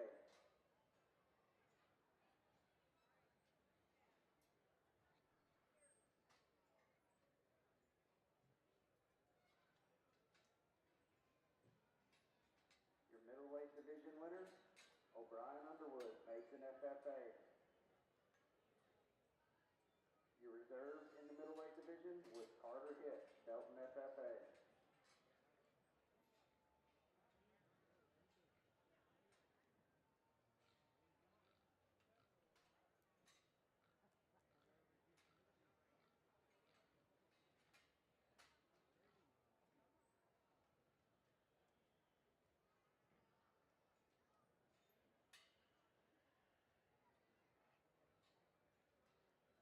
Your heavyweight division winner, Casey Williams, Randall County 4-H.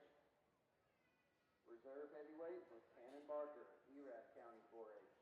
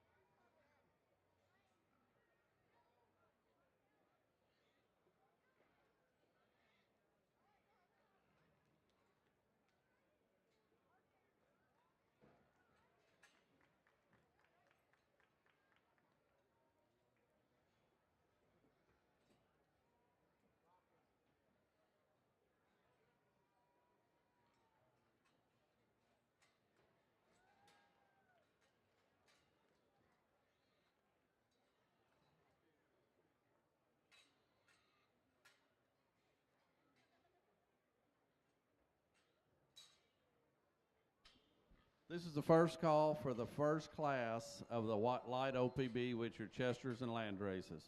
First call for the first class.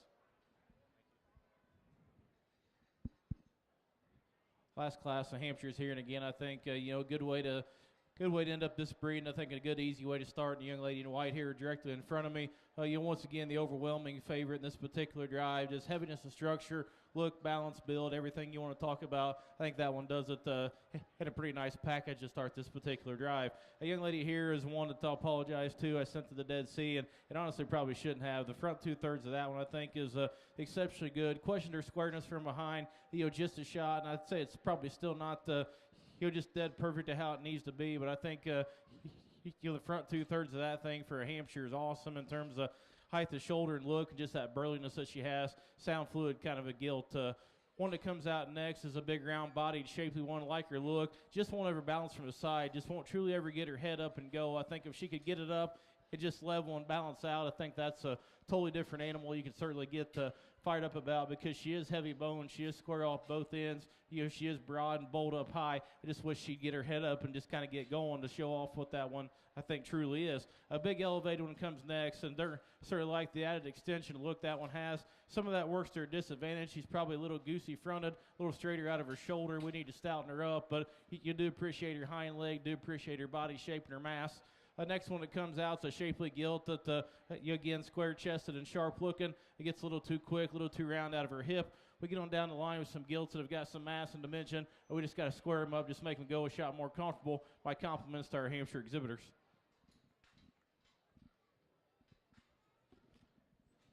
Okay, results of the first class of Hampshires were 6th, Brody Byer, Gillespie County 4-H. 5th, Ethan Madrano, Brady FFA. 4th, J.C.R. Trebes, Fredericksburg FFA. 3rd, Carson Esker Duggar, Valley FFA. 2nd, Riley Langford from Parker County 4-H. And our class winner was Mallory Dan Burden from Bosque County. And now we will show for the champion and reserve champion Hampshires. So many thoughts going through my mind, and I was pleased to have Nathan out here to study the value. And as we go through, I've got some learning comments. We've still got the spring drive to put an overall ranking. And so, as the champion crossbred drive, I'm just going to focus on quality. The lightweight comes out, and man, that one right there hits a wide cross section of judges, hits a wide cross section of boards within the country. That's a neat little level. I'm not sure she brought enough horsepower in terms of just sheer weight and mass to St. Angelo with her, but she brought loads and loads of quality. The middle and heavyweights that Nathan and I discussed, I told him, I said, hey, we talk all the time, sometimes our children love going to jackpot shows, and sometimes you can learn a lot at a jackpot show, and sometimes you can leave scratching your head pretty good at a jackpot show. And so this middleweight is straight up grubby. I mean, the younger generation will eat this thing up, and I'm sitting here with gray hair saying, okay, how do I want to pick on her? Well, the problem is, if you want to be an old guy that's forgotten quick, start picking on what is uniquely good. I'm not picking on that thing. I know that she is wicked stout, beautiful toed, beautiful footed, and for that much balance and stoutness, she continues to go. I'll be honest with you, in terms of a breeding female reach out of her stifle joint, I don't want it any shorter. I think it's really impressive to do that. Then we've got the big gilt. I mean, here's your power stout. If you had 20 of them in production, you would be one of the top 5 gilting producers in the country. Beautiful build, beautiful power. She represents, in my opinion, a female. And Nathan's like, well, they're different kinds. And I said, no, damn it, Nathan, they're not, because they're both flat back, they're both good looking, they're both balanced, they're both proportional, they're both comfortable. One's a little farther reaching in terms of feature, one's just impeccably beautiful behind. You got to ask yourself, is the heavyweight, for me personally, got enough form shape coming right at you, and just enough skull? You got to ask yourself, is the middle just enough reach in terms of her hind leg? I like the underlines on both. I think they both have acceptable vulvas. I think they both breed with function.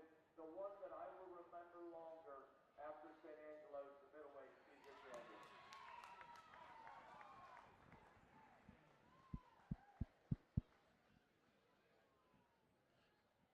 Well, here as we pick our champion Hampshire, just 2 classes to work through, but man, I tell you, quality's good in these 2 class winners. I think 2 exceptional Hampshire females that could load up and show anywhere outside of St. Angelo if they want to go, and I think they could still be in this same caliber and perimeter showing for a breed champions. I think they're both exceptionally good. I like things about both of them. I think they they kind of go together and coincide with each other a little bit. I'd fix one, I think the other one's better, and vice versa. So to me, I guess it's a very close decision. I guess to kind of steal a term from Mark, the one that I won't forget, just for her sheer stoutness and athleticism and look. I wish she had just a shot more when he stepped in behind her. Young ladies class 2 is your champion.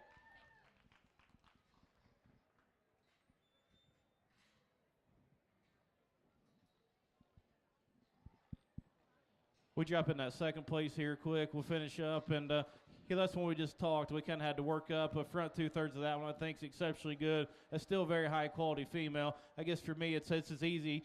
It's easier than it was for your champion. I like your Class 1 the best. She'll be my reserve.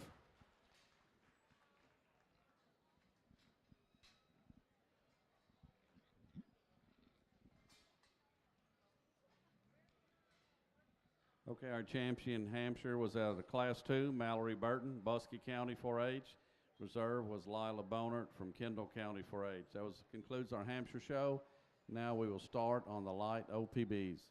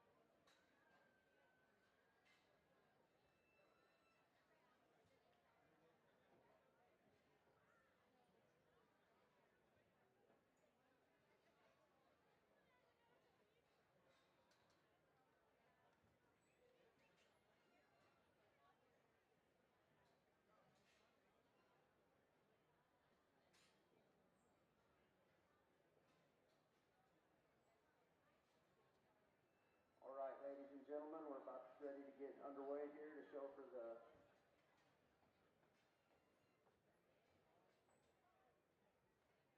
Supreme Champion of the show. I'm going to go ahead and say that our Supreme Champion trophy was donated by ADM Mormon Showtech, and our Reserve Supreme Champion trophy was donated by Creative Awards. I would also like to take this opportunity to apologize for a clerical error yesterday on announcing a name. The Reserve Grand Champion Purebred yesterday mistakenly announced as J.C. Patterson. That is not her name, it is J.C. Pennington. So we apologize for that.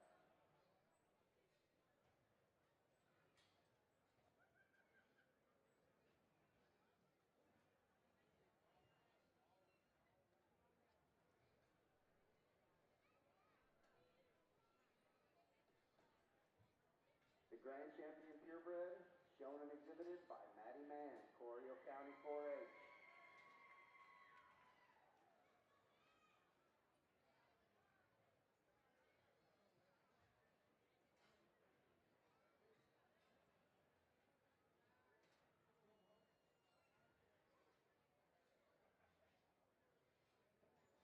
Your Grand Champion Cross, shown and exhibited by O'Brien Underwood, Mason FFA.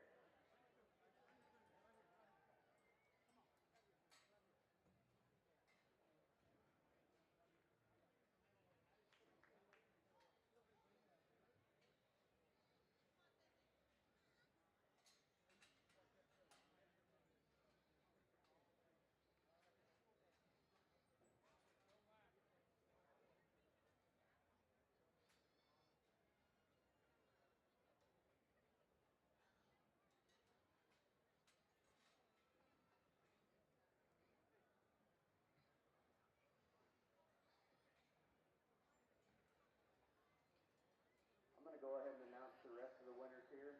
The Reserve Grand Champion Purebred, J.C. Pennington, Paradise FFA. Third overall Purebred was Sawyer Ownby, Hill County 4-H. Fourth overall Purebred was Cameron Craddock, Howell FFA. Fifth overall Purebred, Lexi York, Valley View FFA. Your Reserve Grand Champion Cross was Kason Williams, Randall County 4-H. Third overall cross was Cannon Barker, Erath County 4-H. Fourth overall cross, Nathan Van Buck, Salem Hartley County 4-H. And your fifth overall cross was Abby Harden, Newcastle FFA. Okay, we're missing one gilt in Class 1 Light OPB, Aubrey Lebkowski from McLennan County 4-H.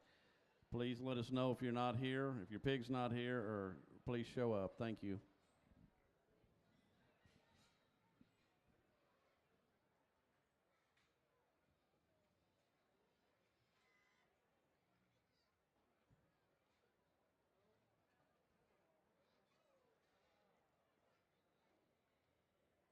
As Nathan and I come to the close of our day, there's some business that needs to be tended to, and that is sure to start with the staff.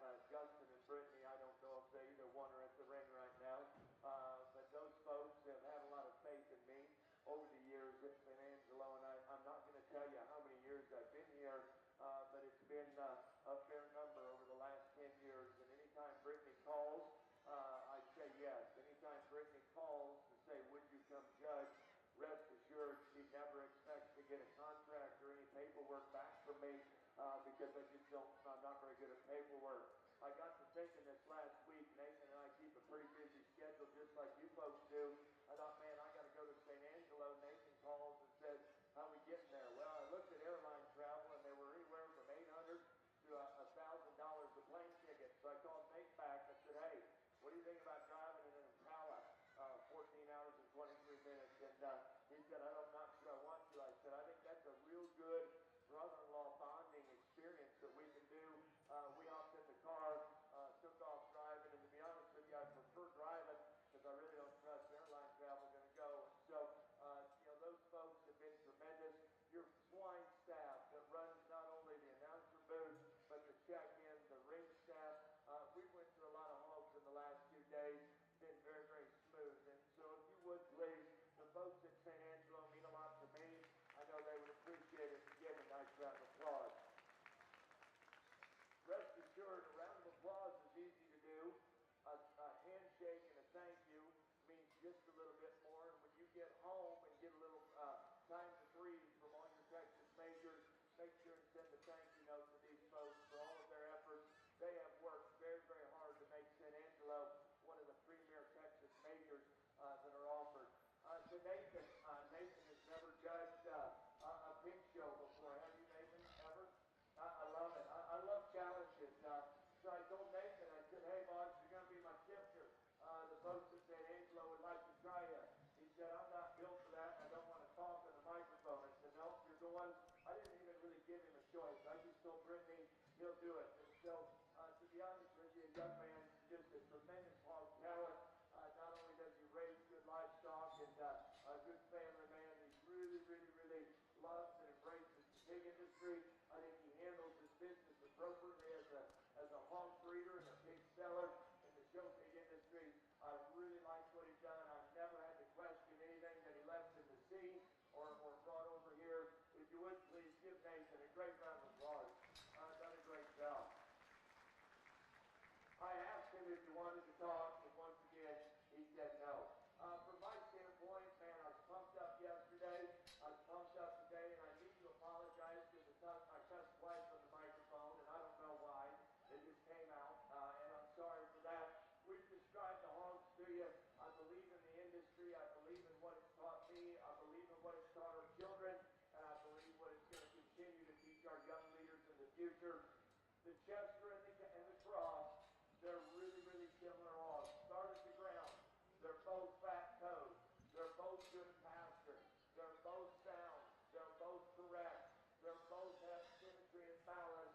One of them does it just a nickel more uniquely at the crest of their neck. One of them does it a little more uniquely out of their tail head set rump. That's the difference between the two. Nathan's going to go select the champion. Let's give these two young ladies a round of applause. They beat a lot of good hogs the last 2 days. Let's go ahead and bring Class 2 Light OPB to the ring. Class 2 Light OPB to the ring, please.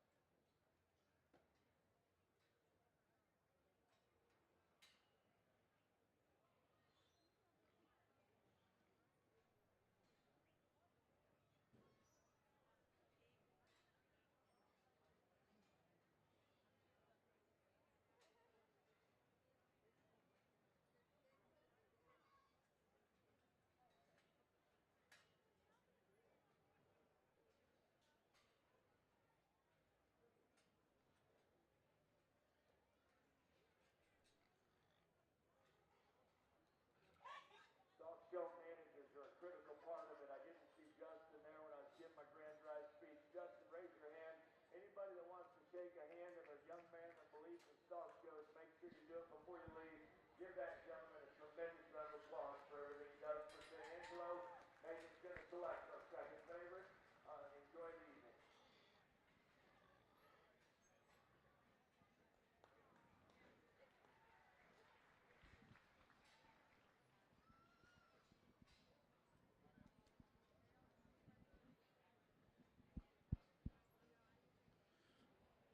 We are our first class of white OPBs. I think a real good place to start with the pair on the top end of this drive. I think they come out here and they go together in terms of the type and kind. I think they're both tall-shouldered, sharp-looking hogs that have got the extras in terms of extra shape and spread up high and set them into motion. I think they're they're athletes and how they move around, and I think that this sets a pretty good bar for working through what they say is a 4 or 5 class breed here, so we got a lot of these things to look through. But I think my new differences in terms of this too, especially when they come right at you, I think is what sorts them and it separates them from me. I think there's one that comes at you just a notch bolder, just a notch square about her chest and her knee.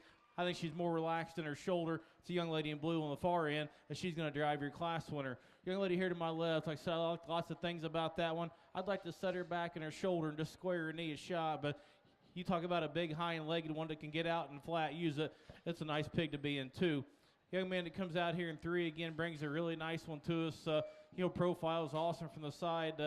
Tall-shouldered, short-backed one that's round-bodied. She, too, uses her hind leg exceptionally well. Got a little kind of jammed up there in her head and her poll and just a little shorter about her face. But hey, compared to the two go ahead, maybe she's not just as big a footed or big a bone, but that's still a high quality gilt to be 3. The big elevated one comes next, and again, that's the one that can keep you out of a lot of trouble in terms of just being a safe, kind of maintenance-free type of sow. It's tall-shouldered, sound good looking. She just needs more shot off both ends of her skeleton to get on up the line. The one that comes next, too, is shapely up high. It just doesn't balance as well and just open up with as much spread underneath. But it's a nice start to our white OPBs. Let's put our hands together for them.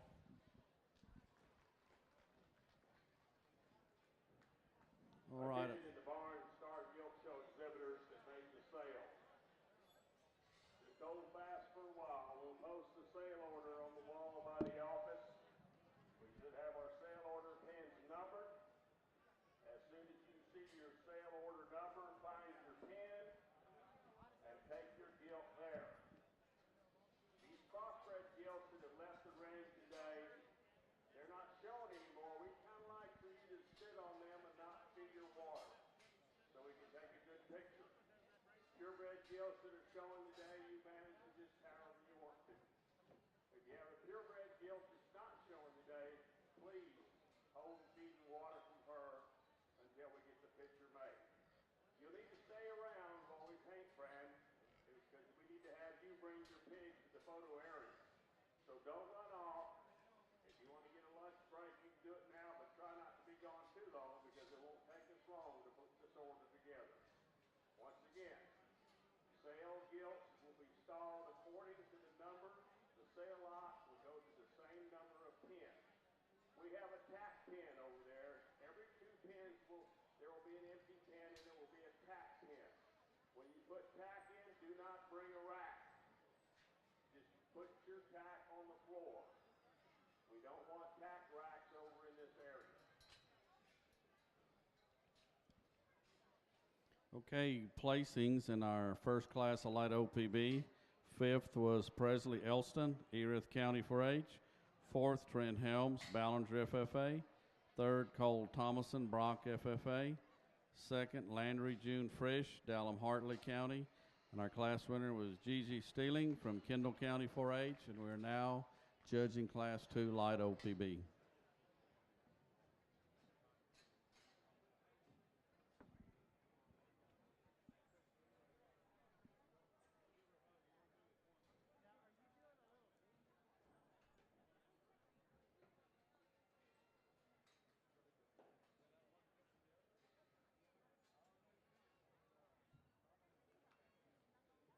Attention in the barn, we have the Star Gilt Show Showmanship Award will be presented to Ryland Corbin from Brock. Ryland, please come to the announcer stand so we can get a picture of you and your award. Ryland Corbin from Brock.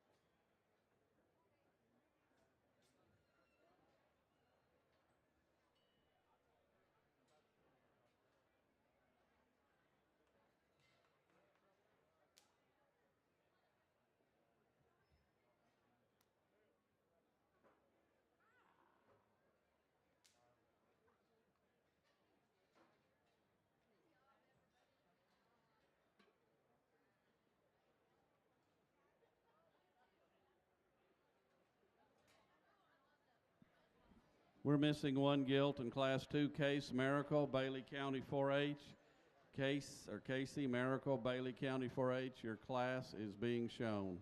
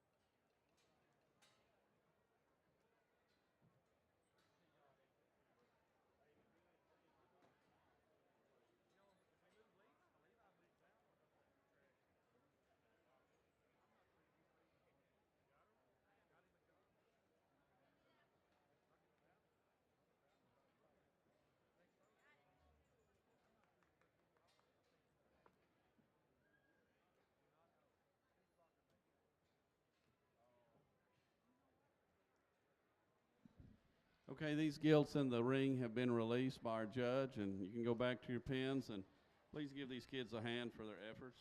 Thank you.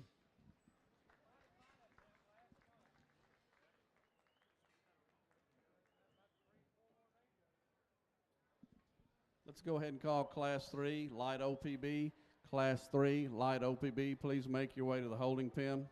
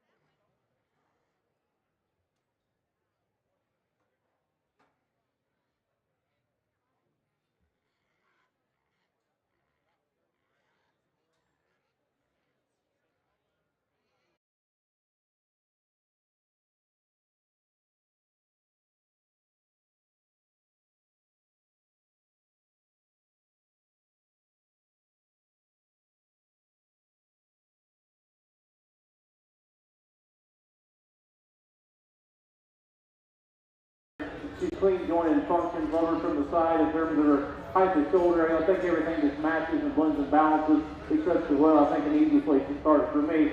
A young lady here in second, Brandon one, does have more mass, more power, more dimension. Certainly appreciate those things about her. She probably is better than our class winner in that regard. For me, her bone just doesn't match her mass up high. If we get the south of the feature just a shot, I think you can certainly grab her more that one run, because she's one of the things that goes ahead of her in terms of that discomfort and build and look. It just doesn't have the extras in terms of stoutness to feature at the ground. One that comes next, I like lots of things about. I had this one higher for a while, and so the drive tightened up on me real quick, and we got to keep her limber and keep them loose out here to get the job done at the end of the day. But that one's opened up off both ends, sharp looking and shapely. Wish she just stayed more mobile on her skeleton as it wears on. One that comes here next is just a good practical kind of a white down here, a round bodied, round bodied and massive in terms of her skeleton. Square about her chest, square as she goes away. Wants to get a little quicker off both ends. We need to stretch and just lengthen her neck, stretch and level her hip just a shot, but that one certainly got some neat part and pieces to evaluate. One that comes next, I like the top side of this one exceptionally well. Big and bold and round when you get up on top of her. Sharp looking from the side. Just doesn't come at you with as much width and dimension. She too needs to flex and go a shot freer as the drive wears on. We get on down the line here with some gilts that are extended and shapely and have bone. They just don't maybe balance or just get out and put it together as adequately as what those do ahead of them. Let's put our hands together for them as they exit. You dropped your pedigree again, lady. Oh, this one right here. Oh, Logan.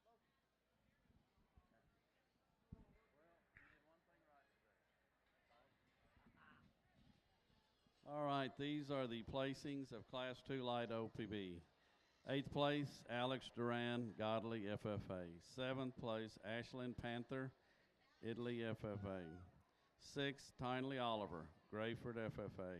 5th, Ryan Barber, Bernie Champion FFA. 4th, Kaylee Hatcher, Clear Falls FFA. 3rd, Jacob Swatswell, Erith County 4-H. 2nd, Casey R. Treves, Fredericksburg FFA. And our class winner was Taylor West from Sinton FFA. We will now be judging Class 3 Light OPB.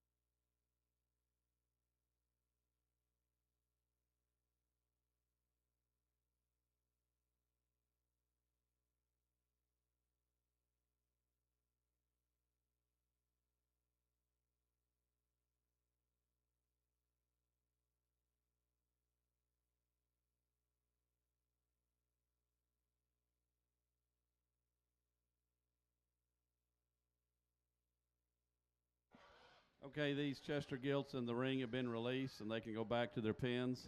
If you'd give them a hand, I'm sure they'd appreciate it. This is class.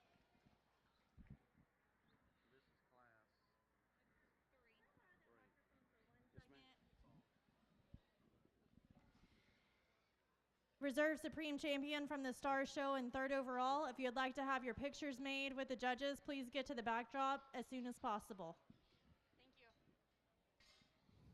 We're going to go ahead and call Class 4 Light OPB. Class 4 Light OPB, please make your way to the arena, to the holding pen.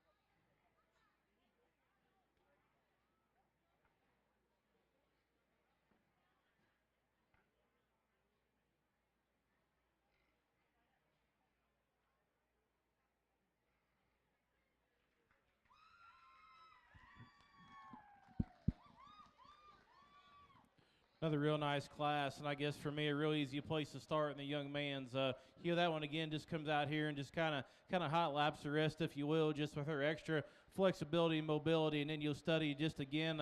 Just how big and dense her foot size is. Her foot placement's perfect there in terms of how she wants to plant drive off both ends. Sharp looking, shapely back proportions. Is she the biggest in her kind? No, I don't know what the age spread is in this particular class, but she doesn't look like one of those moderate little quick ones. Still reads like she's just maybe a young gilt in this particular drive, but I like that one quite well. Just to go ahead and start this particular drive. I'll be honest with you, I had 2 and 3 flip-flopped a couple different times, and just kind of kept going back to this one. When she comes at you, she's opened up and bolder in her chest. I think she just offers more internal dimension. And when you get in the middle part of her skeleton, she's still fresh and shapely about her back. I'd set her shoulder back in her just ever so slightly to make her ideal, but that's one that still functions and uses her hip and hind leg exceptionally well. This one here I think is, got lots of good too in terms of I love her skull shape and her head shape. She's fresh back when you get up on top of her. Maybe gets a little flatter in her rib shape, and then when she comes right at you, like we mentioned, we got to open her chest just a notch, and I think just that particular gilt just needs opened up throughout her skeleton. The way she reads a little flatter rib, a little lower chested, but one from the side you certainly like. Set her into motion, and she's certainly sound enough for me. A nice one to be there in 3. One that comes next, I'll be honest with you, I had higher up, and you kind of first impression through the sift pin, I thought, hey, here's my one. Tall-shouldered, good-looking, big, explosive, shapely back. I love all the freshness, how everything fits and matches. Man, not far into the drive here, to kind of get down to things. She started getting pretty tight on us off both ends. If we could just, kind of relax and loosen her and keep her, limber throughout the drive, I think that one wins, and it wins in the smoke because I think she's got some high-quality pieces. Unfortunately, she just isn't flexible enough off either end to get out of the 4-hole. One that comes next is the one we kind of pinned there early on, and that's a good kind of a pig that's just practical from the side, good on her hind leg. It doesn't come at you with enough width, the chest, and then she gets a little flatter about her rib and not as sharp and tricked out about her head and her neck. One comes next is better in that regard in terms of length up front, almost a little goosey-headed, if you will, but she just reads too big and flat and too plain compared to the ones that go ahead of her, but she did catch a pin because she's balanced, she's elevated, she's level, she's sound. We just got to see more of that particular one. Let's put our hands together for them as they exit. All right, the results on Class 3 Light OPB, 6th Sierra Lackey, Kirk County 4-H. 5th Audrey Height, Belton FFA. 4th Austin L. Archuleta, Howard County 4-H. 3rd Gigi Staling, Kendall County 4-H. 2nd Dayla Sadler, Eastland FFA, and our class winner was Cash C. Dean from Ginned FFA. And we will now be judging Class 4 of the Light OPBs.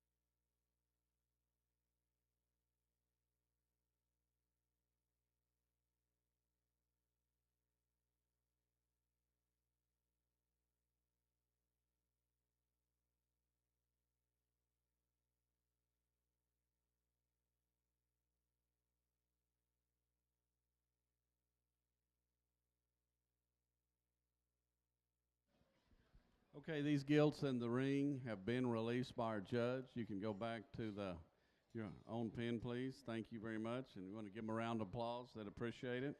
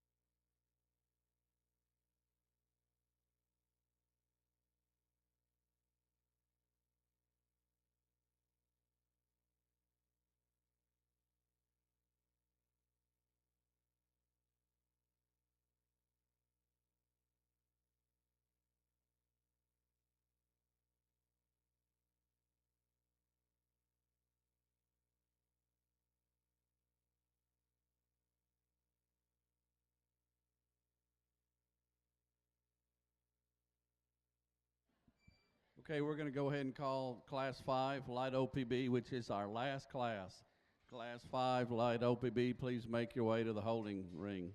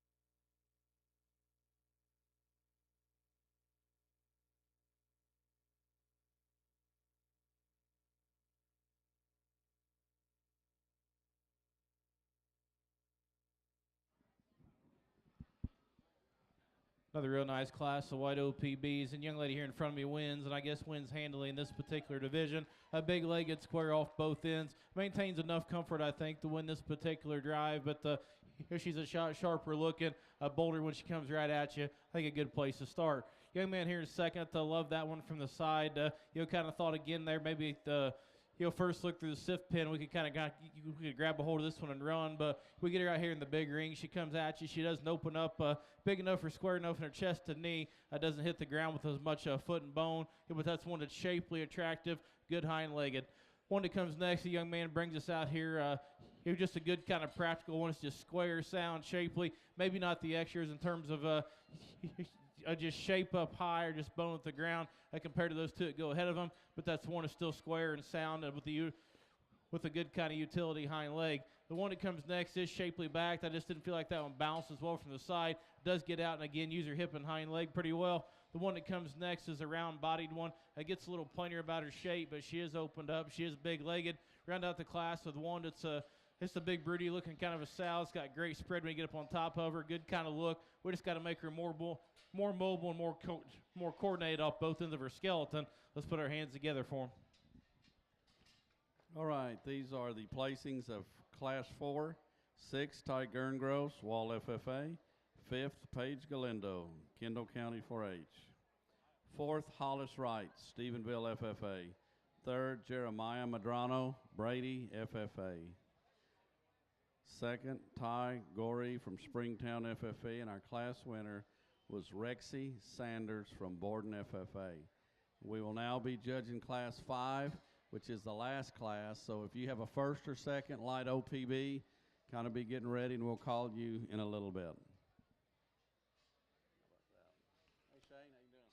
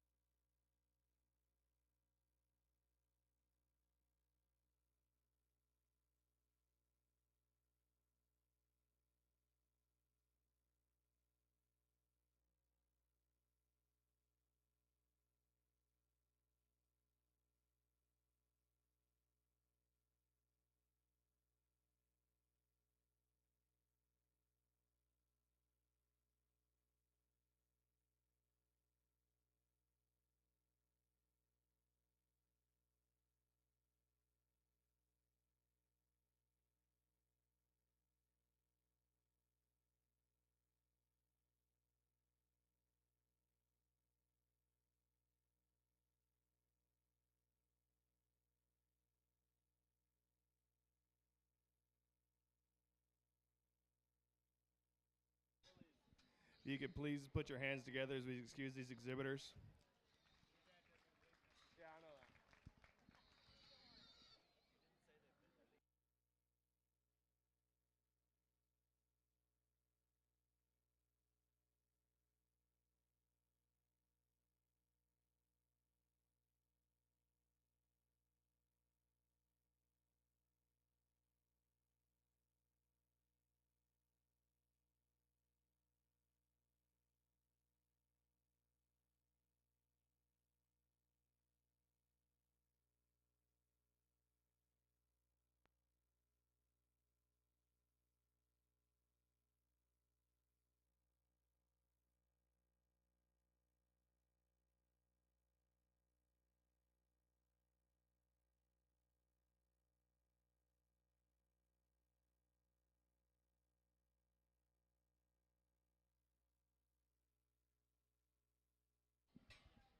Let's go ahead and bring the first and second of the light OPB to the holding ring. First and second light OPB, Chester's Landrace. Please make your way to the holding ring.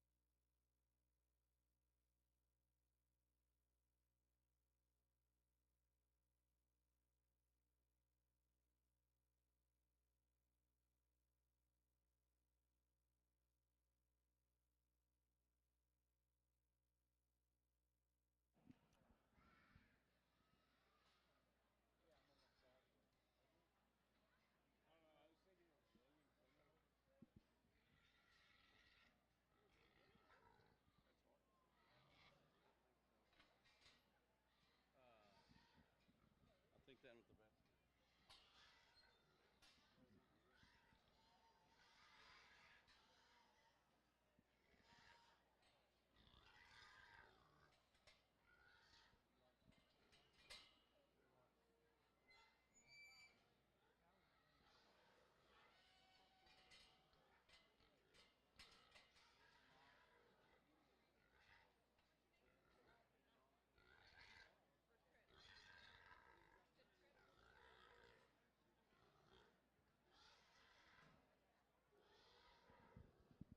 So both of them had it?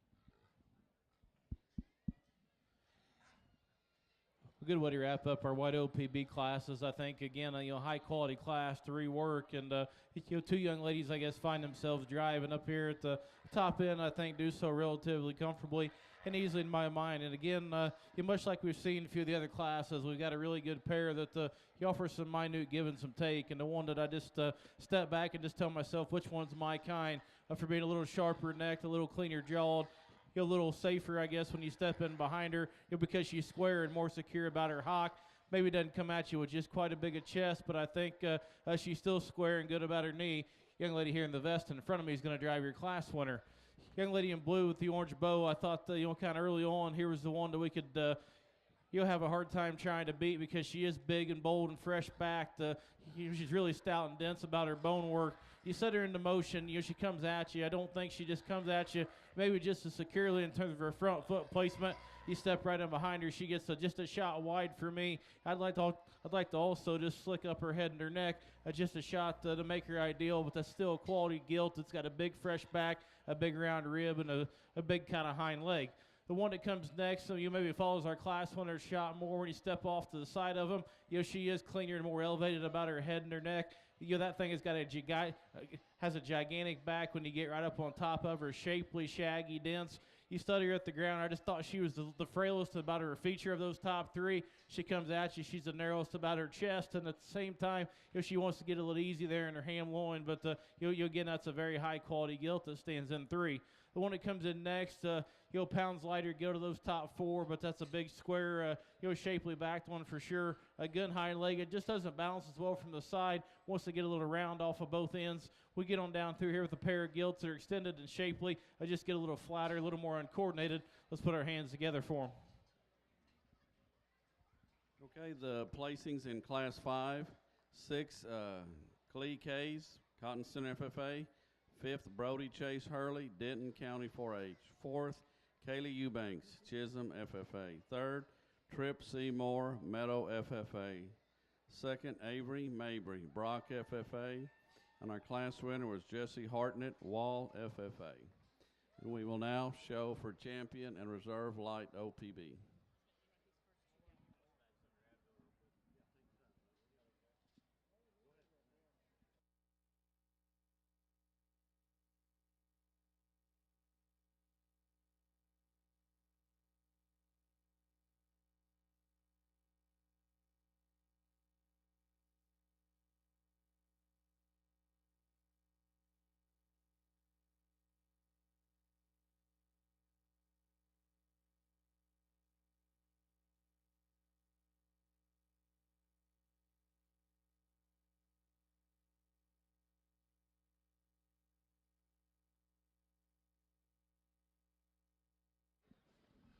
Okay, we still need our first class winner in class 1, which is Gigi Staling from Kendall County 4-H.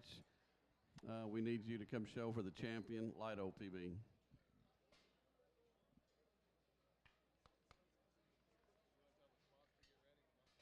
And the next breed will be the spots. So if you're in the first class of spots, and get ready. Don't quite come yet. We have to clear these chesters out, but be getting ready.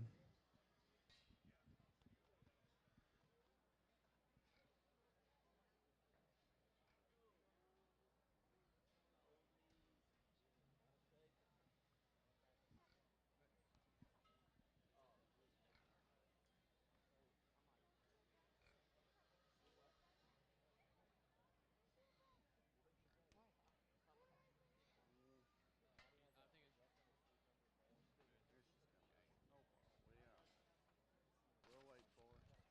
We'll wait for Gigi. Gigi, is that how you say that, Gigi? She's coming. Oh, Gigi from Sisterdale. Where's she from? Were you taking a nap? This is it, man. We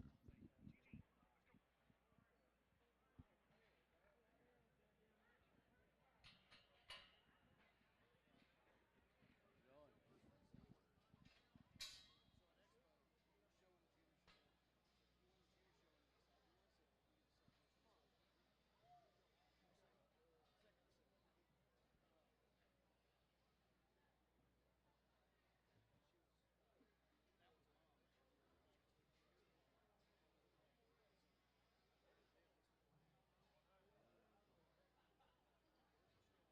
taking a nap?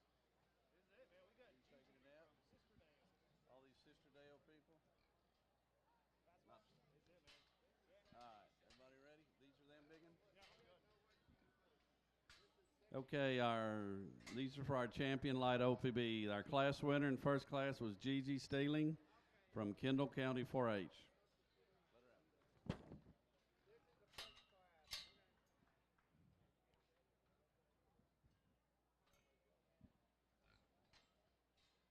This is Taylor West, right? Okay, our class winner in class 2 was Taylor West from Sinton FFA.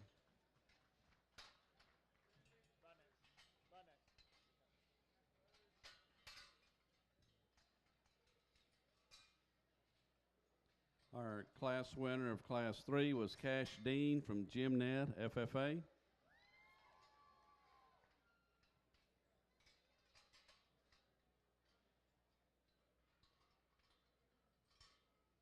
And our class winner of class 4 was Rexy Sanders from Borden FFA.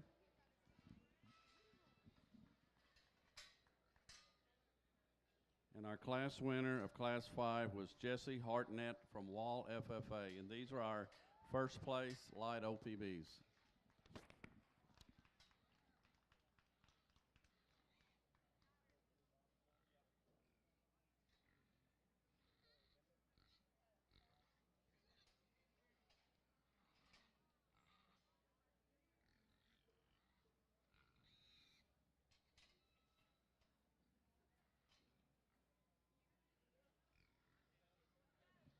Okay, the first class of spots, we're calling the first class of spots to the holding ring. It's a big breed, so let's be on time. The first class of spots, please come to the holding ring.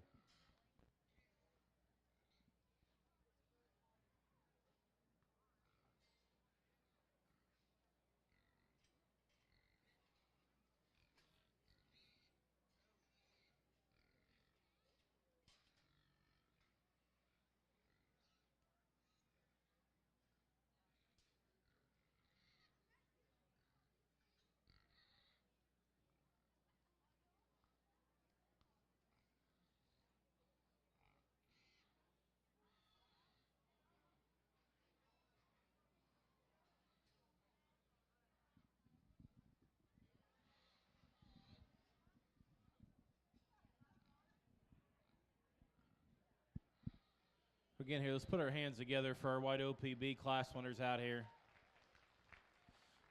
5 really good classes, and I think I truly mean this. 5 really good class winners out here. I think they're all all exceptionally good, and I could stand here and probably argue a strong case about why I could justify to use each one of the 5 of them. Just because some of them are kind of small doesn't mean that you throw those away, because good quality livestock comes in lots of shapes and sizes, and I think these little ones out here her is every bit as good as what the bigger ones are, if not maybe a shot better to an area or some. But you step back here and you analyze them. I don't know if there's just that overwhelming clear-cut one like some of the other breeds have had. But I think when you step back and when they're this good, you just got to ask yourself which one's your favorite. Which one does things the most unique for you? And like Hogue said over there, which one's going to be the hardest one to forget when you leave San Angelo and you get on down the road to the next one?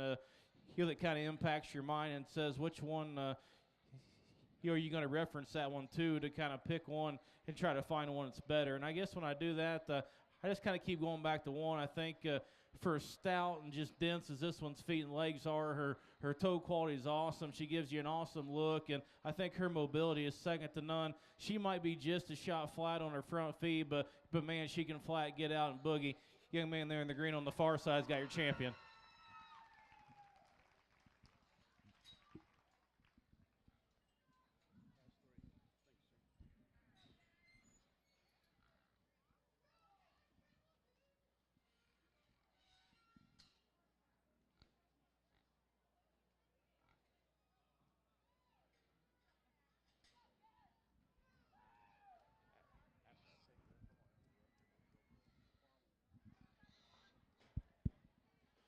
We dropped in that second place, and that was a very, very good class. That was a big, big fresh backed one. It was good looking, good hind-legged. Maybe it just wasn't as bold and dense at the ground, or maybe it come at you with just as much chest width. But she comes in, and I mean, she doesn't take anything away from the mix at all. It gets close between a couple of them out here. Like I said, it's I guess maybe a shame we don't get to reward all these with the top 5 or something, because I think they're all exceptionally good. Much like our champion, when it gets back to to when they're this good, you kind of got to let some personal preference come into play. And I think there's one out here for a breed, whether she's a Chester lane race, I don't know that, but with that aside, I mean, her pattern from the side, her height, the shoulders, she's so feminine in terms of her head and her neck and her jawline, and then for her feet and legs to be so big and round and dense, her mobility is awesome. Is she the burliest bodied one out here? Certainly not, but I also don't think she's flat either. Young lady there in red's going to have your reserve.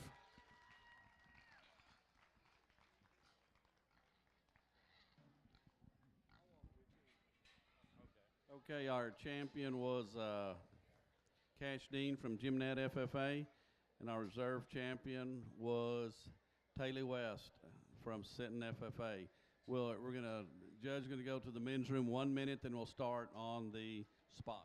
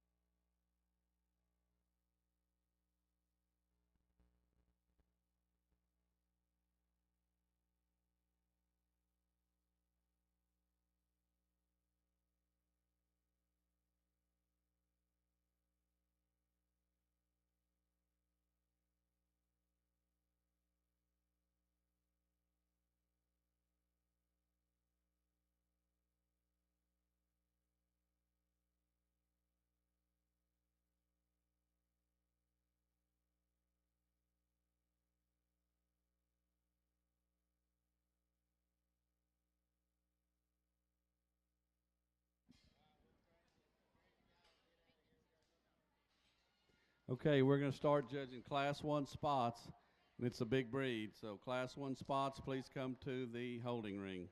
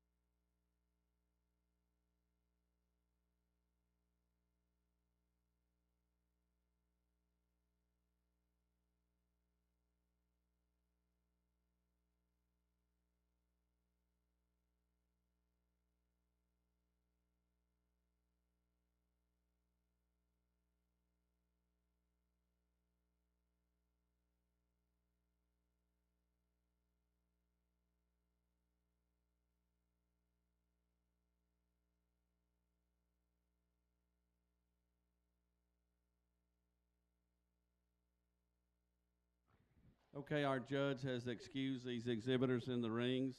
If you'll give them a round of applause while they go back to their pens, I'm sure we'd all would appreciate it.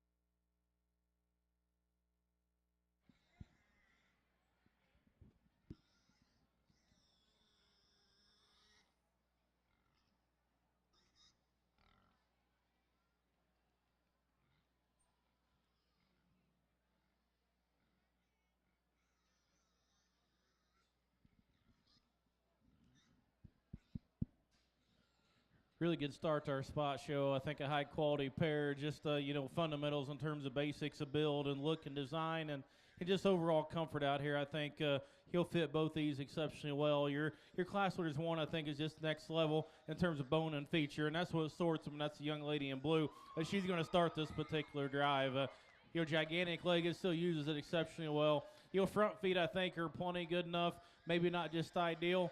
In breeding gilt scenarios, I'd also like to fix her Volvo just a shot, but quality's got to win out, and that one needs to win. The young lady here in second, apologize to her for not getting her pinned up out of the SIF, but man, she comes out here, incredible showman, and just she showed me that I missed one. She got out here and stuck this thing incredibly well, and that's just a very, very good build animal. One that's good looking, one that's basic. I questioned her bone in the sift pens, why I didn't kind of throw her in there, but I'm not going to hold that against her because that one's awesome built, good looking, mobile. She just does need that extra shot of bone to win this particular drive.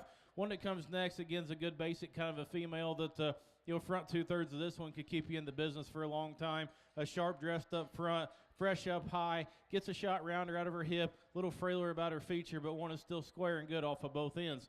Young man's big, shaggy bodied when it comes out next, and the breeder in me, really likes a lot of things about this one. Just round-bodied, bold about the top side of her skeleton. Wants to narrow off both ends. When you study her coming and going, and she too's got to have a shot more feature, shot more punch at the ground to get on up the line. One we pinned up here earlier does have that extra shot of wow factor. Certainly appreciate the look she has up front. I like her heaviness of structure. I like her muscle. She gets too rigid in her ham loin, and she's just not secure enough off her hind leg to get her up any higher. Young lady does a great job showing that one, too. Let's put our hands together for them as they exit. And the placings in Class 1 spots: 5th, Alexandria Huseman, Lubbock Cooper FFA. 4th, Colleen Guest, Moore County 4-H. 3rd, Ryan Maxwell Godley FFA. 2nd, Riley Langford, Parker County 4-H. And our class winner was Kaysen Card from Ellis County 4-H. And now we'll be judging Class 2 spots. Class 2 spots. If you're not at the holding ring, please make your way here.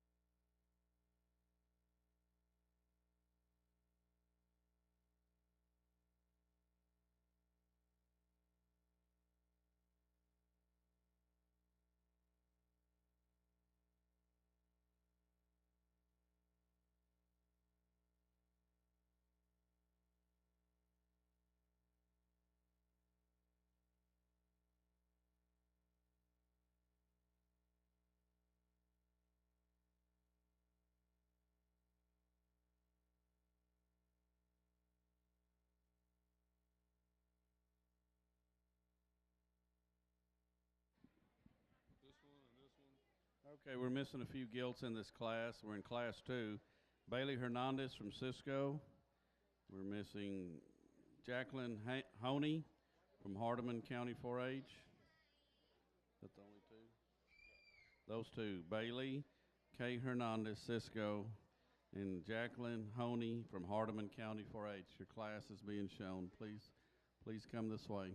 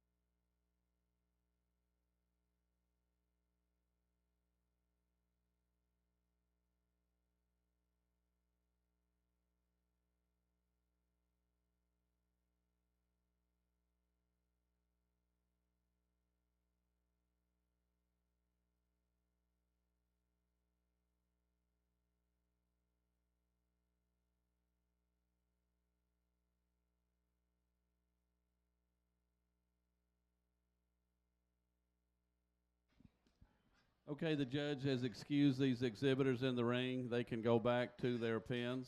If you want to give them an applause, we sure would appreciate it, and they would too. Thank you.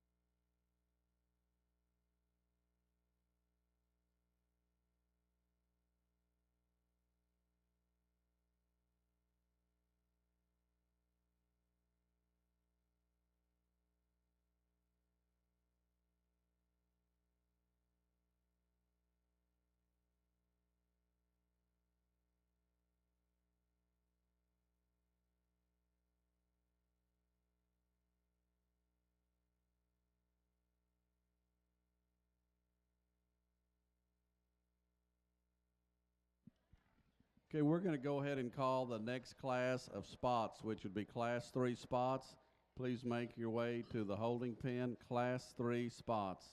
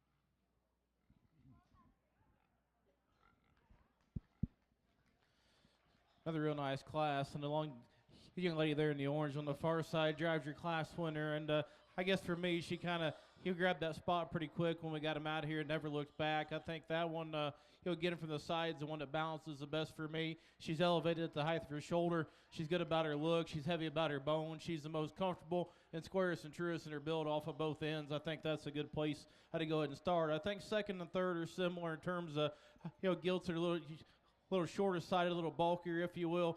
You have the same kind of look when you study their front ends. For me, there's one just simply square and more true off her hip and hind leg, and that's what sorts the pair. And that's the young lady on the far side. She is a shot wide when you get in behind her, but I think her hock still stays true and it still stays square and true and functions more appropriately than the one that's going to go in third. But I like how short back she is. I like her look. I like her roundness of body. The young lady does a great job driving that one. The one here in third, I thought maybe when she hit the sift pin, we could kind of saddle up this one and ride her all the way to the finish. Loved her look. I loved her shape. I loved her bone. I came at you really good. I like her just freshness of her body shape. As the drive wears on especially, she just gets shorter, rounder, more uncoordinated out of her hip and hind leg, and we got to square her hock as she travels away from us. The one comes next is one we threw in there at the last minute. Gilt that I kept kind of catching out of the corner of my eye for being tall-shouldered and good-looking.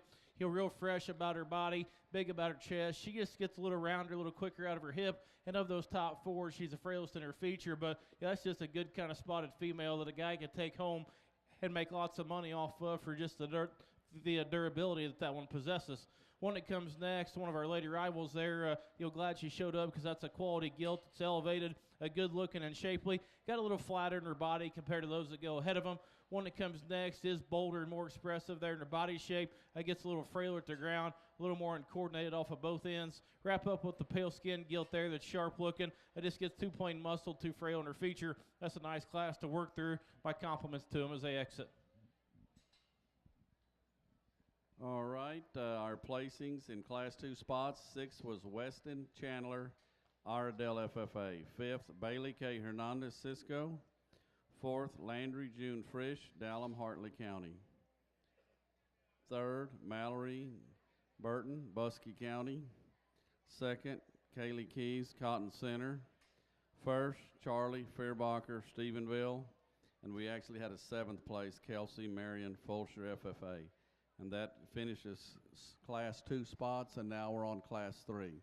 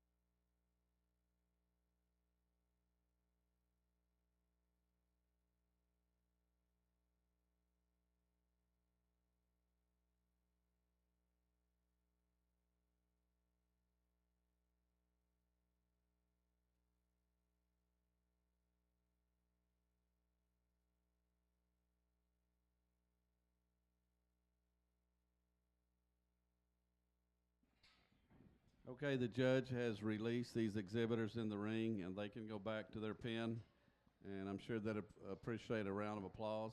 Thank you.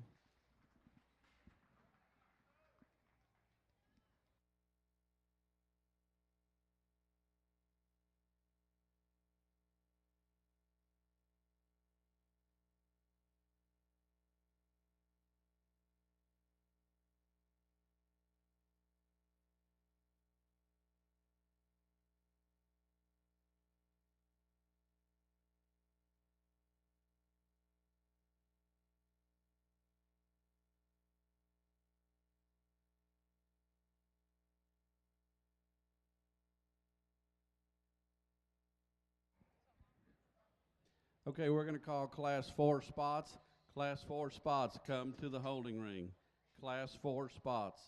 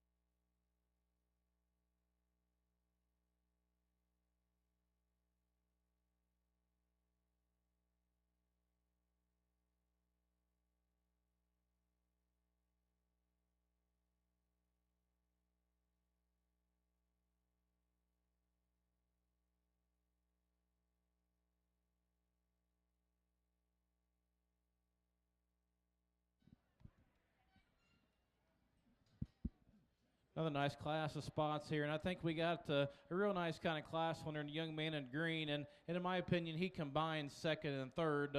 This one's the tall-shouldered, good-looking one again that comes at you good and square about her chest. I think, in my opinion, she's got enough of everything. She's got enough bone, she's got enough muscle, she's got enough mass. She's not the EST in any of those regards in this particular class, but when you try to make spots like we do in terms of just elevation from the side and then just comfortability when you put them into motion, for me, she's the one that's got to start. The one in second, kind of the first drive out of the gate, I thought, hey, we're going to run with this one because she's tricked out with all the extras. I mean, the good shape up high. She is a little bigger legged. She is a little sharper headed, but for me, she just gets too short stepping off both ends of her skeleton, and she did that pretty quick out into the drive. If we could just keep her, loose and limber throughout the entirety of the drive, she wins and wins in a smoke because, that's a high quality individual that's shapely backed and sharp looking, just doesn't have enough mobility, enough range of motion for this show judge today. The one that comes out here next, I love the rear 2/3 of this one quite a bit. Her expansion and just spread out of the backside of her blades, incredible. She's big and bold and round about her body. I love how good her hip and hind leg is. It sets square and secure and true. You study her when she comes right at you. She's too narrow in her chest. I'd like to fix her pole in her head and just elevate the front 1/3 of her skeleton. The young lady does a great job sticking that one. It's a nice kind of gilt to be there. The one comes out next, one we kind of threw in and worked up the drive, and do so just because she's so fundamentally good built. And my read on her in the sift pin was she's too long-bodied and too flat. I still think she is that way, but when you compare her to some of the ones in the drive, she's good-looking, she's square, she's sound. We just got to kind of bunch up the center portion of her skeleton. If we could do that, we could elevate her on up the line a few spots. One that comes next does have more spread, more dimension in the center part of her body. She's good about her look. To me, she's too fragile at the ground in terms of feature. She's too narrow when she comes at you and leaves you. But even from the side, that one pattern as well. One comes out next, front 2/3 is exceptionally good. Big chested, sharp looking, round bodied, gets too round out of her rump and too plain about her muscle. The big stout grizzly one comes next. I wanted to keep her and look at her again. For being a stout, dense animal like that, she is sound, she is good built from behind. She comes at you, we got to square her up. We just got to elevate her and just slick her up to make her ideal. But I could see that thing making an elite kind of show bearer or a herd boar for that young man. Let's put our hands together for him. Okay, the results of Class 3 spots. 7th, Elliot Rohrbow, Callisburg. 6th, Alexis Beard, Era FFA. 5th, Reese Mazurek, Bandera County 4-H. 4th, Alexandria Huseman, Lubbock Cooper FFA. 3rd, Caden Staling, Kendall County 4-H. 2nd, Nathaniel Garza, Floydada FFA. And our class winner was Grady Lackey from Hamilton FFA. That's Class 3. We will now be judging Class 4 spots.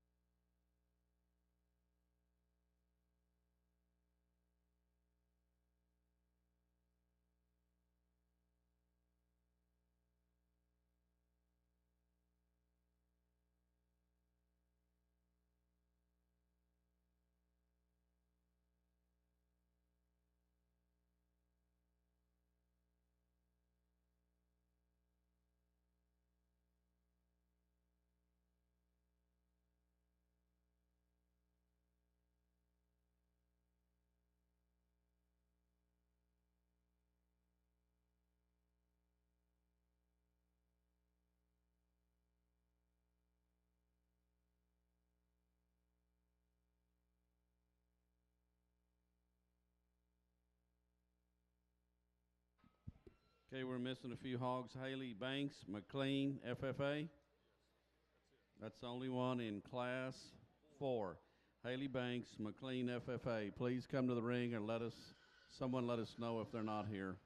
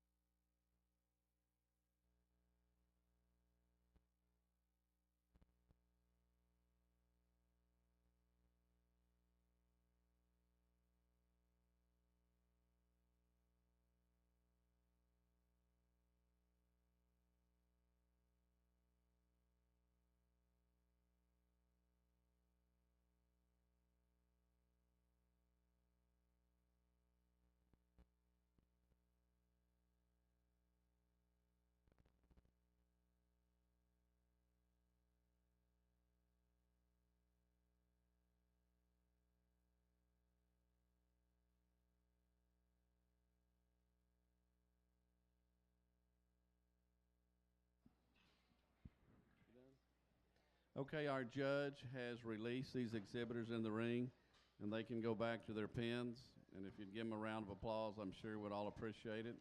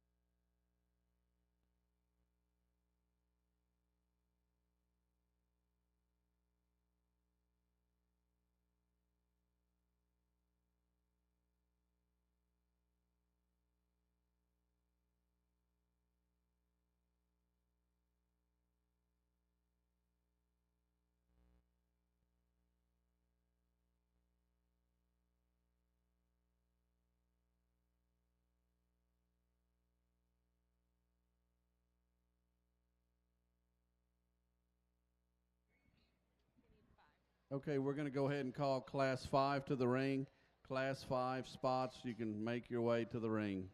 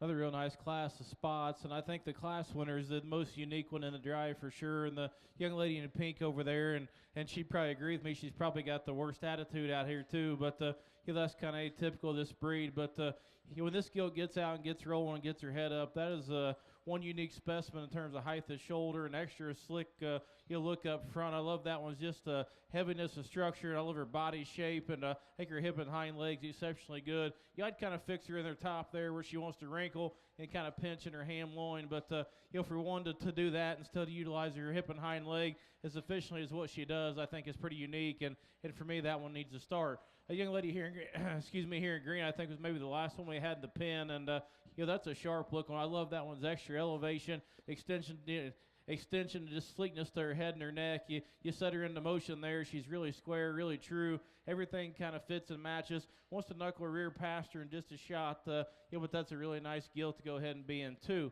A young man comes out here next is one we kind of drove up from the sea, and again, just an example, one of those maybe that when you're right on top of them, the sift pin maybe don't open up and you read a little flatter or non-expressive in terms of shape, but when you get out here and you can analyze them, that one's built for speed, square made, good looking, sharp dressed, kind of a gilt. Young man does a good job. She does need more muscle down her back to run with those that go ahead of her, but that one certainly needed to get worked on up the line. The one that has the muscle comes next, and I do appreciate that about her. Like her look up front, like her heaviness of structure. For me, we got to pick her up off her front end. We got to elevate the strength of her pasterns and just fix her front feet. Still utilizes her hip and hind leg effectively. The one that comes out next is one that kind of had up the line a little earlier within the drive, because I like how she looks when she comes right at you. I like just the spread and dimension and pliability she has to her body. As the drive wears on, she just starts to reach shorter and quicker off both ends of her skeleton. We just got to lengthen and level her hip, just sharpen her head up just a shot. But again, that's one of those neat breeding pieces, if you will. I think a guy could take home, and he can make some neat kind of spotted pigs out of that one. The dark one that comes next from the side, you can't make him any better. Height of shoulders, awesome. Elevation, lines, everything's good. Practicality in terms of build, I think, is very, very good. Just runs out of gas in terms of width and dimension. We got to open her up and just bulk her up from front to rear. We close out with the young man, brings us one, too, that, sharp looking and shapely. Again, she's one I thought I had a little higher to start, but then as the drive wore on, she got the most uncoordinated off both ends of her skeleton. We just got to keep that one limber and loose to get her up the line. Let's put our hands together for him. All right, so for Class 4, the results are 7th, Bryson Meadows, McLean FFA. 6th place, Avery Jones, Belton FFA. 5th place, Avery Blunt, Paducah FFA. 4th place, Luke Bonert, Kendall County 4-H. 3rd place, Carter Donovan, Floyd County 4-H. 2nd place, Brooklyn Smith, Callisburg FFA. And our class winner was Macy L. Jackson from Very Best FFA. And that was Class 4. We're now working on Class 5.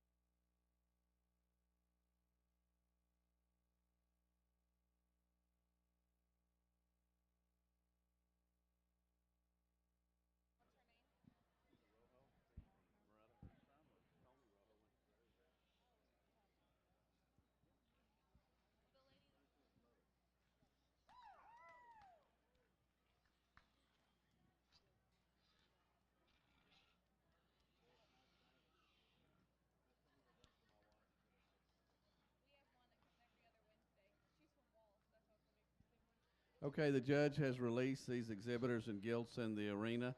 They can go back to their pens, and if you give them a round of applause, they'd appreciate it. And we're working on Class 5 now. If you want to start bringing Class 6 to the holding ring, Class 6 spots, please slowly make your way to the holding ring.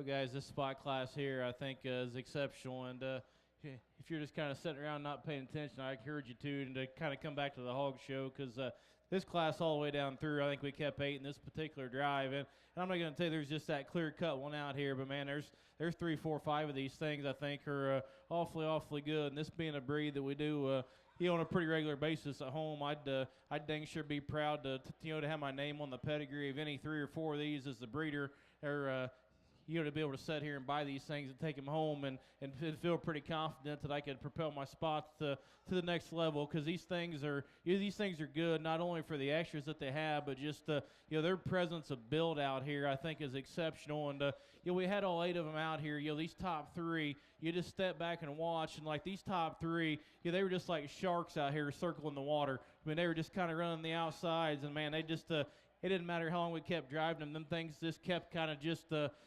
circling, just kind of running, hot lapping everybody, and that's how you tell what true structural integrity is. And so my hat's off to you guys, I guess first and foremost for breeding good stock. Break the gilts down, guys. It's nitpicky things, just how I see them. If you don't want to agree with me, I certainly won't argue with you, because I could stand here and listen to good arguments and good cases why this one needs to be first or that one needs to be fifth or whatever. But I'm the judge today, so I get to make the call. And the one right here in front of me is the one I land on. She's the first impression one to hit me out of the gate. She's the one that we keep going back to. I think is the most unique in terms of being the heaviest structured, the sharpest about her head and her jaw. I think she's the shortest backed, and I think that one is the most square and secure about her hind leg. I think that's a very, very good pig. This one right here, I'll be honest with you, I probably had her in first more than second as it wore on, and I just kept asking myself, like, that one's sharp looking and great build, but is she big enough in her kind?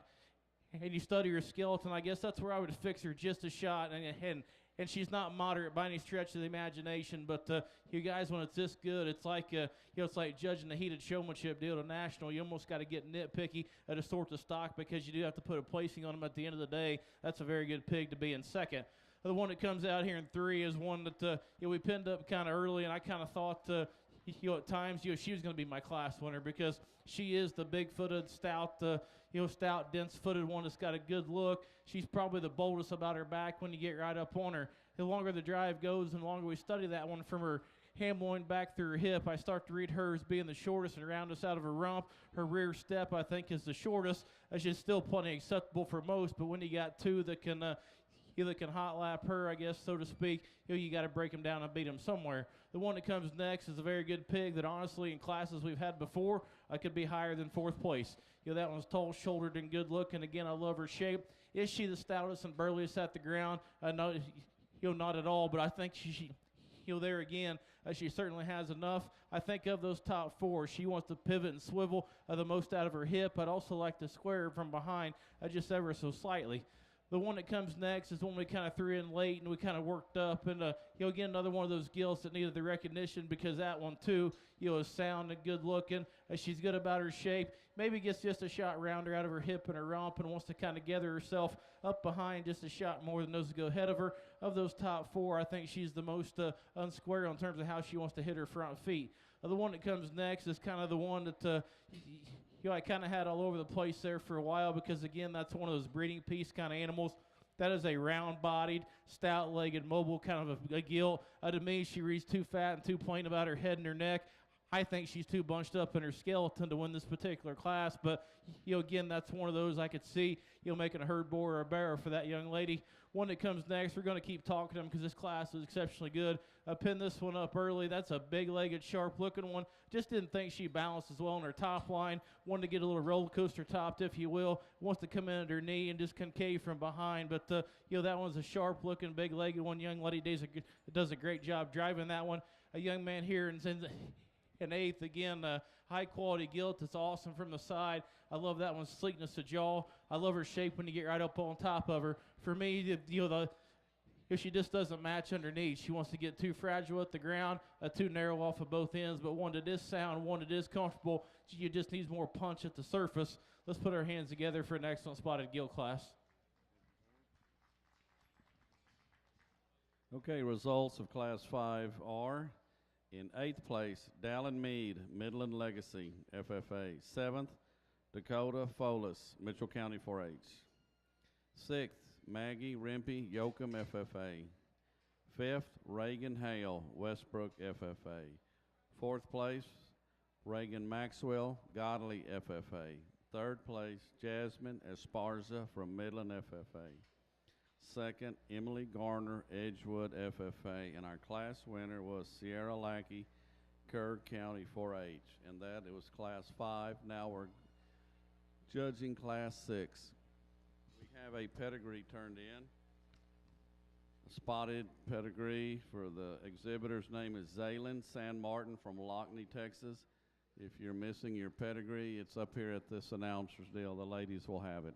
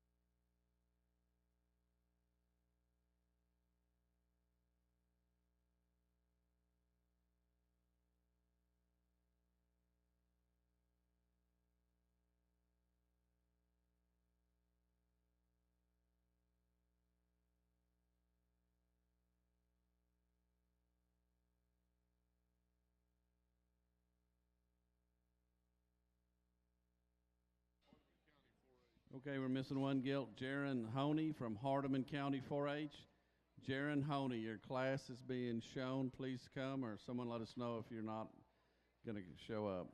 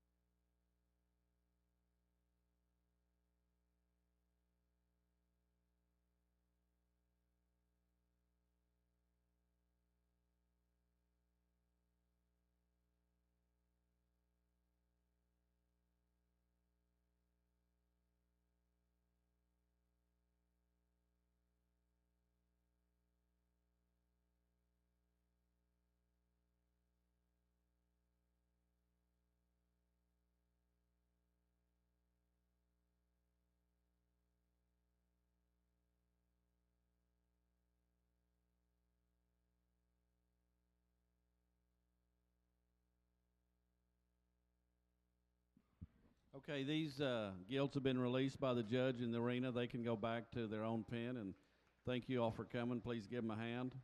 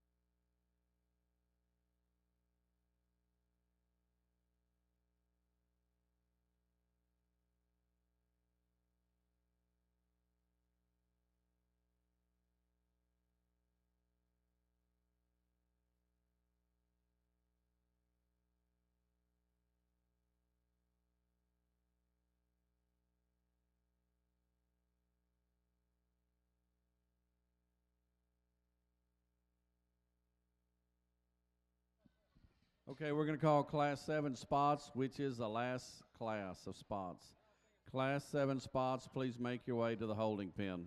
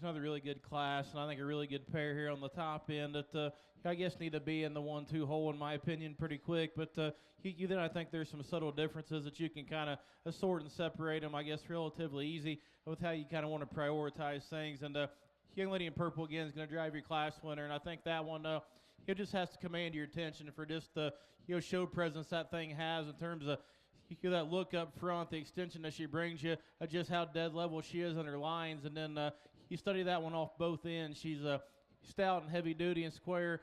I think she's more proportional in terms of how she wants to kind of match in terms of body shape and dimension and tie it in with look. I think that one just balances exceptionally well. She's got enough bone. She's probably not as big a footed or heavy legged as the one that's going to come right behind her, but she certainly has enough. The 1 and 2, I do like things about, and I kept flip flopping them. Back and forth because I thought they're similar from a pattern standpoint. I thought this one was heavier bone, but then you read this one's skeleton. She's flatter about her rib shape, especially out of the backside of her blade. If we could open that thing up with a shot more flare and dimension, and at the same time set her shoulder back in her ever so slightly, maybe you could flip flop that pair. But I think that's a high quality pair that needs to go 1-2 in this particular drive. The different one comes next, and the young man that comes in third. And hey, if you like this one, I wouldn't argue with you a whole lot. That one looks like a big kind of brood sow. It's good looking, round bodied. For me, she's just not dense enough at the ground.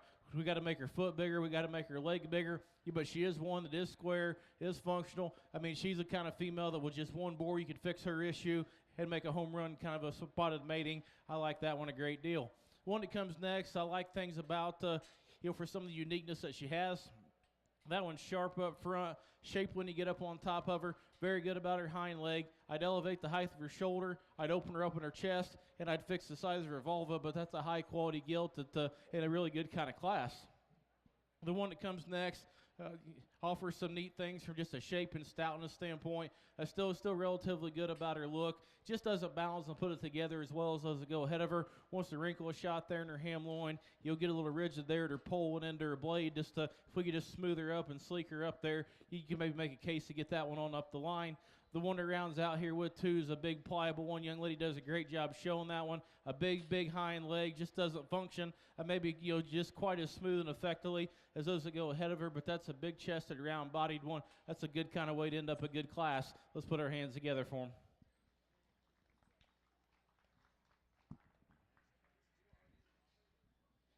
Okay, the results of Class 6 spots are in 6th place, McCamey Vaughn, Albany FFA. 5th place, Brindley O'Brien, Reagan County 4-H. 4th place, Eli Felsman, Wall FFA. 3rd place, Cooper Bosher, Joshua FFA. 2nd went to Bridie Elliott, Miles FFA. And our class winner was Sierra Lackey, Kerr County 4-H. And that's Class 6. We're now judging Class 7 spots, which is the last class. So if you have a 1st or 2nd place spot, and please kind of be on standby so we can bring you up here for the breed champions. After that, our final breed are the Yorkshires, and there's 3 classes of them, so we're kind of winding it down.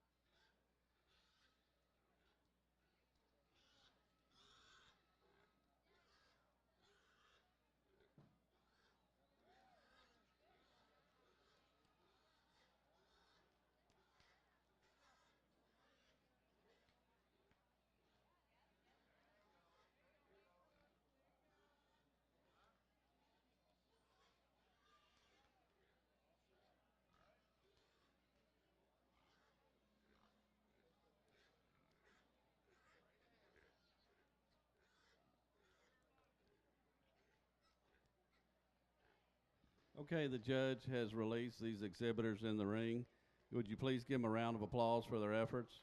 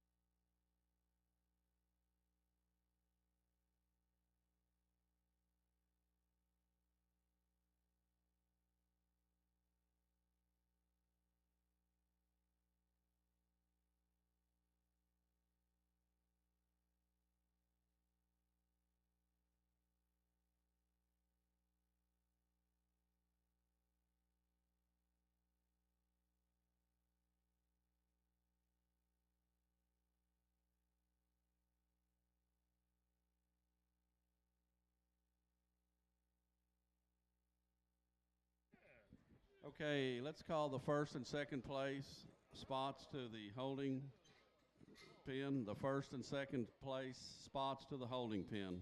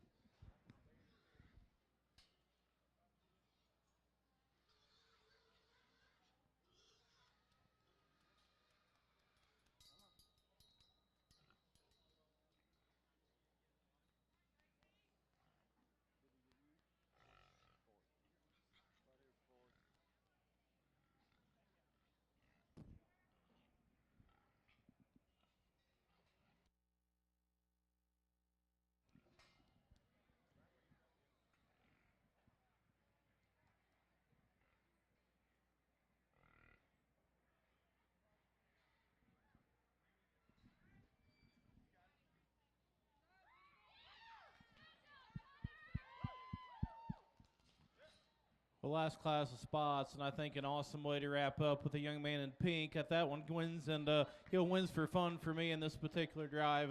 Hit me pretty hard in the sift pin there, and he kind of did the same here. Never looked back, I guess.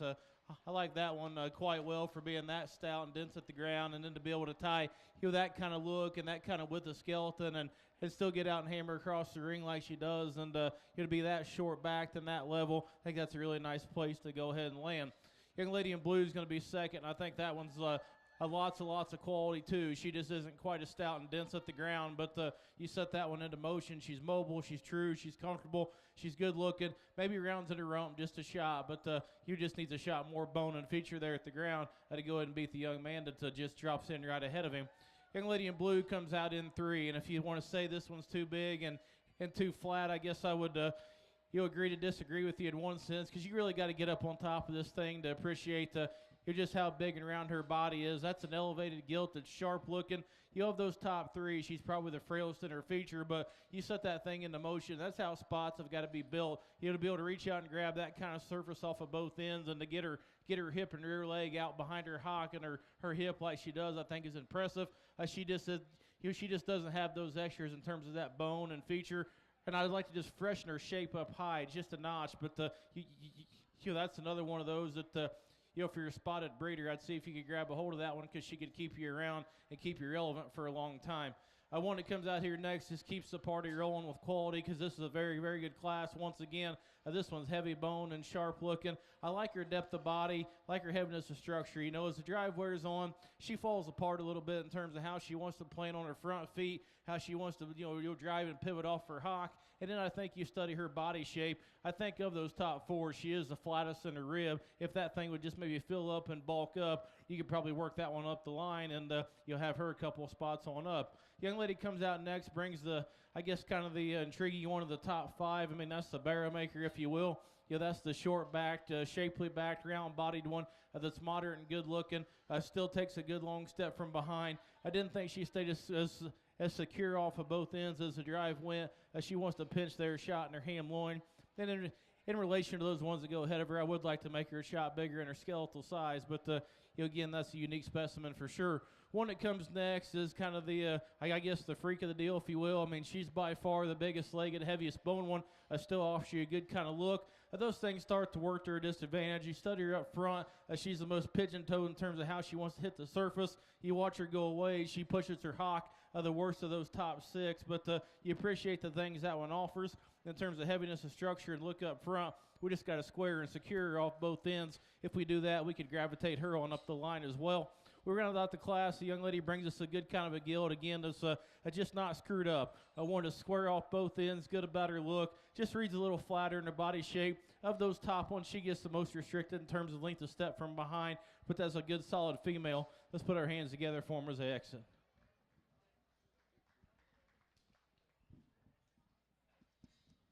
Okay, results of Class 7 were 7th, Maddie Andrusek from Hamilton FFA. 6th, Riley Elston, Erath County. 5th place, Kylie Huseman, Lubbock Cooper FFA. 4th place, Memphis Wells, Correa County. 3rd place, Aspen Miller, Silverton. 2nd place, Gracie Van Trees, Waxahachie. And our class winner was Cutter Roberts from Hamilton FFA. Now we'll be judging for our champion spot. In Class 1, the first place pig was exhibited by Kaysen Card, Ellis County 4-H.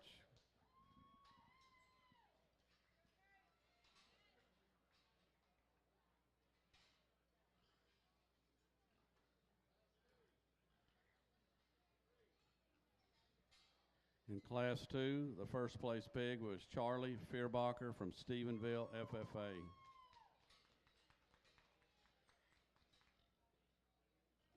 In Class 3, our winner was Grady Lackey, Hamilton FFA.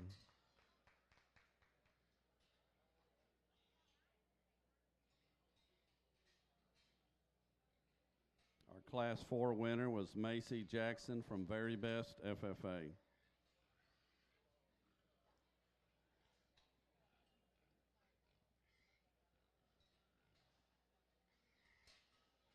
Our Class 5 winner was Sierra Lackey from Kerr County FFA. I'm sorry, Kerr County 4-H.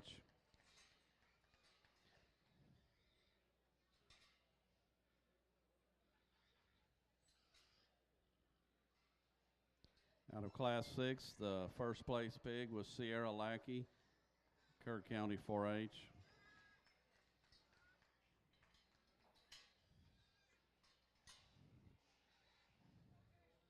And our last class winner, Class 7, was Cutter Roberts from Hamilton FFA. These are our first place pigs. Please bring the first class of Yorkshire Gilts to the holding ring. That's our last breed, Yorkshire Gilts, Class 1. Please come to the holding ring.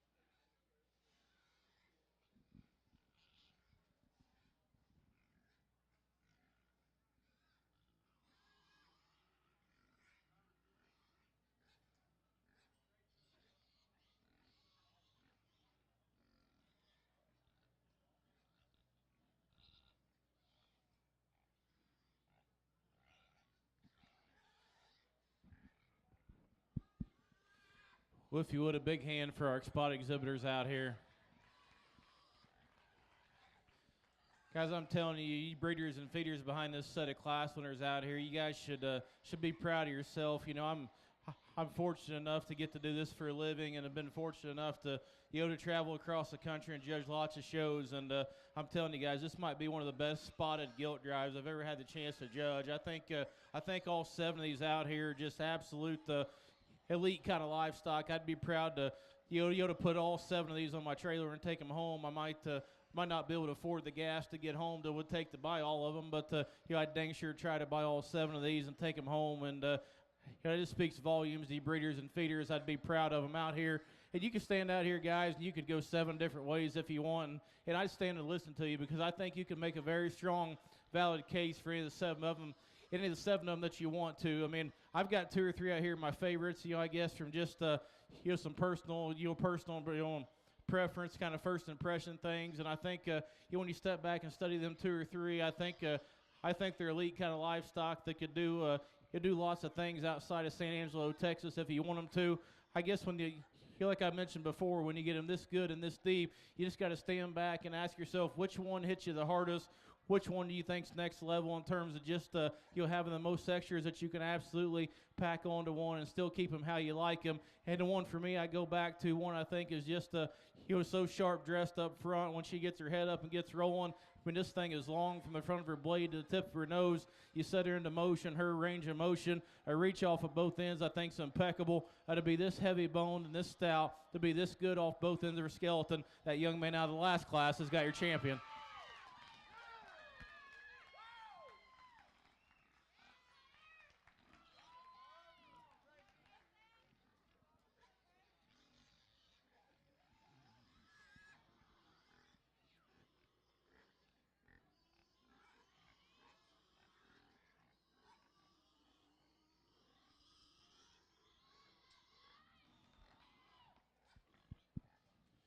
We drop in the second place, and we just talked to her. That was a very, very good gilt, too.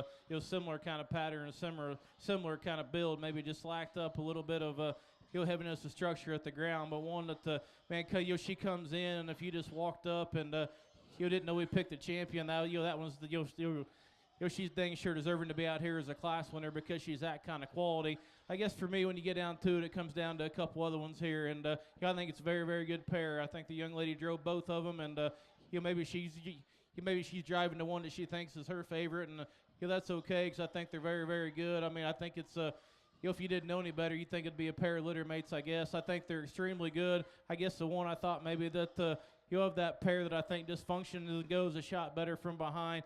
She made the right choice out here. She's driving the reserve.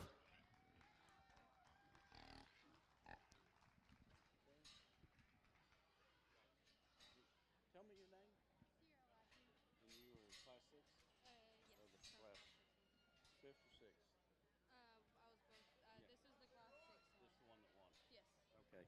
So our champion spot was exhibited by Cutter Roberts, Hamilton FFA, and our reserve champion was exhibited by Sierra Lackey from Kerr County 4-H.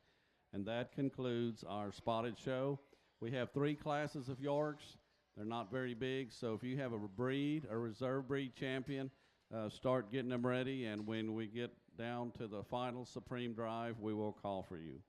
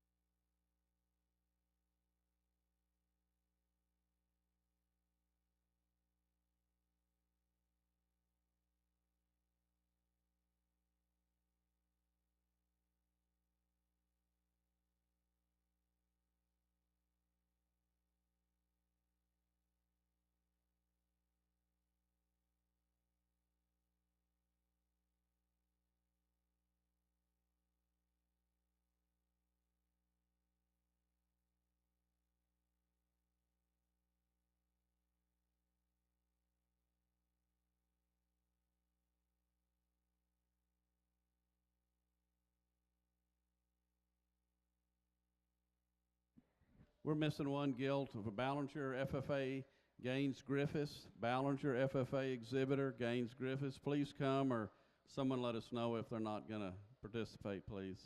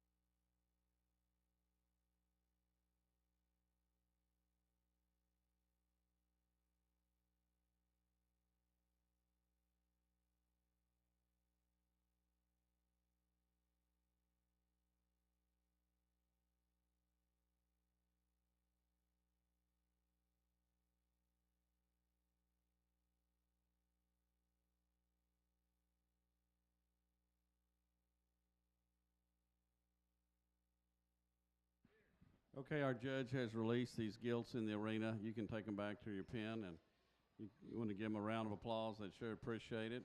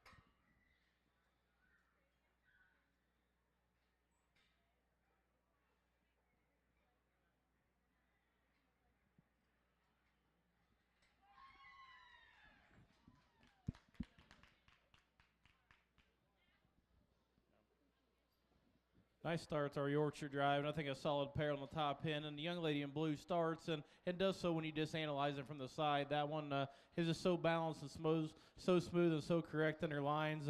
Good enough in her look, level enough in her hip, set her in motion. I think within this particular drive, she gets out and covers it well enough.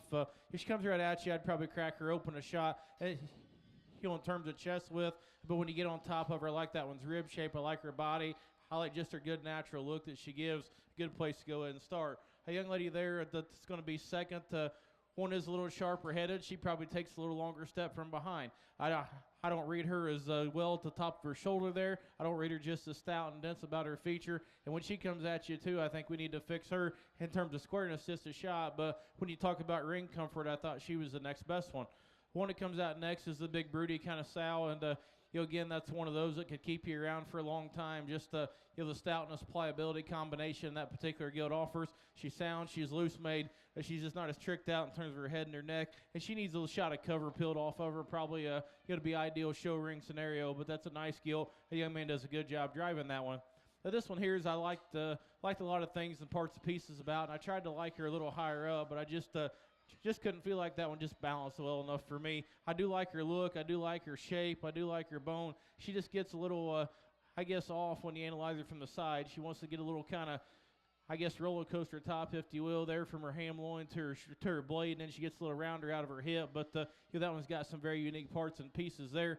One that comes next, too, is, square and wide off of both ends, shapely up high, maybe not as stout off the ground, maybe not as long striding off either end, but the young man's done a good job all day showing a high-quality set of hogs. We just got to kind of free her up off of both ends. Young lady rounds out a nice class with a good pattern one. We just got to bust her open off both ends to get her on up the line. Let's put our hands together for them as they exit.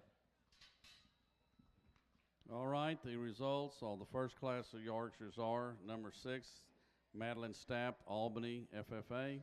5th, Ethan Madrano, Brady, FFA. 4th, Samuel Bonert, Kendall County 4-H.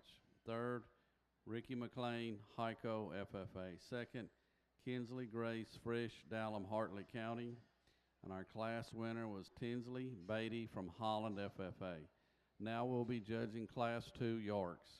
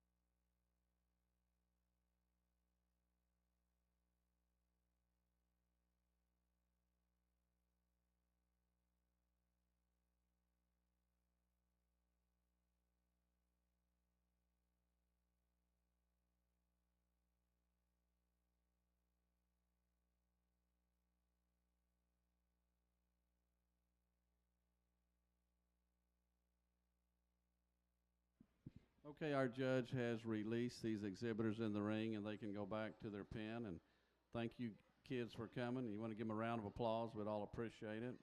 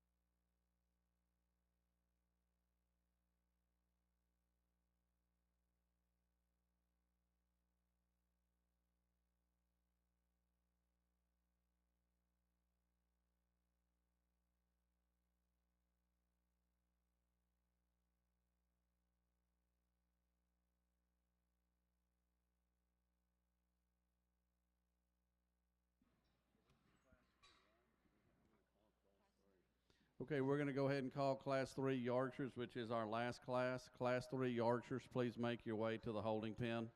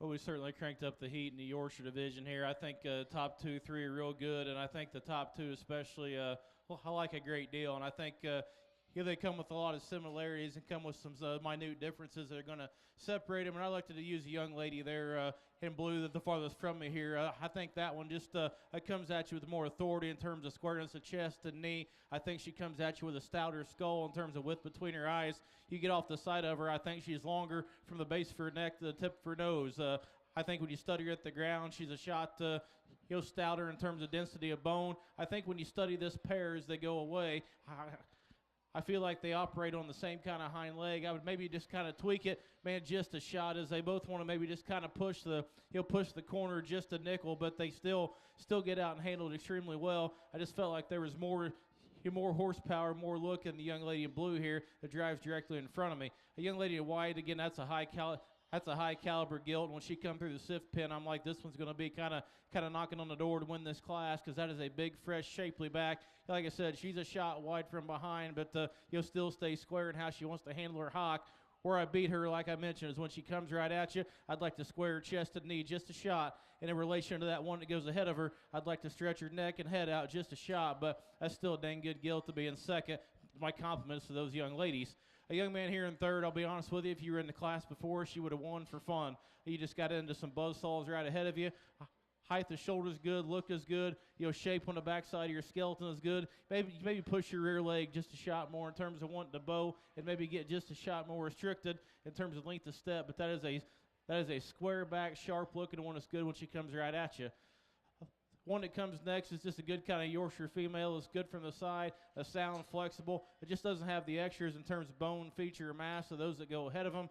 The young man that comes out in blue is very similar in that regard. That's an elevated gilt that probably is a shot stouter in terms of feature. Read her a little staler about her head, a little staler about her muscle. She just needs to be fresher and just wider off both ends to get on up the line. The one that comes next was an intriguing one for me, and just real sound, real durable, real good built. I'll be honest with you, she's too fat for me. If we can peel that one back, if we could peel her condition back and make her look a shot more appropriate, I think you could probably push that one up the line, because she is sound, she is square, she is good looking. One that comes out next is a good kind of female again, a sharp looking, tall shouldered one. I just want to get too narrow when she comes right at you. Want to get a little wavy there in her top line, but that's a nice class of Yorkshire gilts. Let's put our hands together for them.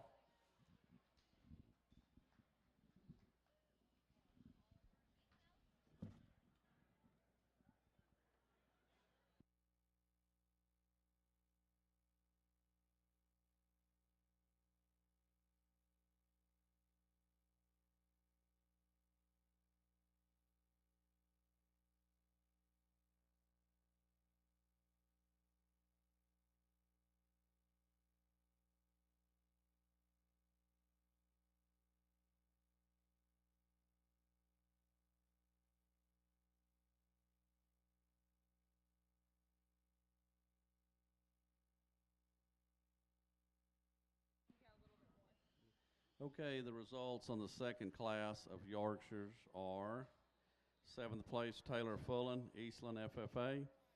6th, Luke Bonert, Kendall County 4-H. 5th, Owen Helms, Ballinger FFA. 4th, Peyton Eubanks, Chisholm FFA. 3rd, Mallory Burton, Buskey County 4-H. 2nd, Mallory Burton, Buskey County. And our first class winner was Paisley Oglesby from Hamilton County, and that was Class 2. We're now judging Class 3, which is our final class. If you have a first or second place of the 2 previous Yorkshires, be on standby, because once we finish this last class of Yorkshires, we will judge for Champion Yorkshire, then overall Supreme and Reserve Supreme of the show. So if you have breed or reserve breed, won't be too long, we'll need you back up here.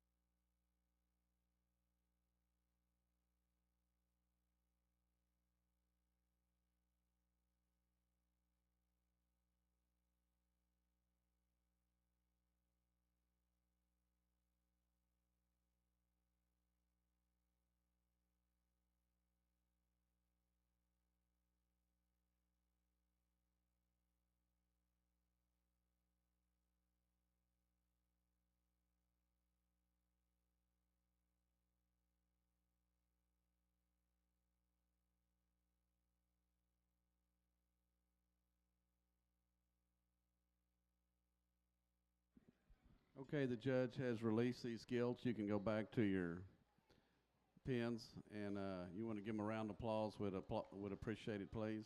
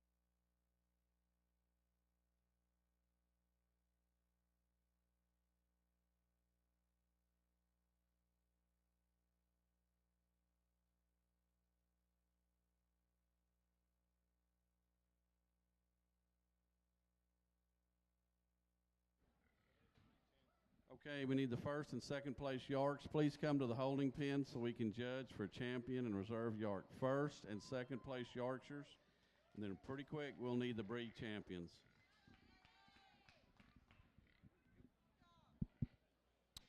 Last class of Yorkshires, and a real good way to end up with the young lady here in red. And much like some other classes we've had, some other breeds, just comes out here and wins on comfort. I don't know if she's again the EST of this particular drive, but when you like them when they're balanced from the side and comfortable set into motion, she checks those boxes and does it the best for me. That one's a sharp look and love her length of stride. She's got enough of everything everywhere. Just a good balanced gilt to win this particular drive.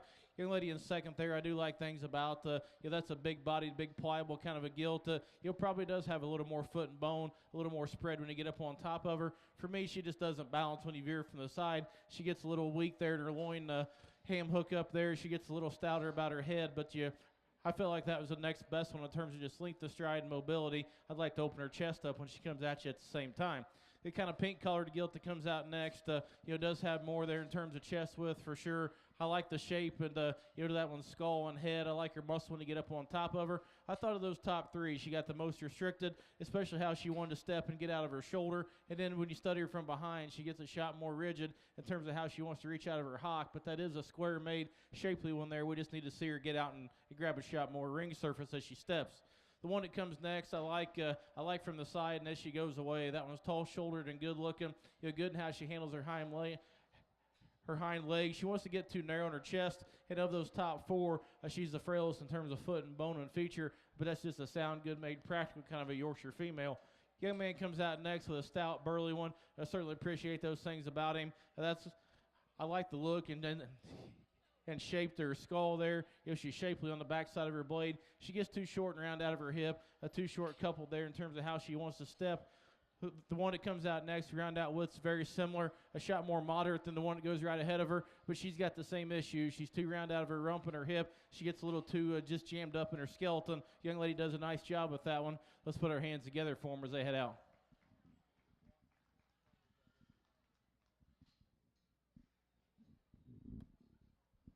All right, before we announce the class placings, we have a black Dodge, license number JCJ 5349 in the way, blocking a lot of trailers want to load and go home. Please move it.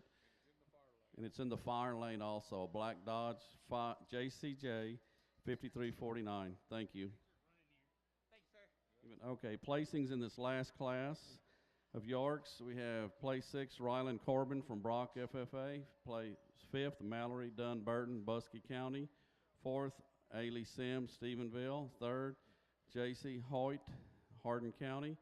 2nd, Taylor Fullen, Eastland. And our class winner was Taylor West from Sinton FFA.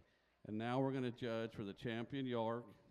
And our class 1 first place hog was Tinsley Beatty from Holland FFA.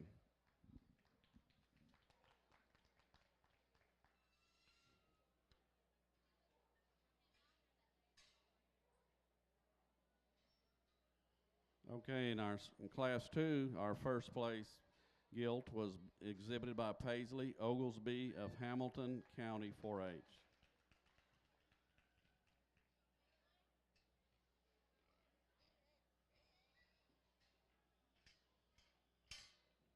In our last class, class 3, our first place Yorkshire gilt was exhibited by Taylor West from Sinton FFA. Okay, we need the champion and reserve champion of every breed to come to the holding arena to judge for supreme champion. Then we'll be finished. The champion and reserve champion of every breed.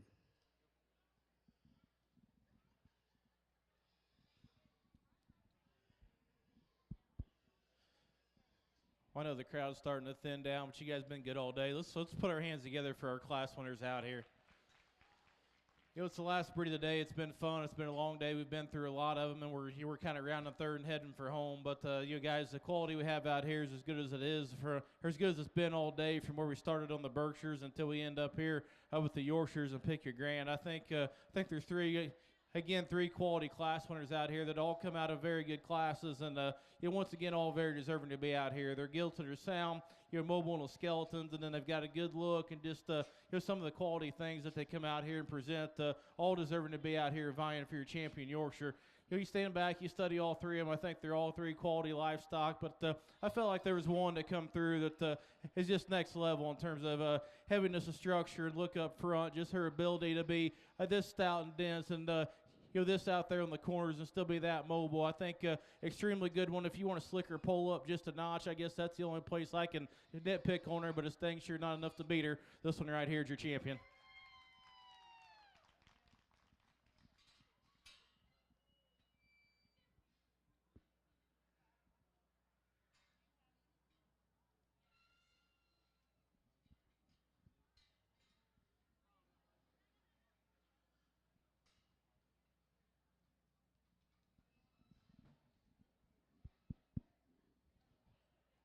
We drop in that second place, and that was a very, very good class. I mean, without question, the deepest class we had of the day. And this gilt was very similar to that one in terms of when you study him from behind, being out there on the corners but still being square, and in terms of how she wants to plant and drive off her hock, and really like just how fresh back that one was. Maybe she wasn't just quite as sharp dressed up front in terms of length and extension as what that one was, or maybe she didn't come at you just as bold or square chested or knee, but she's one to come out here and definitely falls into the mix for me. I guess for me it comes down to her and the last class winner there with the young lady in red drives down there. That's one that like a lot of things about just in terms of how just how balanced she is from the side, just extended, attractive kind of a gilt, is sound made, and just real loose about her skeleton. You start to nitpick that when you ask yourself, is she too long-bodied? Does she have just enough pop and flair? But I think that's a quality female for sure. I think it's close, but I guess for me, I thought the close decision I had all day was going 1-2 in that particular class. She's your reserve.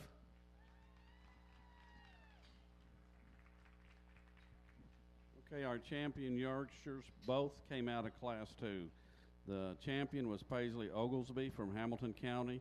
The reserve champion was Mallory Burton from Bosque County. Now, everybody work your way up here with the breed champions and reserves so we can have the supreme gilt chosen and reserve. And I'm going to do a little housekeeping. I'm going to thank the ring help, and first of all, Brittany Kasich helps run the livestock division. Stuart Gully, Denny Heathcott, Shanna Lange. These are all people that kind of work behind the scenes unloading. Mary Ellen Payton, Lindsay Walker are our bookkeepers up here. They've helped for years. Blaze Wildy, my son, and DJ Wildy and nephew come help. I have 3 Kabinkas. They're my neighbors, David, Dominic, and Jacob. Cody Moeller, John Swartz, Matt Broadnecks, Logan McCoy, Orrin Vincent. They're all people that come help every year, and we really appreciate it. And the man who does all the checking off here, John Lange, he puts up with a lot outside unloading today, and we couldn't do it without him. But would you give these people a round of applause, please? I'm just going to add a little more. This is our 22nd year to have this show, and it's grown. This year we have a lot of new exhibitors. We're glad you guys came. Hope we've treated everybody well. And I wanted to thank our judge for coming. They busy with show pig season up in the Midwest, and he came to help us. We were going to have him last year, but the weather didn't let him. And he has one more credit coming that I think is very brave. I believe he's a director of the Hereford breed, which I think a man who would be a director of the Hereford breed is a brave soul. But thank you for coming, Jason. If you want to give him applause, I'd appreciate it.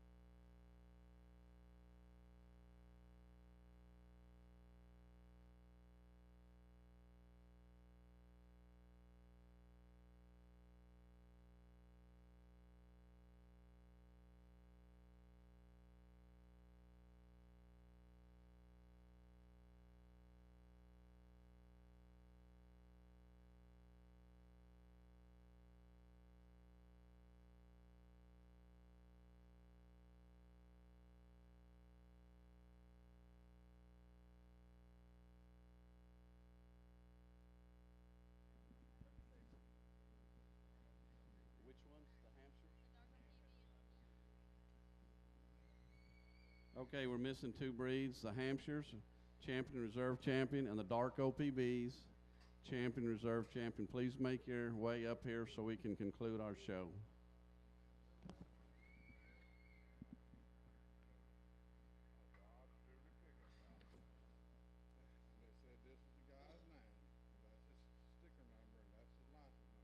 That's Jay. No, that's JCS. That's the license number, and that's the San Angelo Okay. parking number. But they said they know who it is. This guy right there. Okay, we still have trouble with the pickup blocking the unloading. Evidently, it belongs to a man named Cole Reed. I believe the license is JCS 5344, and the San Angelo parking and stock show number is 567. Please move it so these people can load out, get on the road. Cole Reed, please help us get things done.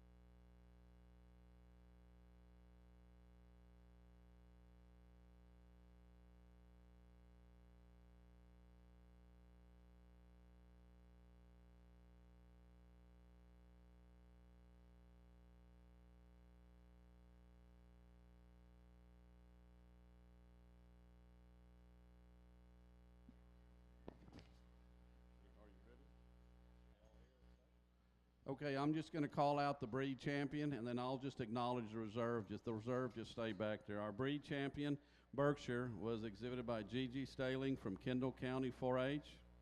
Our reserve breed was Sawyer Owensby from Hill County. Those are the Berkshires. Yeah, right here.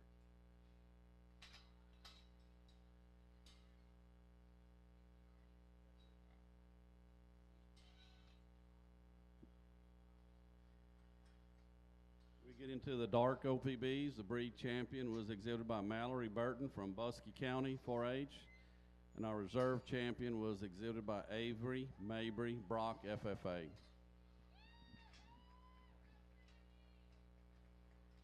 In the Durocks, the breed champion was exhibited by Sawyer Owenby, Hill County 4-H. Reserve champion was exhibited by Colton West of Sinton, Texas. In the Hampshire breed, our champion was exhibited by Mallory Burton, Buskey County 4-H. The reserve Hampshire was exhibited by Lila Bonert of Kendall County 4-H. The light OPBs, the breed champion was Cash Dean, Jim Nett FFA. Reserve champion was exhibited by Taylor West of Sinton FFA. We get into the spots. The breed champion was Cutter Roberts, Hamilton FFA. Reserve was Sierra Lackey from Kerr County. And our final breed, the Yorkshires, our breed champion was Paisley Oglesby, Hamilton County 4-H. And our reserve was exhibited by Mallory Burton of Buskey County. And those are our breed champions.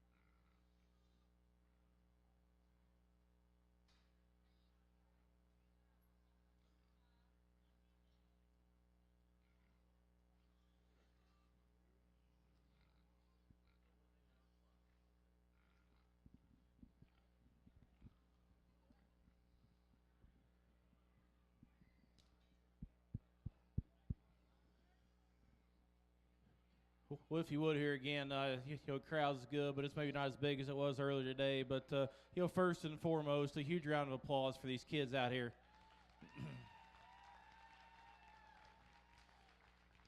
I'm not going to take but just a minute or two here, so if you guys want to shut them down for a second, you can there. I just, won't be long, I promise you. I'm not running for political office or anything like that. But, I want to do a couple of things, too, and I know Dale did some of it. But, I want to say thank you to Dale and Brittany and the whole entire San Angelo staff and crew that put this show on today. We went through, I think they said, about 720 or 30 head today, and them guys flat got them to me as fast as they could. So, if you would, a big round of applause for Dale and all their crew.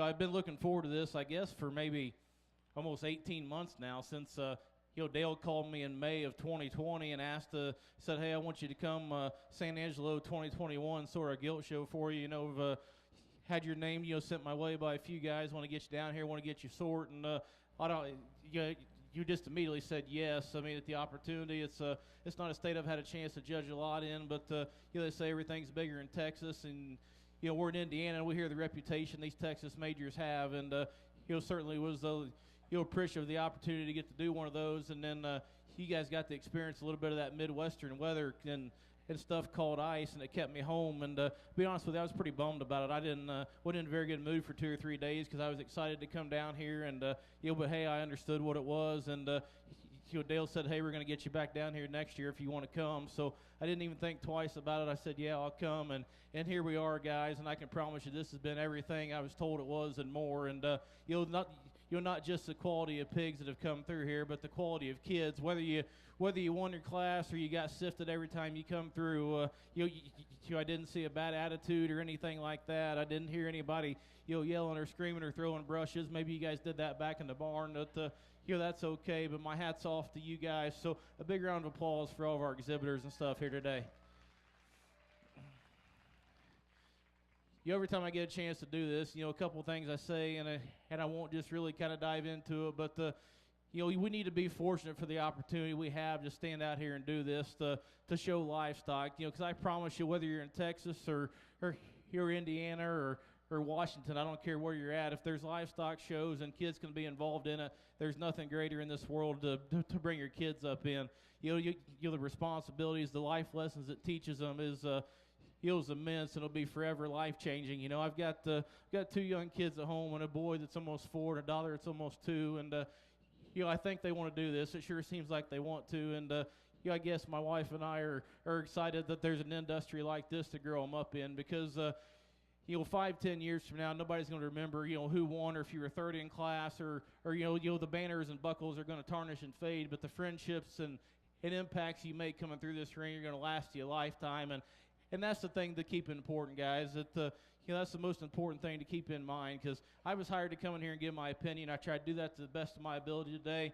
And you guys can bring somebody in here tomorrow and resort them, and you might have 7 or 8 different ones out here, and I'd be okay with that, because that just speaks volumes of the quality of hogs that have come through this ring. So if you didn't agree with what I did, hey, quite frankly, I don't care. I'm going to sleep just fine tonight. I was asked to come in here and give my opinion, and that's what I did. I tried to do it to the best of my ability, and there's enough good stock kids come through this ring. It made it easy for me. So what I decided didn't matter. It's the lessons we teach these kids, they're going to last with them. So whether they're out here whether they're out here driving in this Grand Champion Drive, whether they got the gate all day, make sure you tell them kids how proud of them you are, because they put the same work and same effort in that everybody else did. Same time, you kids, make sure you tell that parent, that 4-H leader, whoever it is, tell them thank you, because I guarantee you they make as much sacrifice as you guys do. This isn't a cheap hobby anymore. It's getting very expensive. It's on a fast track, and don't know where it's going to tap out at them. And there's more money dumped into this thing than right now than there ever has been. And don't let that reflect your judgment on it. Just do what you can do within your means, and I promise you can find good hogs and get out and get them fed and get them showed. So you make sure you tell them guys thank you for the sacrifices that they put forth to allow you to be out here and showing hogs in San Angelo, Texas on a Sunday afternoon or Sunday evening. And I know we're all missing the Super Bowl. I'm sure there's lots of Rams and Bengals fans here in the crowd, so we'll try to wrap it up here so we can at least get you'll get to the hotels wherever and watch the halftime show. But that being said, guys, I've had a blast. It's been fun. I'm kind of sad it's coming to an end. I'm looking forward to seeing how this is going to shake out. It's been a very good set of hogs. One more time, big round of applause for everybody here. Said, guys, you could sort them, different. You can have somebody else sort them, and there'd be 7 different ones out here. But I think there's 2 or 3 out here that for their breeds, and I hate to use that term because all the breeds are very, very good now. There's enough breeders doing the right things in all the breeds that making them elite enough that these are just good pigs. I don't care what color, what ear set they have. I think they're all exceptionally good. I could stand here and pick any of the 7 of them, but unfortunately, we don't get to do that. I think there's 2 or 3 out here I think are next level. No matter whether they're in Texas or wherever they want to go show, I think they could be right here deserving of this honor. I'm going to set the mic down. I'm going to go out and I'm going to get you a Grand Champion, Gil. Let's put our hands together for these kids once again.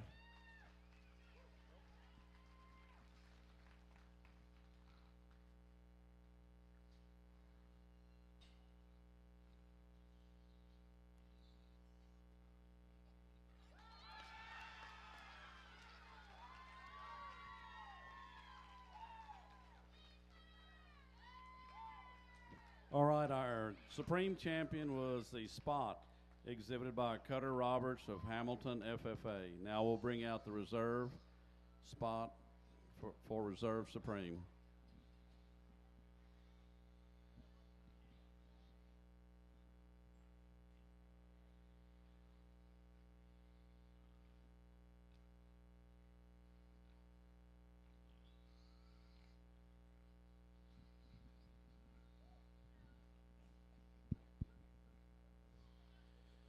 We get out here for reserve, and I thought that Spot was next level, honestly. I mean, that's a Spot, that's a breed we've done for a lot of years, and I'm not sure I've seen one hit me that hard as that one did when she come in that sift pin, and that thing never gave me a bad look. I thought I'd be very proud to own that one, and you young man, you need to be proud to drive that one, because I think that's an extraordinary kind of animal.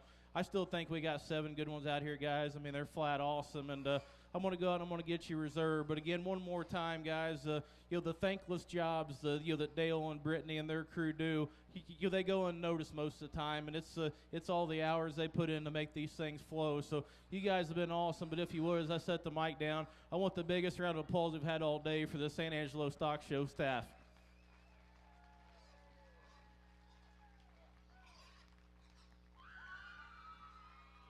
All right, well, the reserve breed was exhibited by Paisley Oglesby of Hamilton County 4-H. And I want to thank Jason for coming, and all the family, and the kids have been really good. And we do have a showmanship prize donated by the San Angelo Stock Show. And this year the winner is a young man named Brody Byer from Gillespie County 4-H. If you'll come to the ring, we have you a prize. Thanks everybody for coming, and we'll hope to see you next year.